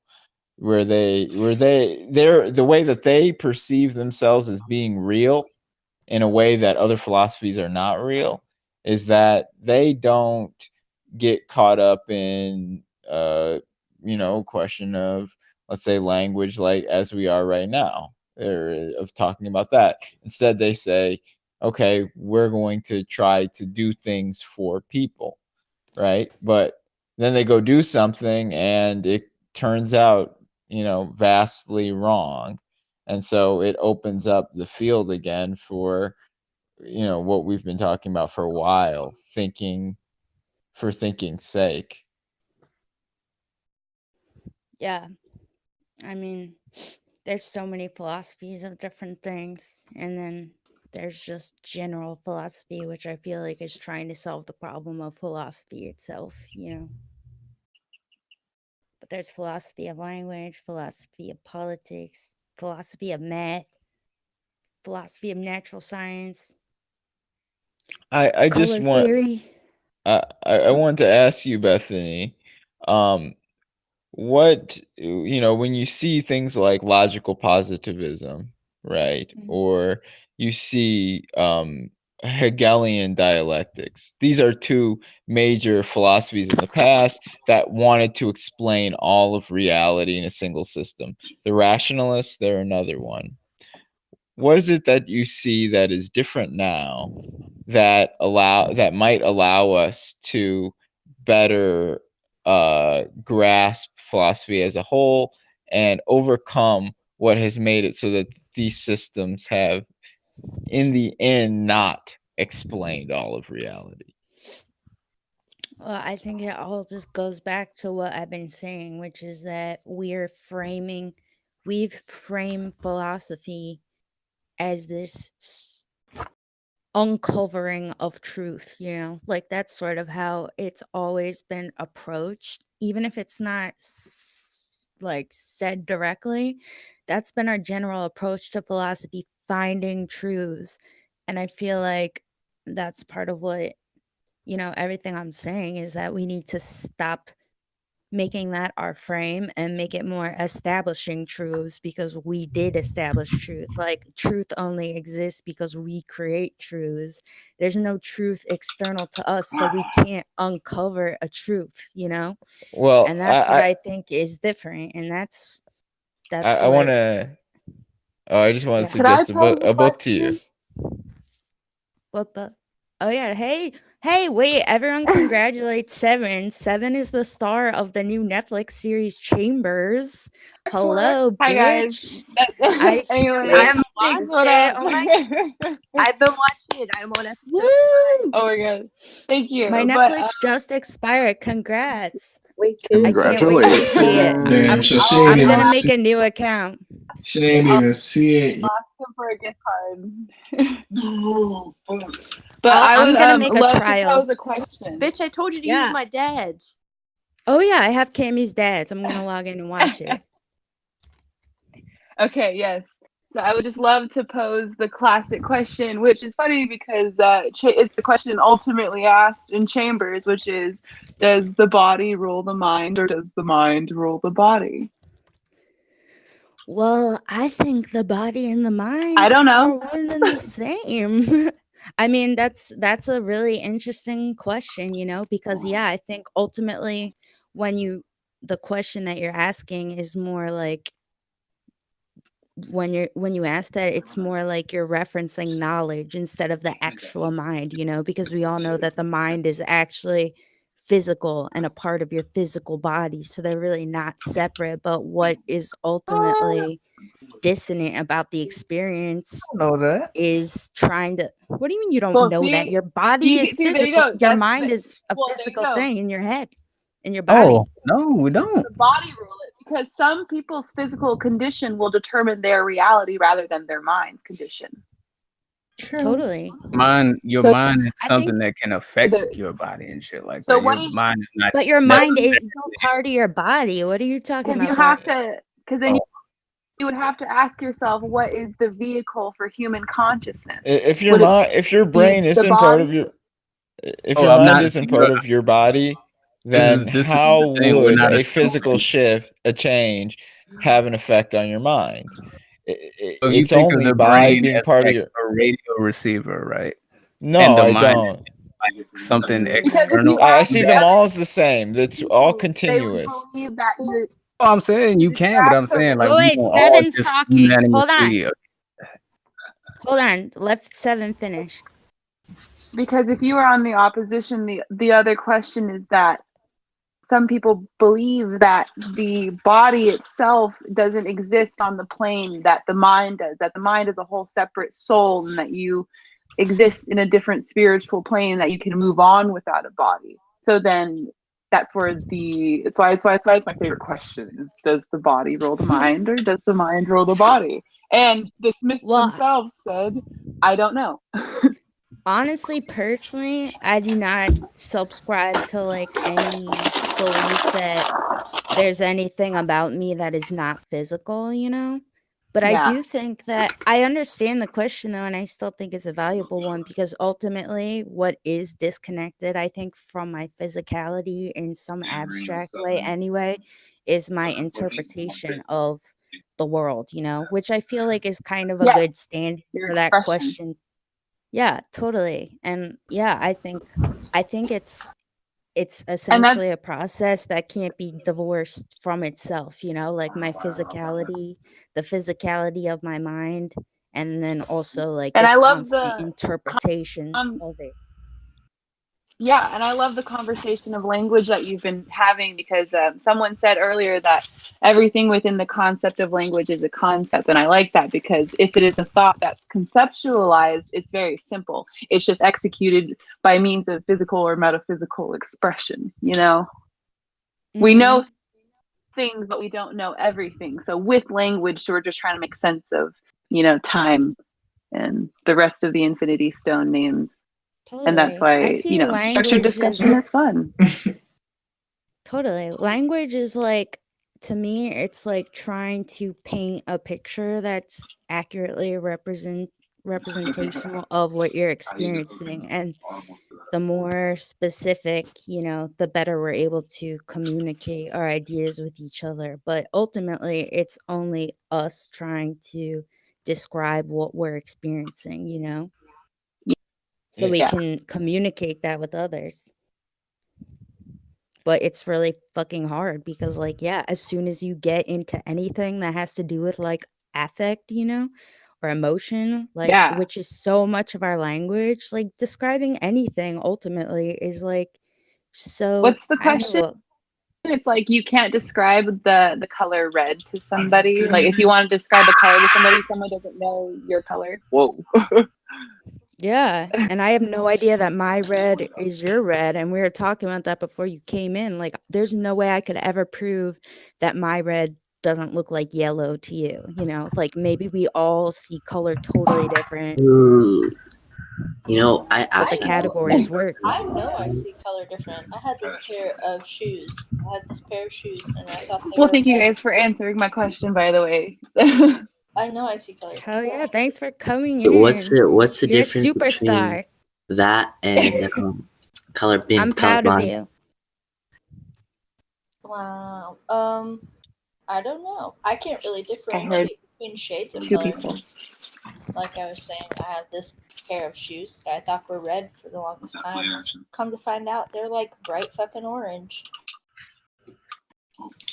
How do you explain these same theories to takes an oath of silence? To a what? It said to someone who takes an oath of silence. An oath of silence? Yeah. I'll just explain and they won't say shit back. They don't have to. You're explaining. But they can't hear me. No, but They can't hear me. Yeah, because they're but not talking. but here's the thing, though. What you said with communication, how do you ensure that they're understanding or comprehending what you're saying if they can't? I don't. That's their respond? Because they Why don't don't you say something? So that's what I'm saying. Trendle. I Wait, don't. wait. First of all, it's Can they Trendell, not write? Trendle. Can they write? Can they draw? Can they paint? Is there a means of expressing? Trundle. They Could you can fetch me some write, water? but I just mean like in general, just oath of silence. Period. Like they Well, don't no, want to write to you. Well, then there you go. Then No way of knowing whether they understand. Oath of silence, like speaking, or like they can't communicate ever, like through art, through writing, through like dance, through any kind of means of expression. Nothing. So no means of Nothing. expression of communicating their thought. So yeah, they would just be thinking about it real hard. Yeah, they just think And about you it. would never real know. hard. So There's no and way you would we never could know. prove they're getting through to them. So would you continue to talk to them? Hell yeah. Yeah. Yeah, fuck yeah. I would just keep going. Why not? I would see if I could get them to say something. If I just keep going, will they just be like, No, shut you wouldn't. up? No, you wouldn't. You That tire would- yourself out. Me? Yeah, No, right. it's stimulating something that you don't know. Stimulation. Maybe they'll communicate like telepathically or some shit. You don't. Yeah, I would Yeah, try to the come up with tests. You would Or have sign to language, right? You would have to master the They said an game. oath of silence. They can still sign, right? You'd have to get them to communicate. No, you'd have to communicate with them through silence to get them to understand your point through silence. Yeah, I'd try to like become an expert in body That language shit. or something. I'd be like, I Mine. know you got it. Because you look to the left or some fucking Law and Order shit. Fuck yeah. You Speak breathe a them little too hard. in I the know you felt signs of that. mind. You breathe a little too hard, but Yeah, really, I'd be he's like, just you having, felt like, that. fucking- You felt that. You felt that shit. I felt you. But really, he's just got a little asthma, harder. and you're just making fun of him. Yeah, exactly. Language. Damn. Michael, are you like a People- professor? What the fuck? Language. What? I heard my Quiet. name. That's all I Are you- heard. A professor, Michael. No, I am not. I'm a Michael's nerd. just a philosophy enthusiast. He People doesn't lead also every book hear club, differently. but he What is that? suggested. Yeah, people No do cap. hear differently. It's the same with like hearing that it is with color. Totally. That's why Laurel and Yanny, Should we? everyone heard different things because everyone has a different frequency response range. And actually, older people, I forget if it was Laurel or Yanny, but whichever one was more in the lower frequency range, I think it is, older people heard more because as you age, you lose more of your higher frequencies. So, yeah.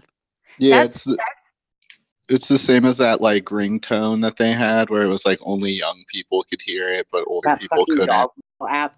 When I was in middle Yeah, school, dog we'd whistles. get that fucking dog whistle app, and we'd be in class, and they would just hide their phone under their desk and do that fucking dog whistle app, and everyone would freak out, and the teachers wouldn't know what was happening. And it was I remember that shit. They had a thing at the skate spot that would go off every time it heard skateboards, and it would like bother the kids or whatever. That's fucked up. Don't they have that like outside of lawns to like scare away deer and shit? Birds. Yeah, they have them like with people who have like horses and shit to scare off coyotes and whatnot.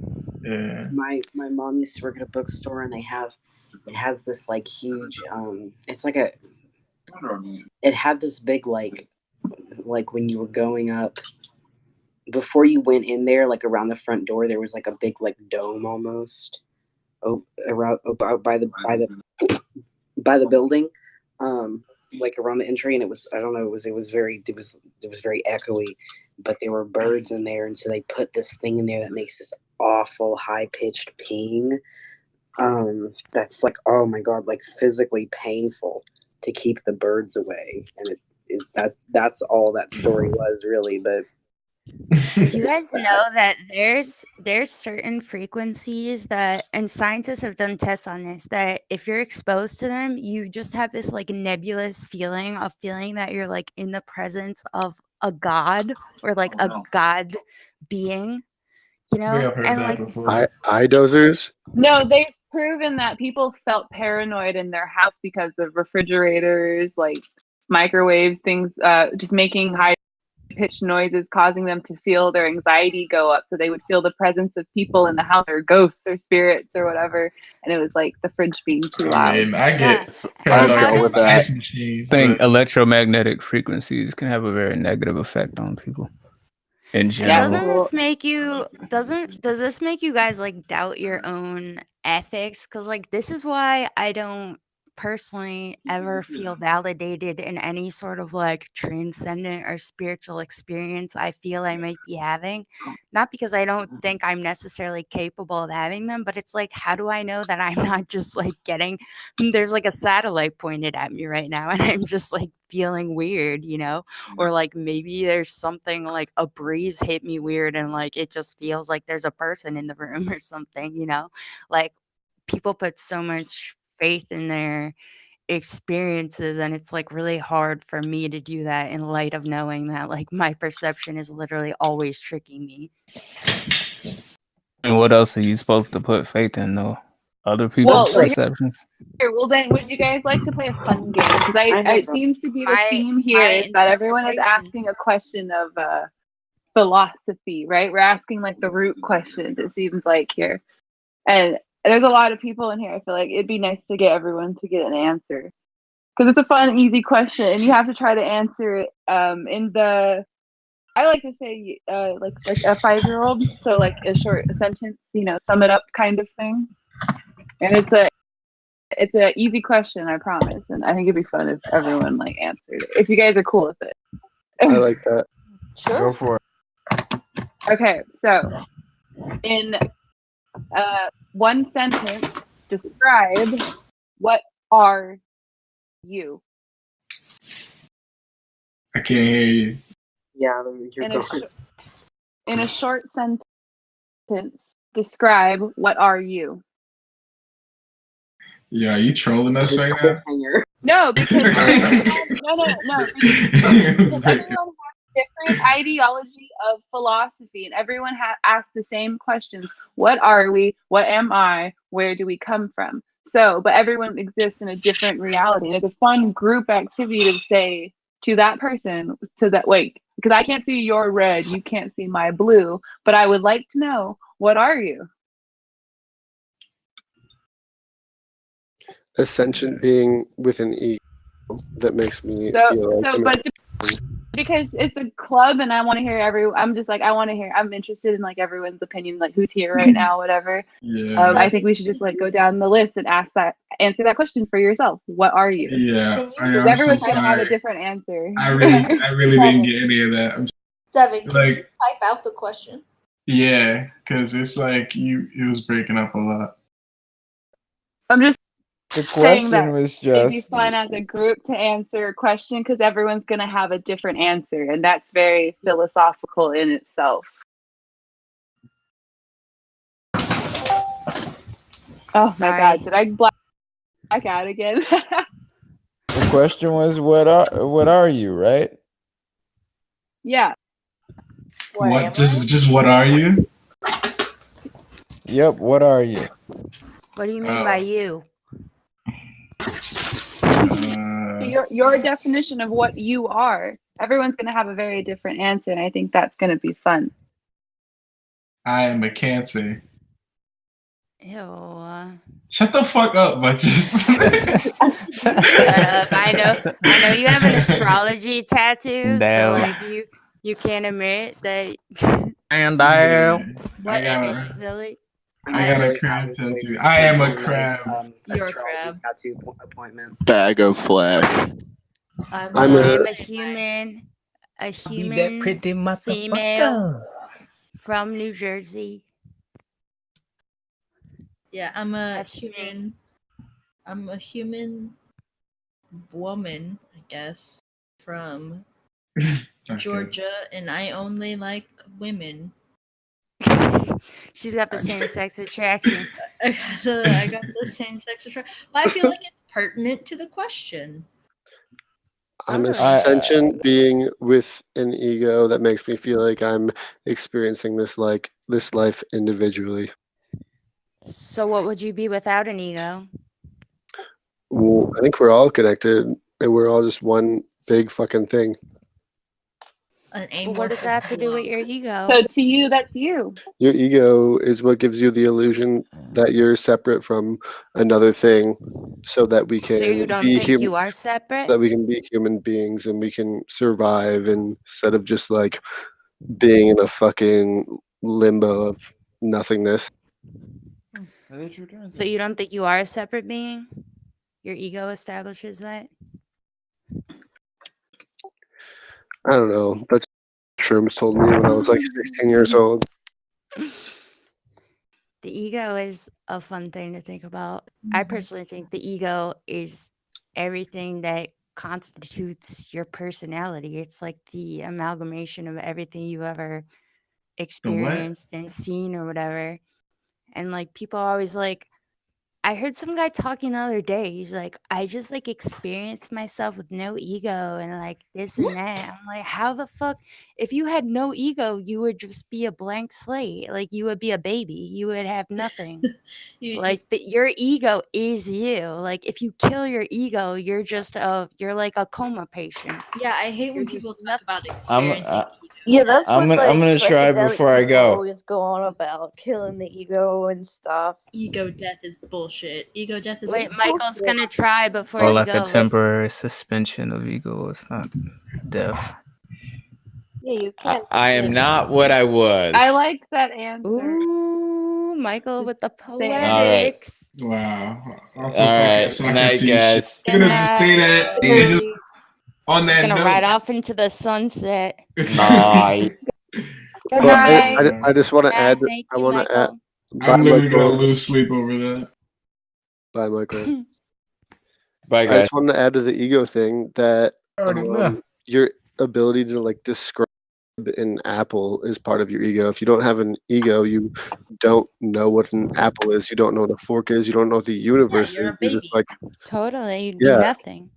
You're a and people who say that ego death is bullshit. I mean, I experienced it firsthand. So Well, I did too, but it was what I'm describing. I was like a dumb baby. I had nothing Yeah. anymore. So it wasn't an enlightening thing. So when people talk about it as being an enlightening thing and they're like, I felt one with the universe, it's like, who was I if you had an ego death? There's yeah, no no, it was I the worst. It if was you the have worst. ego death. Yeah, it was, That's why I asked the question I asked. it was the worst thing I've ever experienced in my ego death life. Yeah, it's Yeah, it's like, fucking so off terrible. topic. It's terrifying. The first and last time I smoked DMT, I will never ever do it again. But it was horrible. It was. Yeah, me too. That's when I had ego death. I'm like, God damn, this I'm shit just glad- turns you into a baby. I blasted the fuck off, and then I came back and I was like, well, I never want to do that ever again. Right. Reflection is It's scary. scary as fuck. It's not reflection though. It's literally nothing. And then you come back and you're like, how? You're like, It's- how did that just happen? It's I nothing. just experienced nothing. What?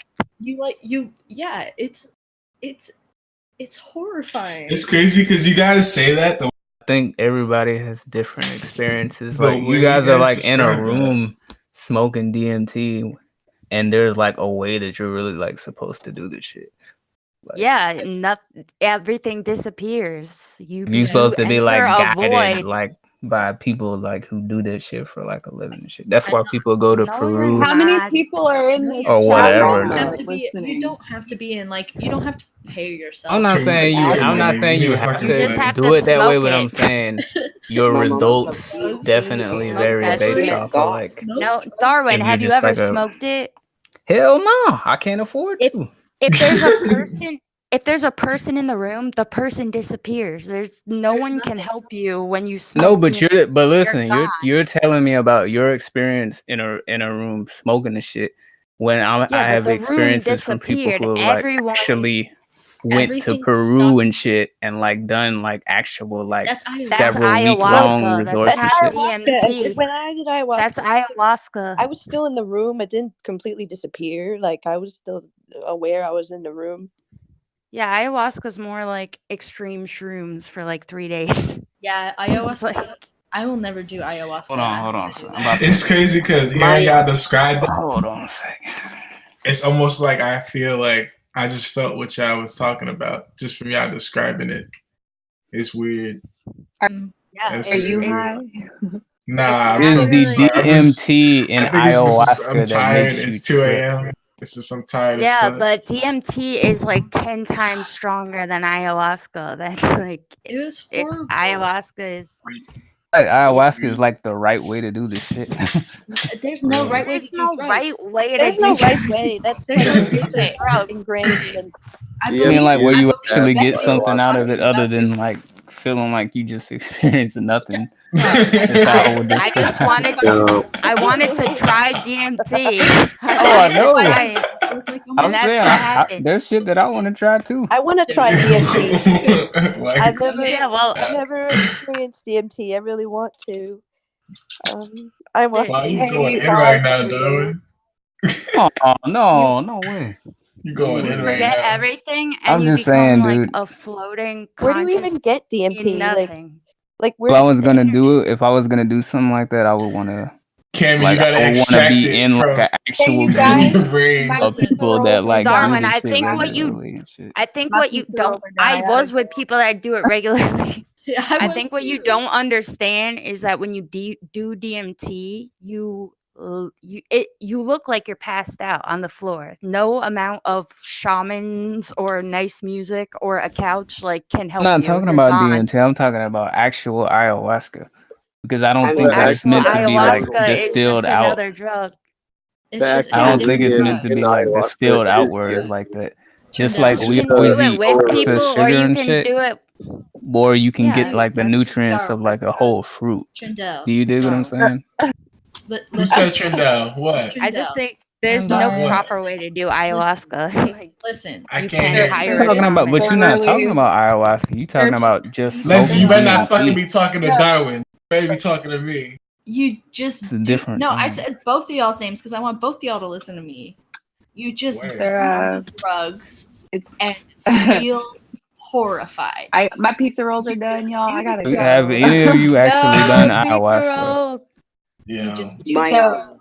Go ahead. Go burn the roof of your mouth. Cammy was part of an ayahuasca church. All pizza rolls is just My little mom hot is- pockets. My mom is a part of it. Yeah, I was. Okay, so I would rather hear Cammy talk about her experience, like doing ayahuasca properly.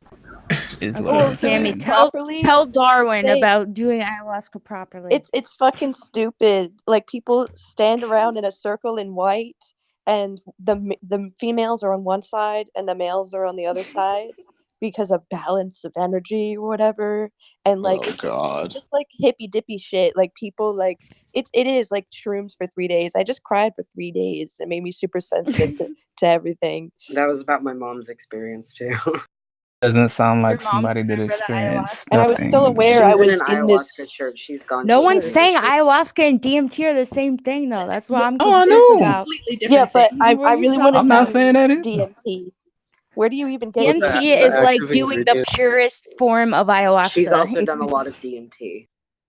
I really want to do DMT though. Where do you get it? I just want to know. The internet. Yeah, you buy it off the dark web. The dark web.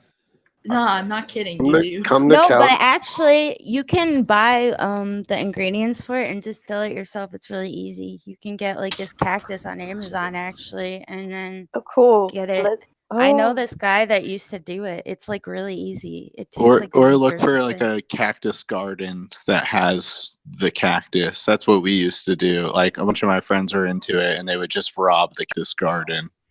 That's What is it, peyote. like the peyote cactus or whatever? What is Come to that? Kalamazoo, Michigan. Every other person has DMT.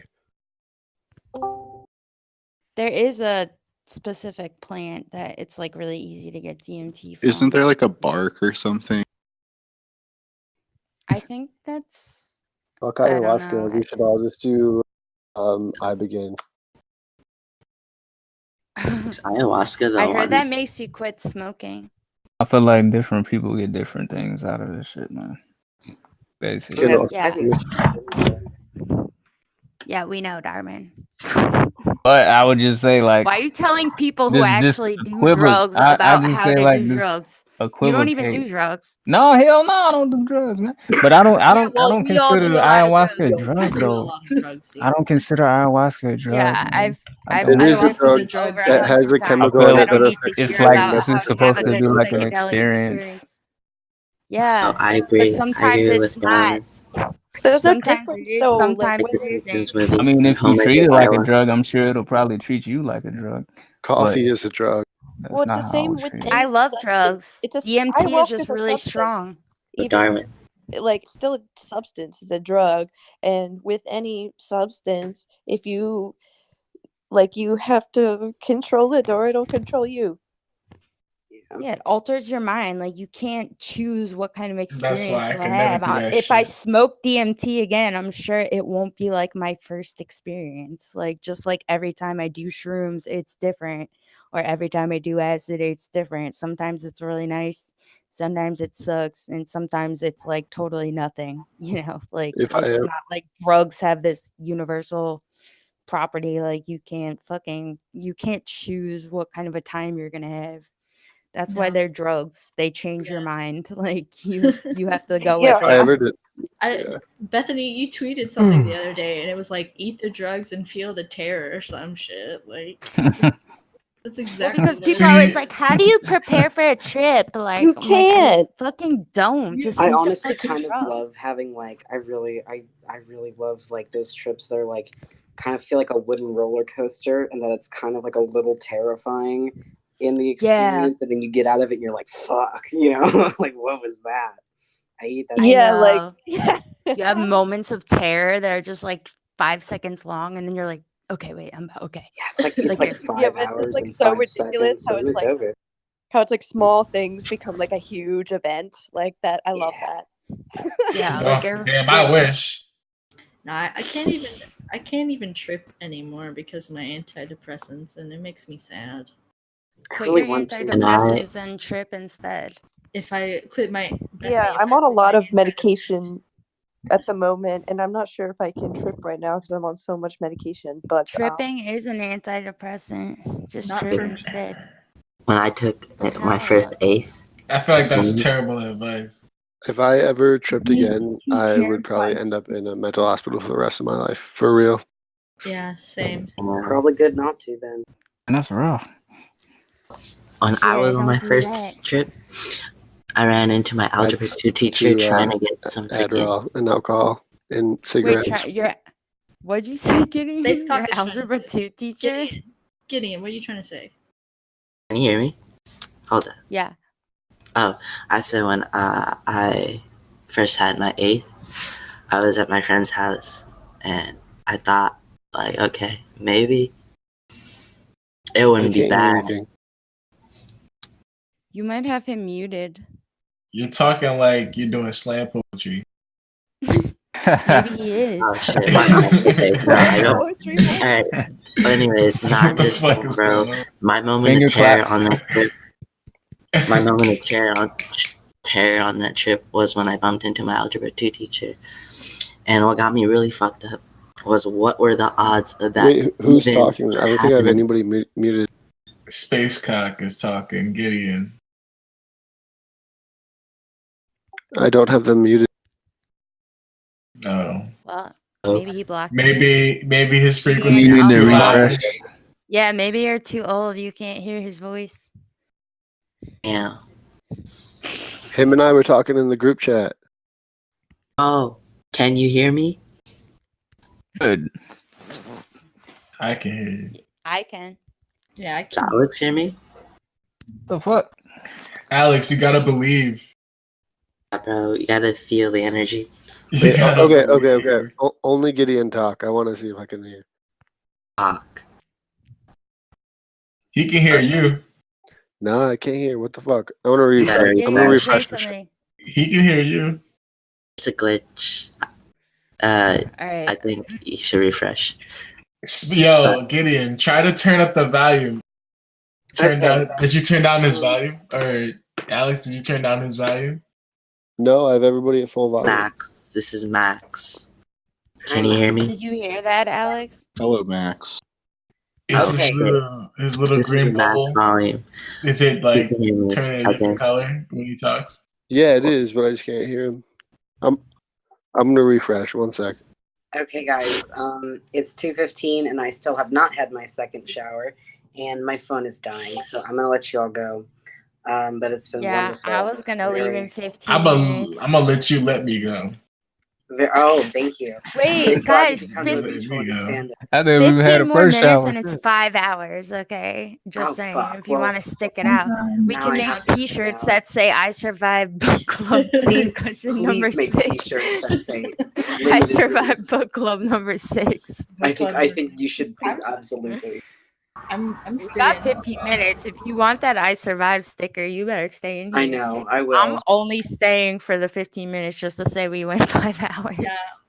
Okay, I'm we can do staying. this, Come on. guys. We've made it this far. 15 minutes, guys. Come on. Oh my we God. gotta bring it I'm back gonna to stick it out. philosophy. Just so that we can say we stayed on topic. Yo, Someone bring it back. I have a personal So how about Did you this? guys Mom talk Trendell about? has something. I Trendell, go. have a personal question. It's not even really. I don't think it's philosophical, but how do y'all deal with with someone when you feel like someone is lying, right? Like, how do you go about it? Do you just accept the fact that you'll never really know if someone's lying to you, or do you kind of just try to approach it in a way where it's like you try to find out the truth yourself, or do No, you just I just let my I just I Well, don't know, what's I feel the like lie about, eventually though? No, it's just lying in general. It's like you really never know what someone is I feel like I thinking, think the or truth will reveal Find itself in some way. But most things, I just let them lie. If I know that they're lying for a fact, I'll just let them lie because it doesn't really make a difference. It really depends on the situation. Like if it's if it's a lie that I think affects me, I'll probably call them out. But if they're just a weird person that lies about dumb shit, no, it's I just don't know. like let's say you're dealing with a compulsive liar, but you just don't know, but you have a hunch that you just don't believe anything that they say, and I you probably just try to don't know find out why. from my own curiosity. Yeah. Yeah. But how could you find out if they're so? Well, what are the lies they're telling you? Look them up or something. No, I don't mean they're saying stuff. It's not Kinda why. it's not fact stuff. It could be stuff like, oh, I love hanging out with you. It's something that is personal. You guys. So basically, you think your friend doesn't like you, and you're trying to figure out. No, I'm not personalizing it. I'm just asking about lying in general. Just because I always think about some quote that my stepdad says, where it's you can you can't put anything past anyone because anyone is capable of anything. So you can't really like believe that you think you know anyone, because it's like the minute they walk out of the room, they could be a totally different person than what you thought they were. So I don't know. It's 2 a.m. and that's why I'm talking about it. Well, do you feel like you gain confidence in your abilities to like weed out weird people and untruthful people? Because I feel like generally you can vibe off people and sort of get an idea if they're like genuine or if they're fucking weird and fake, you know? I thought I was good at it, but these days I really don't think I'm that good at weeding out, people who lie and people who, are really deceptive. Like I can't do it. It's not as good as it. $10. You gotta build traps. Build traps? Man. My cousin told me the other day that I need to start lying more in my life. No. He said you gotta learn how to lie better. No. My dad always told me that I need to learn how to lie because it's the only thing that will help me. Wait, it's the only thing that what? Oh, never mind. I don't know where I was going with that. No, come on. You Yeah, said talk. You haven't. You've been here this whole time and haven't said anything. You're like a mystery with the creepy picture. Imagine Who are you? What are you talking about? They just say that little piece and then No, introduce yourself, please. My name is Katya. I'm from Minneapolis, Minnesota. Nice to meet you. Hey, Katya. Thanks Minnesota. It's cold as fuck over there. I wore my winter tiny jacket toad? today because it's still like in the 40s. That's warm? Hell no, that ain't warm. See what I'm talking about? She said she wore a winter jacket. Y'all be chilling in 0-degree weather. Talk about, this is nice. Wait, what did your dad say about lying? Well, basically, my mother she's been looking through my old transcripts and stuff of things I wrote when I was like 8. And there was something I wrote about how my father taught me to lie because that's the only thing that will get you ahead in life. And your mom found that? Yeah. Damn, that's terrible. Was she upset? She just thinks that it was very interesting because he does continue to lie and manipulate people a lot. And I don't know. So what do you think? Do you take that at face value? I personally feel like it's best to always be honest and upfront with people, even if it might hurt them in the moment. Are you lying? What? No, I don't think so. Someone else told me one time the best way to convince the world that you're a good liar. Oh wait, the best liar convinces the world that they're the worst liar. Damn. To Mind blown. not give away too much information rather than outright saying false things. Facts. But omission in a way is lying too, right? Yes, that's the best form of lying. I thought white if lies you were say the best something form. outright. Well, I think what's she means omission? to actually get away with Oh, it. never mind. Because I feel like when you lie outright, it's more easy to be called out. But if you just skirt around things, it's easier to, be convincing. Yeah. But omission is like worse, I feel like. I think it's like if you are purposefully omitting something because you feel like someone might not like it or something, it's like you're not respecting them as a human being, Like that doesn't seem really fair at all. Yeah, We were you're talking about getting away game. with lying, not the ethics of lying. Obviously, lying is always not a good thing unless you're like Yeah. trying to really. It depends on the situation. Only Like, lie to if you cops. call Somebody out has a your gun to your teacher- head and they say, Do you who have said only light a cup? $5,000 in your pocket? Hey, I You got should a probably lie and say you Alright. Always don't. light cups. Hey, Fuck alright. you, Well, I would If say I do. Please take it. you gotta think about it Every like Okay, this. we're You gotta assuming think that about it most like people don't this. want to die immediately. Alright. Oh, I If thought you if meant if like that would help if me live. If if somebody That's a helped, better No, idea. no, it won't. $10. said lie to me right now. $10. $10. Yeah. Yes, Alright. sir. If your teacher like took your your Yu-Gi-Oh cards, right? Oh my god. Yeah. Right? Oh, Damn, no. bro, it's rough. And like, you don't know what he's gonna do with it, but he said he's gonna keep it the entire year. So what you do is you like steal it back when he's not and shit, or like I whenever. don't know he what you gets a getting chance. at. And then he confronts you about it. He's like, "Did you take back your Yu-Gi-Oh cards? Are you gonna say yes or are you gonna say no?" I kind of missed the question. I'm not gonna hold you, but you said if what the fuck you say? I'm sorry. You high? No, I'm tired, nigga. It's 3 a.m. almost. Girl, no. 5-hour book club, guys. He said if your teacher, say that again, took Gideon. your Yu-Gi-Oh cards, right? Yeah. And then said And he I was took gonna them keep shits them the back. whole year, and you took them back. And the Yeah. teacher asked you, "Did you take them?" Yeah, nigga, them shits is mine. I took it back. Yes, I So took them back. you'd be honest. Yes, I would say yes.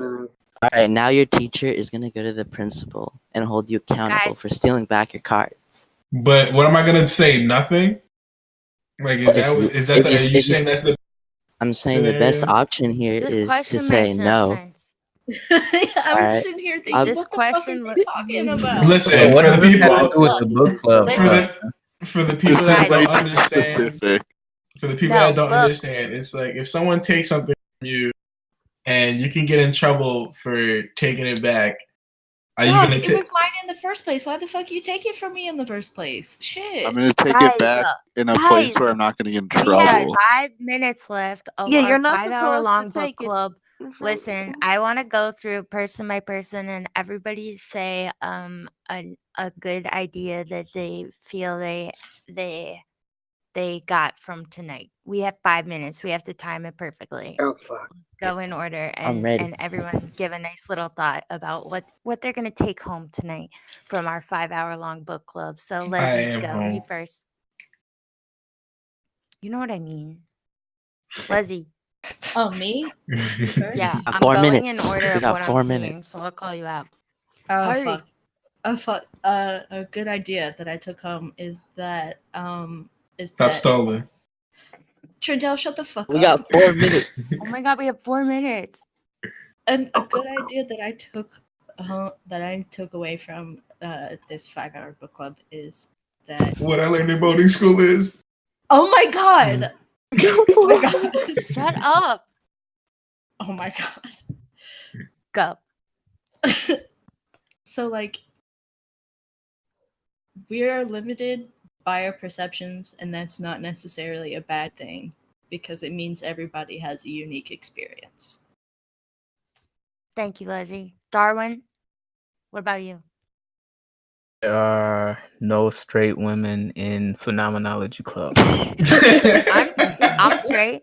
Other than Buttress, she's the singular one. She ain't straight. She keeps saying she's straight. She ain't straight. Aiden, are you? I gotta go. Okay, fine. Wait, can we get a thought? Can we get a final thought? Yeah, I think I'm coming out of this with the idea that we're all struggling to find like a common ground, and that's what we're constantly arguing about in this club or discussing or whatever. Facts. Is that a good thing or a bad thing? I don't know. I don't know. Does it give you bad vibes? Not bad vibes. The wave is cool, I guess. Okay, good. As The long as wave. it's okay vibes. Aiden, do you have anything to say? You've only been here like a minute. Who, me? Yeah, you bitch. You're Oh, Aiden. our man-made contracts are holding us back from our future potential. Wow, that's heavy. Catch ya. Can we get a thought? Humans are not inherently disgusting, and I remember you talking about how it seems to be more perpetuated by Abrahamic religions about having sin and stuff, and I don't know. That really resonated with me because I feel like I'm a horrible person just because I was born, and I don't know, that's something interesting to think about more. No, you're an amazing biological specimen. Just Thank look at you. your hands and love yourself. Like, what the fuck are hands? Are you kidding? You're so cool just because you have hands. Like, literally, that is enough reason to love yourself. You rule. Everyone here rules. I have Trendell. Oh shit! All right. So couple things. I learned about in school. We need that population control. Thank you. Go ahead. I'm cutting you off. You only No. get one thing. Alex. No, wait. No, I like the go quote. over 5 hours. I want to end at 5 hours. That'd be perfect. I like the quote We got that 1 the minute. guy left us with. Trendell, where shut the is- fuck up. We got 1 minute. Trendell, you can wrap us up with the quote as soon as we're done. You got Alex. 15 seconds. Oh my god, Alex. Go. 10 seconds. Fuck. Space cop. You Get in. can speak. All right, dude. 5 seconds. Homosexuality is incest control, bro. That's We're a Tick, system tick. that's within a system of a larger system. Wait, And, Tick's going. Kimmy, shh. Tick is first. Oh shit. When Sorry. the Spinoza guy said, let us imagine, with your permission, a little worm living the blood. I did, and it was very silly. Facts. I can go. I'm sorry, I got skipped. I wasn't paying attention. Okay, Alex, and then Kimmy. Hurry. The way we perceive reality is not exclusively an individual experience. Damn. Kimmy. The way we perceive reality is limited to our bodies, and this is the only system we know. Yeah. Trendell, can you finish us off with Michael's quote? Can we hear it one more time? How'd you know it was his and not yours? I am not who I was yesterday. Wow. We did it, guys. And that is the end of 5 hours. China's ugly. Oh my god. I'm definitely making stickers. Literally though, Everyone because we started this shit at 9, and I'm not who I insane. was 2 hours ago. Facts. Me neither. Facts. Y'all fucking None of us worked are at who we were before 5 Hour Book Club. I worked a 9-hour shift, and I'm not the same person I was this morning. That's facts. Well, thank you everyone for coming to the longest book club ever. I'm definitely making stickers. I'm so 'cause glad. this Please was do. I'm so glad to monumental. share this moment. I like This stickers. 5 I love you hours all. worth of moment. I love you Good too, night. Bethany. The next one is actually not a reading. We're just gonna discuss everything and do a recap, and I'll lead it because it's gonna be all personal stuff. No fucking Leibniz and Spinoza. Can I have a specific day so I can take off that day so I could definitely be here for this one? Because You're gonna I take keep off? missing them. I keep missing because I'm working. I'll post it. I'll let you know. All right, guys. I'm signing off. Bye. Me too. Good night. Bye. Thank Bye. you. We Bye. survived. Have a wonderful time. Bye. Wait, she forgot to take out Craig. Yo, Craig. take out Craig. God damn it. Oh, Craig, get no, out. Craig. Craig, Get the fuck get out of